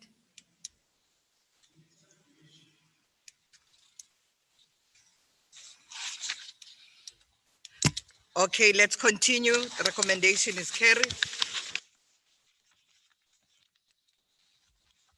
The next item is item 8.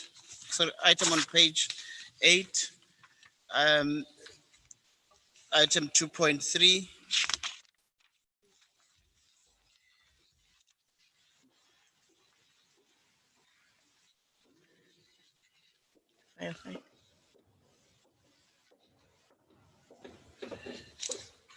No, it's item 2.4. Proposal to enter into a memorandum of understanding to improve eThekwini's gender-based responses, i.e. safety pin, Center for Communication Impact known as Masipepe Network, and Save the Children Fund, South Africa. Committee recommends. Is the recommendation agreed? Speaker. Page 13, item 6. Speaker. Councillor Govender. Sorry, Speaker. I'm not sure if this is an item that I'm supposed to be speaking on.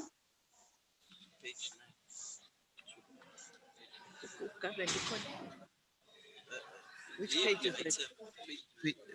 Page 8. Which one we did? 2.4. There's no speaker there.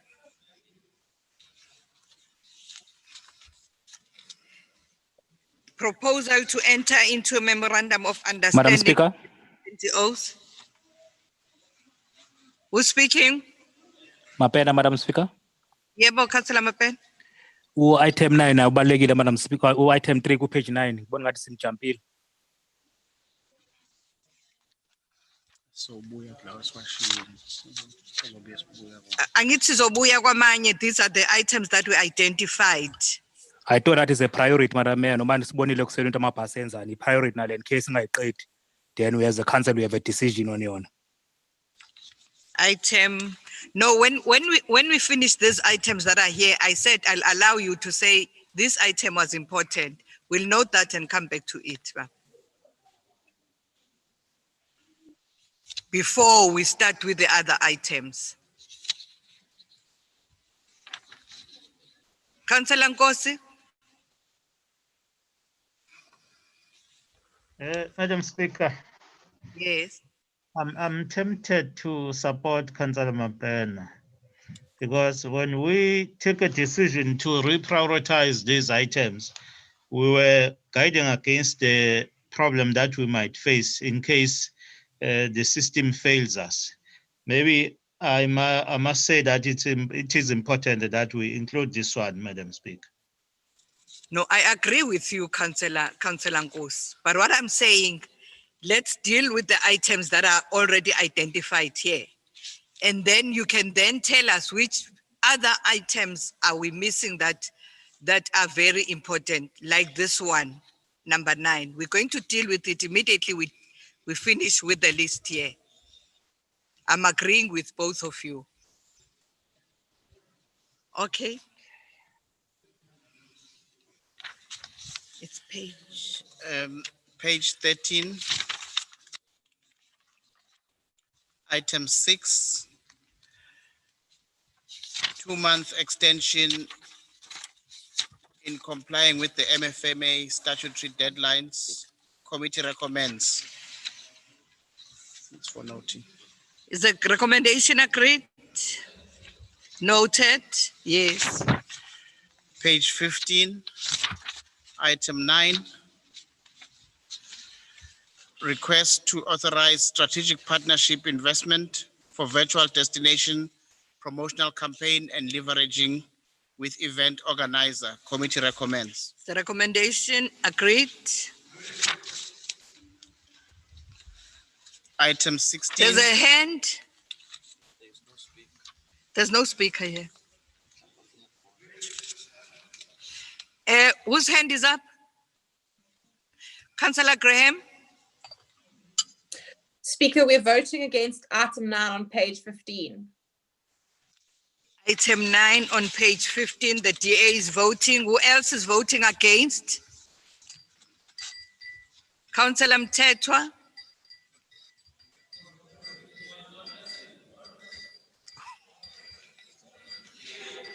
All right, who else is voting against? The DLC, Madam Speaker. DLC is voting against. Who else?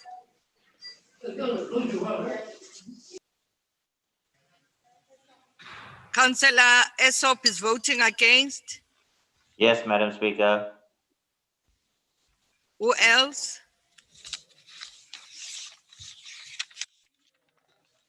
TA is voting against.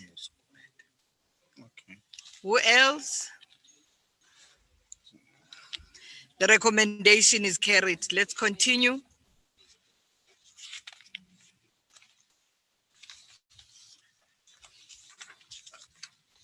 Page 16.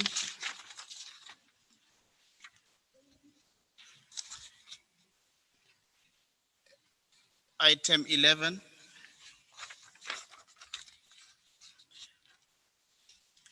eThekwini Municipalities Adjustment Budget for 2019-2020. Committee recommends. Councillor Graham.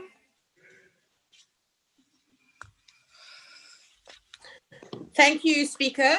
Our biggest concern with this adjustment budget is that for far too long we've been using adjustment budgets not for what they're intended for, but because we either make bad political decisions or we plan badly. And it's always the same items that come up The one thing that we do tend to support is the amounts adjusted for water, because we are having such significant problems with our water. But we are always told, and we were told when the new city leadership came in, that there would be an improved status of budgeting, but it's always the same items that come up. It's always Metro Police, it's always overtime in the security cluster, it's always the EPWP issue, and we really found it difficult to continue to support adjustment budgets when we keep on making the same mistakes. Adjustment budgets are to be used specifically for items where emergencies arise, where funds couldn't be spent for specific reasons, and not because there are political circumstances whereby we make the same mistakes over and over again. We spend too much money on things we should never have spent money on, and then we have to come to council to ratify it. So the DA will not be supporting this adjustment budget. The Deputy Mayor. Thank you, Madam Speaker. The main reason for the adjustment budget was in order to take the COVID expenditure into account. And so the National Treasury gave us permission to rechannel the USDG grant and the public transport infrastructure grant in order that we can deal with COVID expenditure. The majority of the COVID expenditure was obviously the overtime for Metro Police, who were forced to assist SAPs in roadblocks, particularly and monitoring during lockdown 5 and 4. It was an unprecedented time for the municipality. There were people that were flagrantly violating the regulations. Also to help out Ushaka Marine World, because given that it was no longer open to the public, they were down to their last cents and needed 40 million rand for their operating expenses. There was also the homeless during lockdown. Whilst the figures were high during lockdown, those figures have been radically reduced now that these shelters have become safe open spaces. So we had to look after the homeless during lockdown, and because they weren't allowed out, we had to feed them 3 times a day. A lot of the expenditure came from hiring of marquees, which we then stopped and bought marquees to reduce those. But we've also now decommissioned sites because of the incredible work that we managed to do. A lot of the homeless were reintegrated with their family.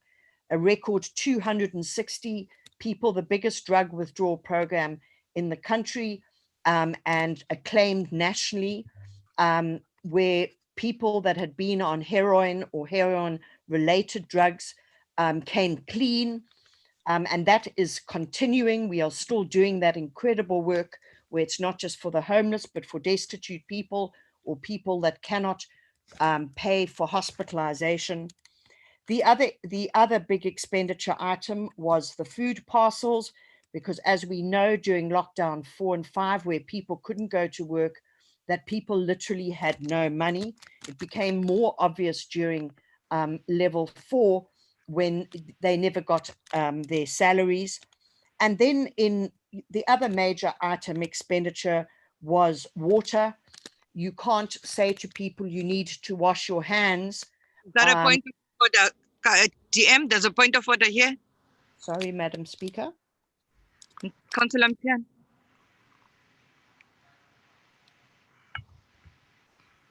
Siyabonga Speaker. Speaker, Councillor Scott uthi kuna bantu abarecovile. That's not a point of order. That's not a point of order.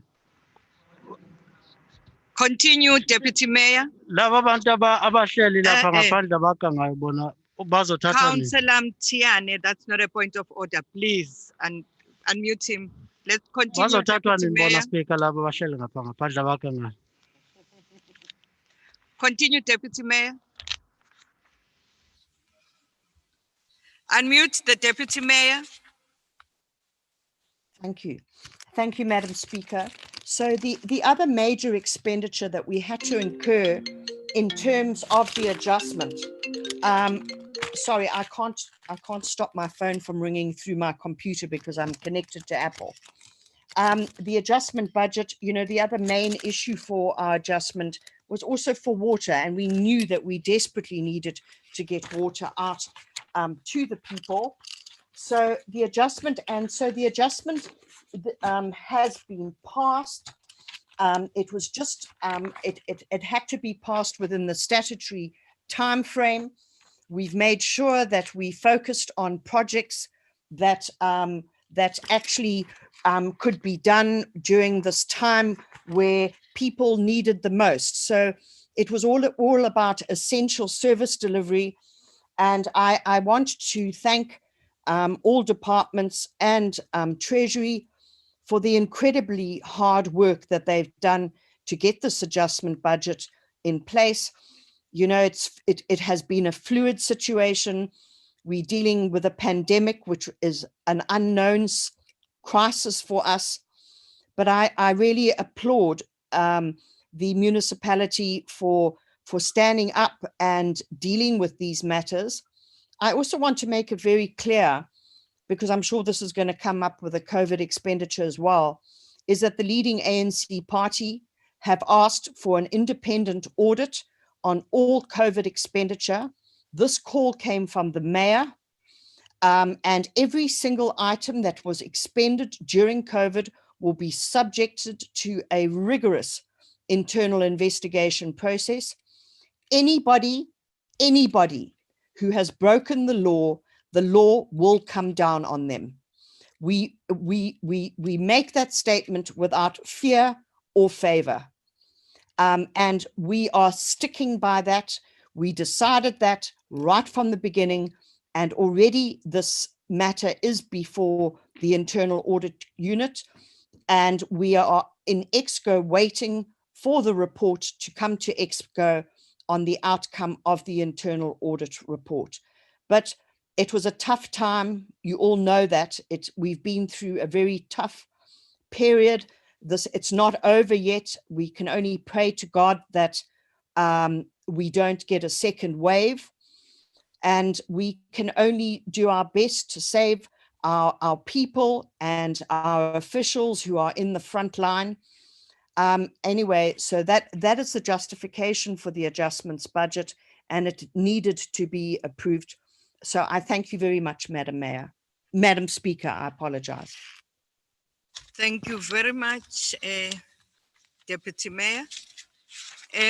Is the recommendation agreed? The DA is voting against. Who else is voting against?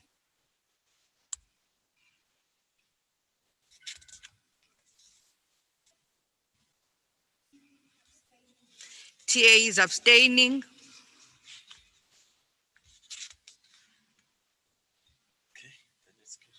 The recommendation is carried.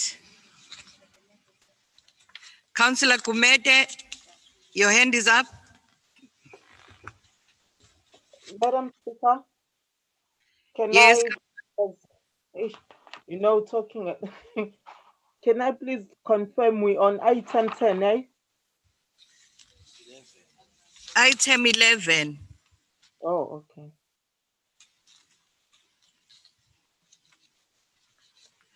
So the recommendation is carried. Continue, City Manager. Item on page 17. Item 12, budget preparation process for the 2020-2021 until the 2023-2024 schedule of key deadlines. Committee recommends. Is the recommendation noted? Noted. Then we've come to the end of this list. I know before we go to MPEC, because I had said that we'll identify all those items we feel are important They need to be in this list, and we missed out. The people who are identifying the items have missed out. Page 9, Councillor Mapene will say page 9, item 3.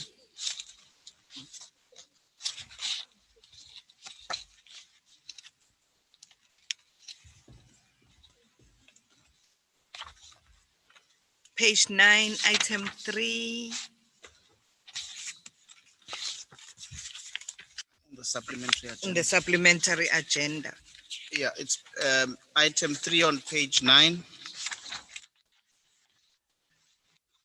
Request for the approval of the roadmap for the establishment of municipal entity to operate Durban transport services and participation by individuals stroke entities in municipal entity. Page 9. Committee recommends.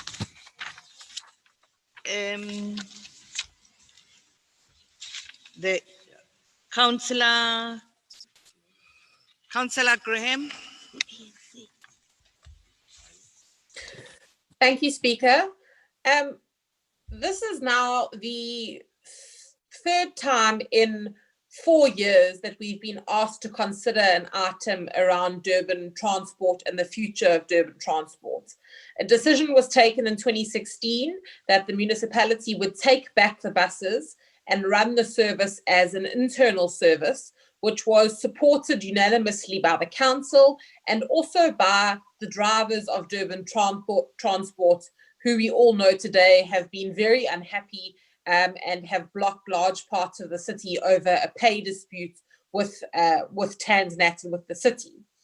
And the reason that that decision was taken was because it was believed that the city would be able to do a better job in running an efficient service that was affordable, that was on time, and that was able to get the poorest residents of our municipality from A to B.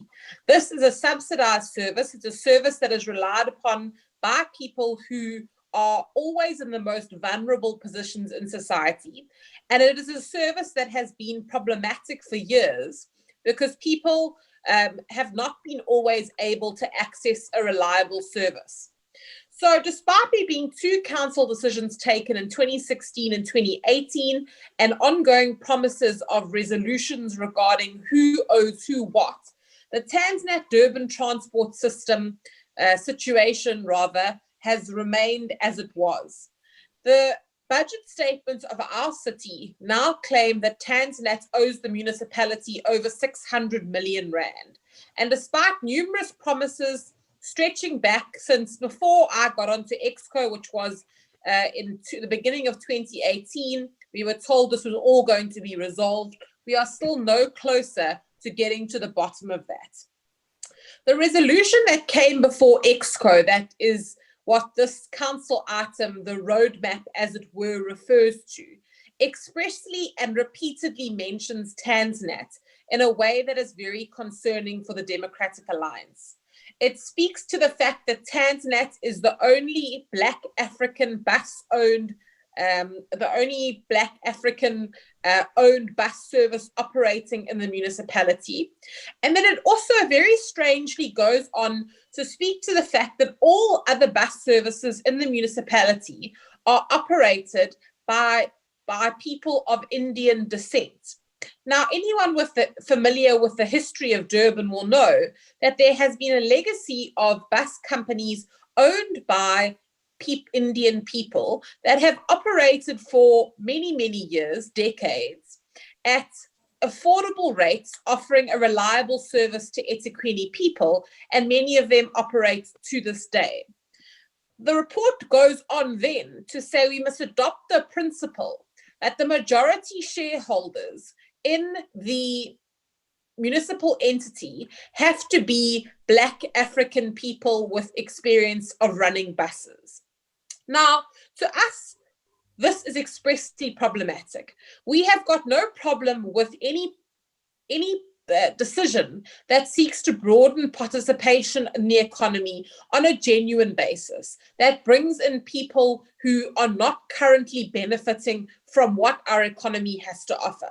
But we do have a problem with a resolution that, one, seeks to expressly exclude Indian bus operators who have the capacity, the know-how, and the wherewithal to potentially run a successful bus service merely on the basis of the fact that they are Indian. That is completely illiberal and unconstitutional and not something we will ever support.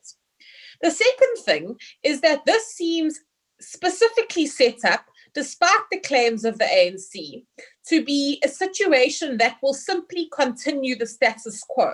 Even though we are establishing a municipal entity, all we are really achieving is a change in the name of the system, and Transnet will remain the majority shareholders and will remain in effective control of the bus system in eThekwini.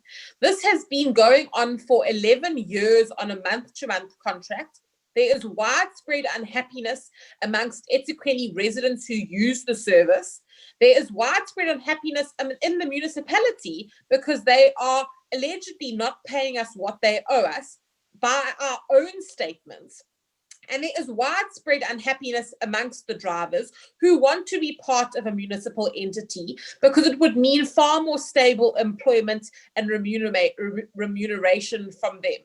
So from 2016 to now, all we've really achieved, despite council taking express resolutions that the way forward was to take the buses back and run them as a municipal entity as we do with our other entities. All we've really achieved is a continuation of a broken system that benefits politically connected elites and now goes on to say, by the way, if you're Indian, you cannot participate in the new system because we are setting it up for people who already have a leading stake in this. This is incredibly problematic.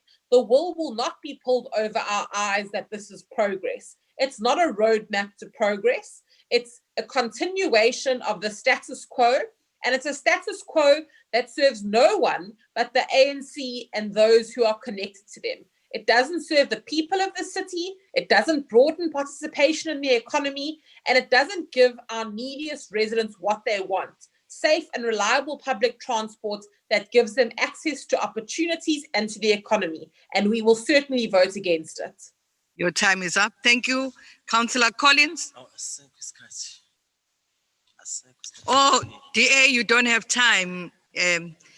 Councillor Nicole has finished your time. We'll ask Councillor Sabelo.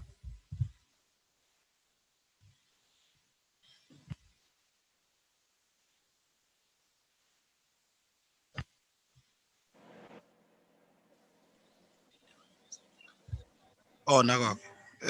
Can you hear me, Madam Speaker? Yes, I can hear you. I can hear you. Go ahead, Chair. Thank you very much, Madam Speaker. I just want to put it on record that what we have just heard is a complete political statement with the aim to mislead this council and to mislead the public. It is absolutely not true that this roadmap seeks to exclude people of Indian descent. It is just a matter of fact that there is only one black-owned entity that is operating buses. It's a matter of fact, and that is what is being written here on the report. Unless the DA can be able to give us another perspective from that. But the reality is that there's only one black-owned entity that is operating here. But I do want to clarify, Madam Speaker, that this is not the advert to appoint a bus operator. This is a roadmap for us to establish a municipal entity that will take over the running of the buses here in our city. The ANC is a government that listens. The ANC is an organization that listens. Its government has no other choice but to also listen to the cries of the people. The people have complained to the ANC-led eThekwini municipality that the Durban transport is not efficient, and they require Durban transport to be insourced and to be rerun by the municipality. So we have taken this decision. We are here to propose as the African National Congress-led municipality, we are here to propose that we set up a municipal entity which will be majority of the stake or of the shares will be owned by the municipality, which also shows the lies and exposes the lies that were spoken earlier on by Councillor Graham, where she says Transnet will remain the majority shareholder in the municipal entity. It's not true. It's not legal. It can't be legally possible for any individual participating in a municipal entity to own a majority shareholder. The law says not less than 51% must be owned by the municipality. So it's just not a lie. The DA is trying to water down a progressive move by the African National Congress today, which will see Durban Transport being insourced back to the municipality. The reality of the matter is that this decision will say the drivers who are employed by Transnet will now be insourced. That is why it's a roadmap, Madam Speaker. It's a roadmap because there are processes in which we must which must unfold first for it to be able to be fully functional. There's going to be a process where we need to enter into negotiations on how we are going to take all the employees under Transnet, especially the drivers, to come and now be employed by the municipal entity, indirectly be employed by the city. A very progressive move by the African National Congress. I just want to remind the public that the ANC has a resolution from its national conference to create decent work. Now, we do believe that if drivers are insourced and they now are employed by a municipal entity, they will get decent employment. I also want to say, Madam Speaker, that this entity will have to, the municipality will have to appoint a board that will run this entity. The entity will then also have to appoint its own staff, starting from the CEO, moving downwards. This is the most progressive move the ANC is doing in terms of public transport. The people out there will be very positive about this. In totality, Madam Speaker, what is being presented here today is the process of insourcing Durban Transport back to the control of the municipality. Members of the public will remember that the mayor, His Worship, Councillor Mxolisi Kaunda, unveiled a new fleet of buses for Durban Transport, which costs hundreds and hundreds of millions, so that our commuters can travel in a safe and reliable transport.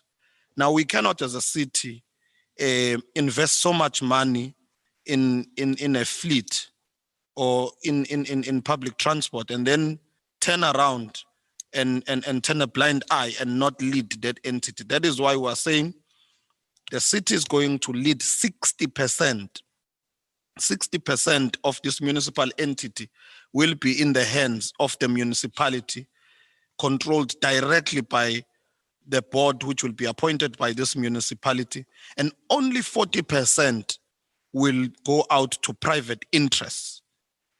Only 40% of the municipal entity shares will go out to private interests, which we have not advertised, and this is not the advert.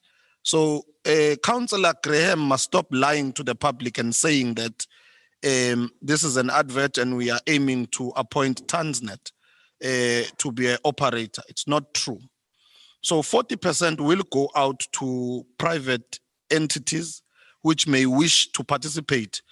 And we are going to ensure that there is radical economic transformation in the transaction. We are going to ensure that also the priority groups are going to be included in this transaction. When I'm talking about the priority groups. Councillor Stabelo, there's a point of order from Councillor Mthethwa. Thank you.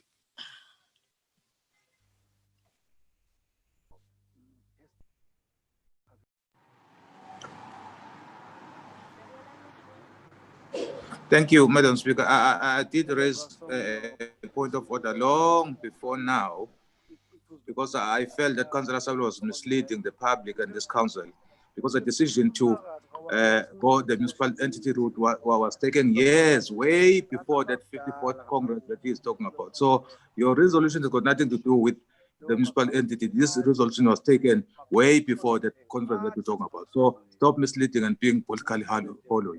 That's not a point of order. You'd want to debate the issue. Let's continue, Councillor Sabela.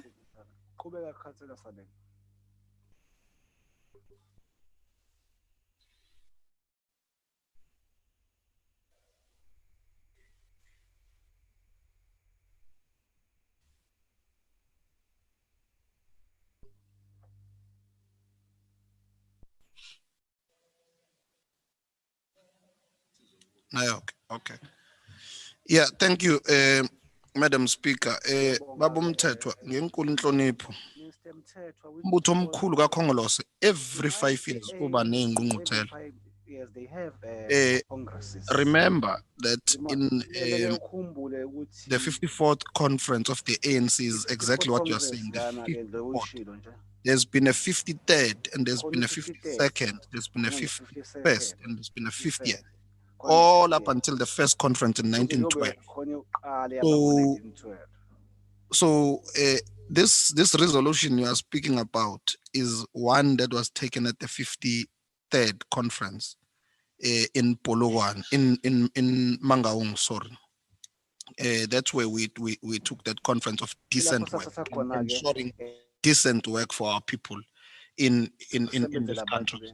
A glorious movement, the African National Congress. I'm sure you look up to it as well.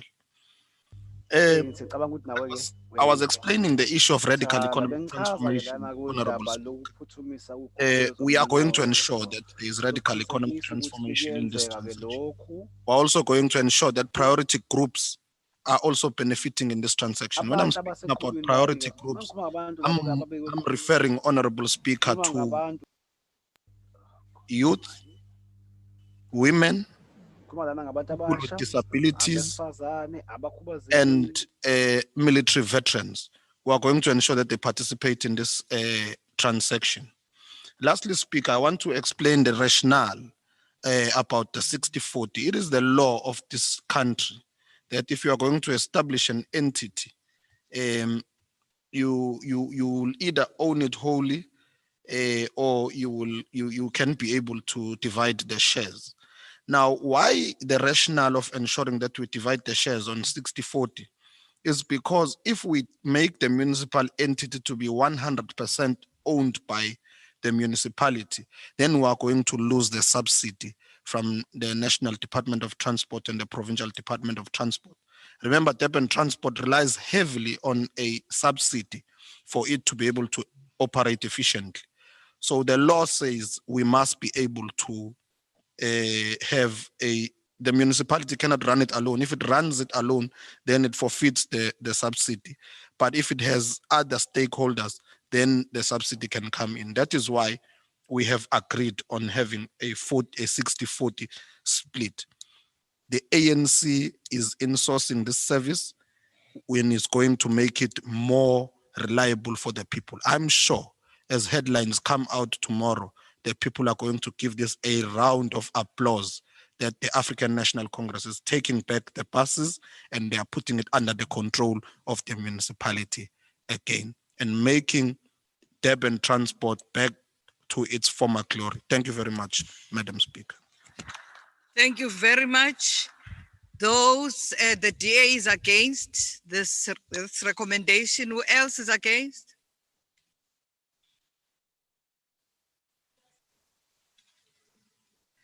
Councillor Sbisi, is your hand up?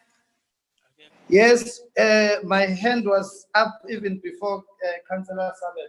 But I wanted, yes, I wanted to say it is a good initiative and Councillor Sbisi, you are not on the speakers list. I am. No, you are not. I have the speakers list here. You are not. But you gave me a space to speak in another list that I'm not in, and I said I was not in that one. Well, because that's what was written in the document Okay. that I, Okay, but Speaker. in this one that I Okay, have, you're Madam. not in the list. Okay, Madam Speaker. Please check your list again and tell me which items, because I did send the request. Okay, I'll check with Secretariat. Those who are against, it's the DA. Who else is against?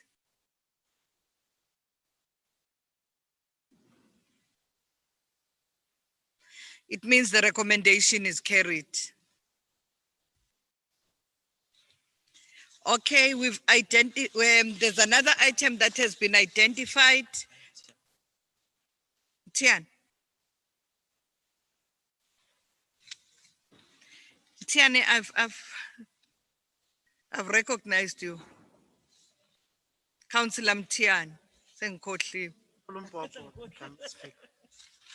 No, Speaker, see, I mean, EFF itenge in source. ANC listens. Then EFF speaks and ANC implement. Thank you. Sichithela isikhathi wena, Councillor Mtian.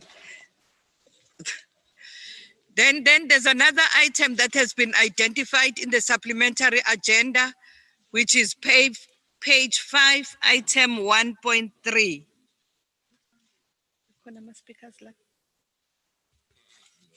Page 5, item 1.3. Item 1.3 on page 5. It's the Football Partnership Agreement update, an authority to engage with professional football associations and clubs to solicit football content. Committee recommends. The recommendation agreed. There are two items that are identified in the main agenda, which is page 45, item 2.1. Page 45, item 2.1, request for approval of motivation for collaboration with South African Institute for Aquatic Biodiversity. Oh, that one was dealt with.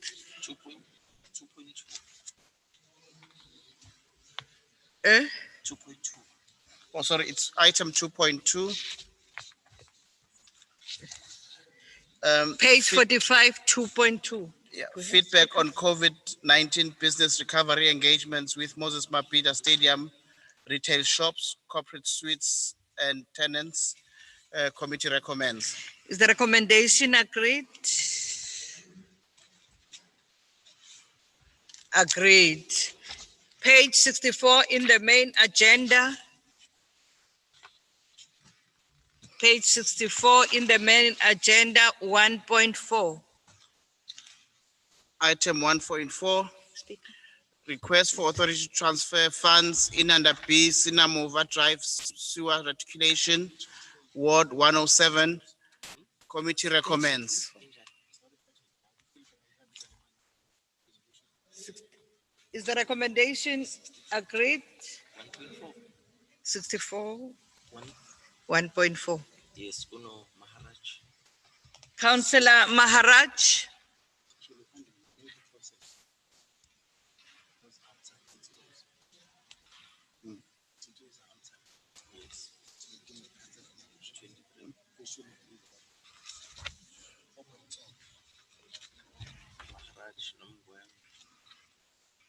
Page 23, item 10. Councillor Maharaj.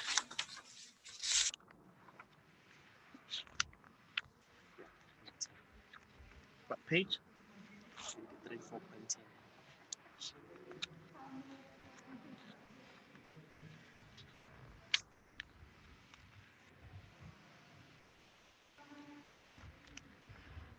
Maharaj, please raise your hand.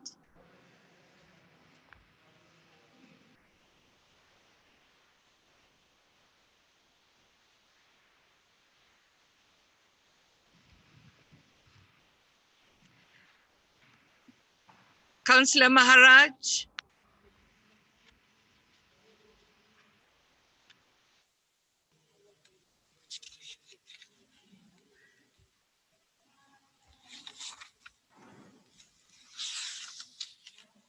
Councillor Maharaj.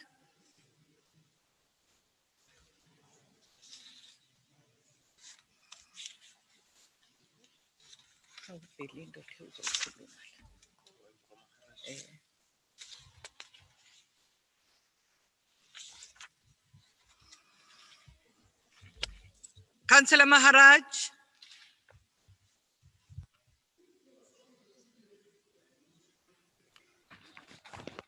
Madam Speaker, can you hear me? Hello? Good afternoon, Madam Speaker.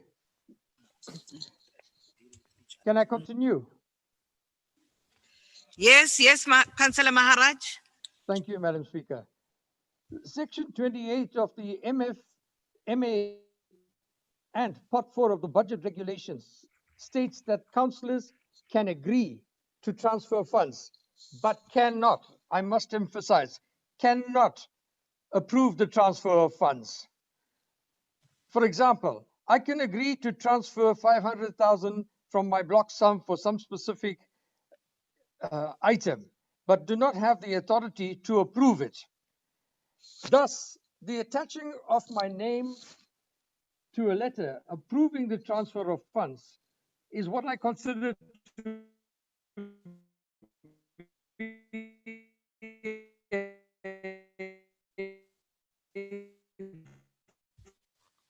fraudulent act. Unmute. And is a direct action that must be taken against the official who fraudulently applied my name or attached my name to a letter that was included in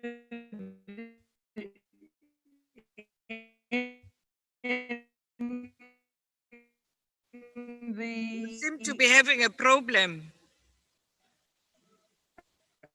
council agenda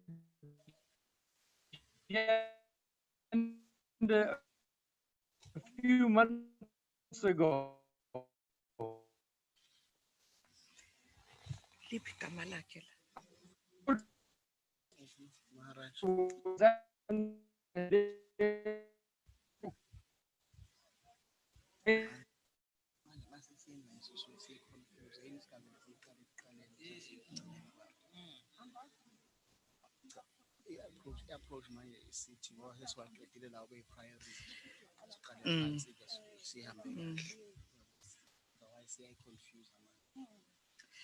Councillor.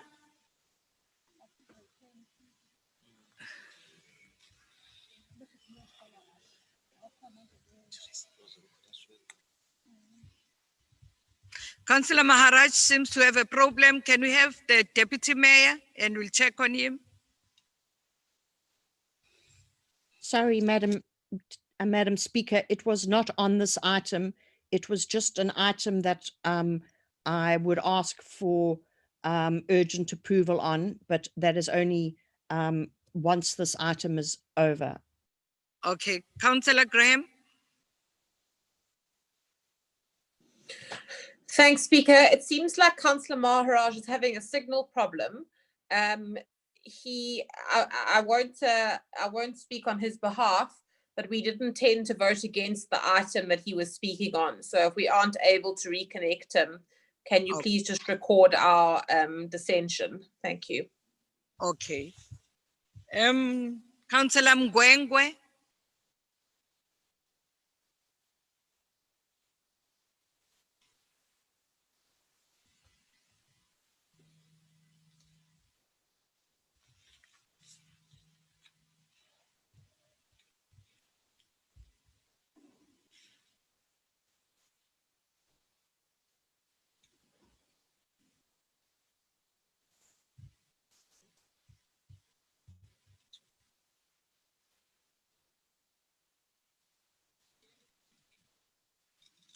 Councillor Bim Gwengwe.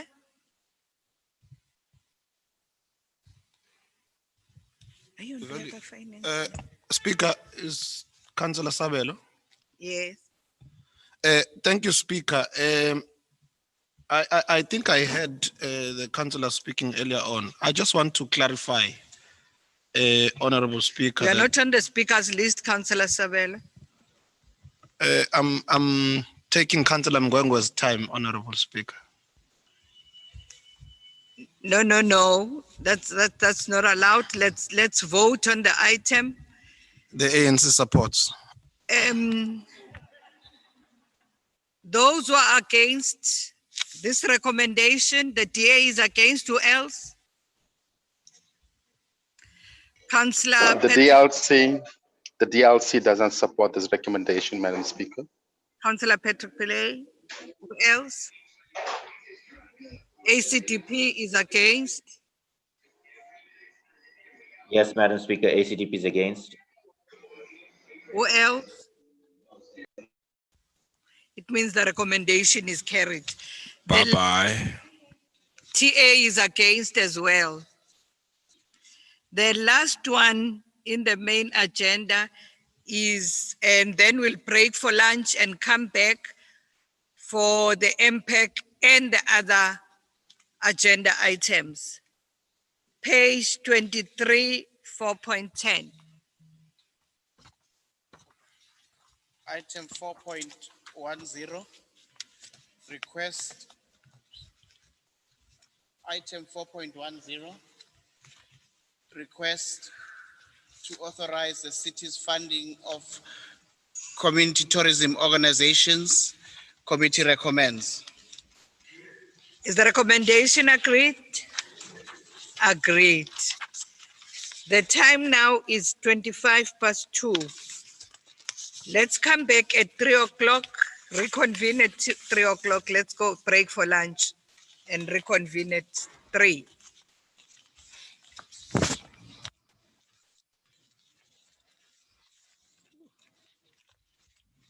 Hectic.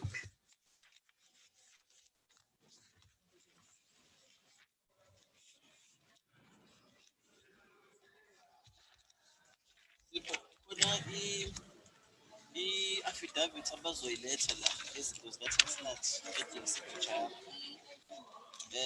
Uzoba kuphi ngale break? 20, page Yeah, 23, 410. Iliphi lincane? Ngithi nge-ofisini kancane. Leli la lalihle. Konje lena? Leli kalihle.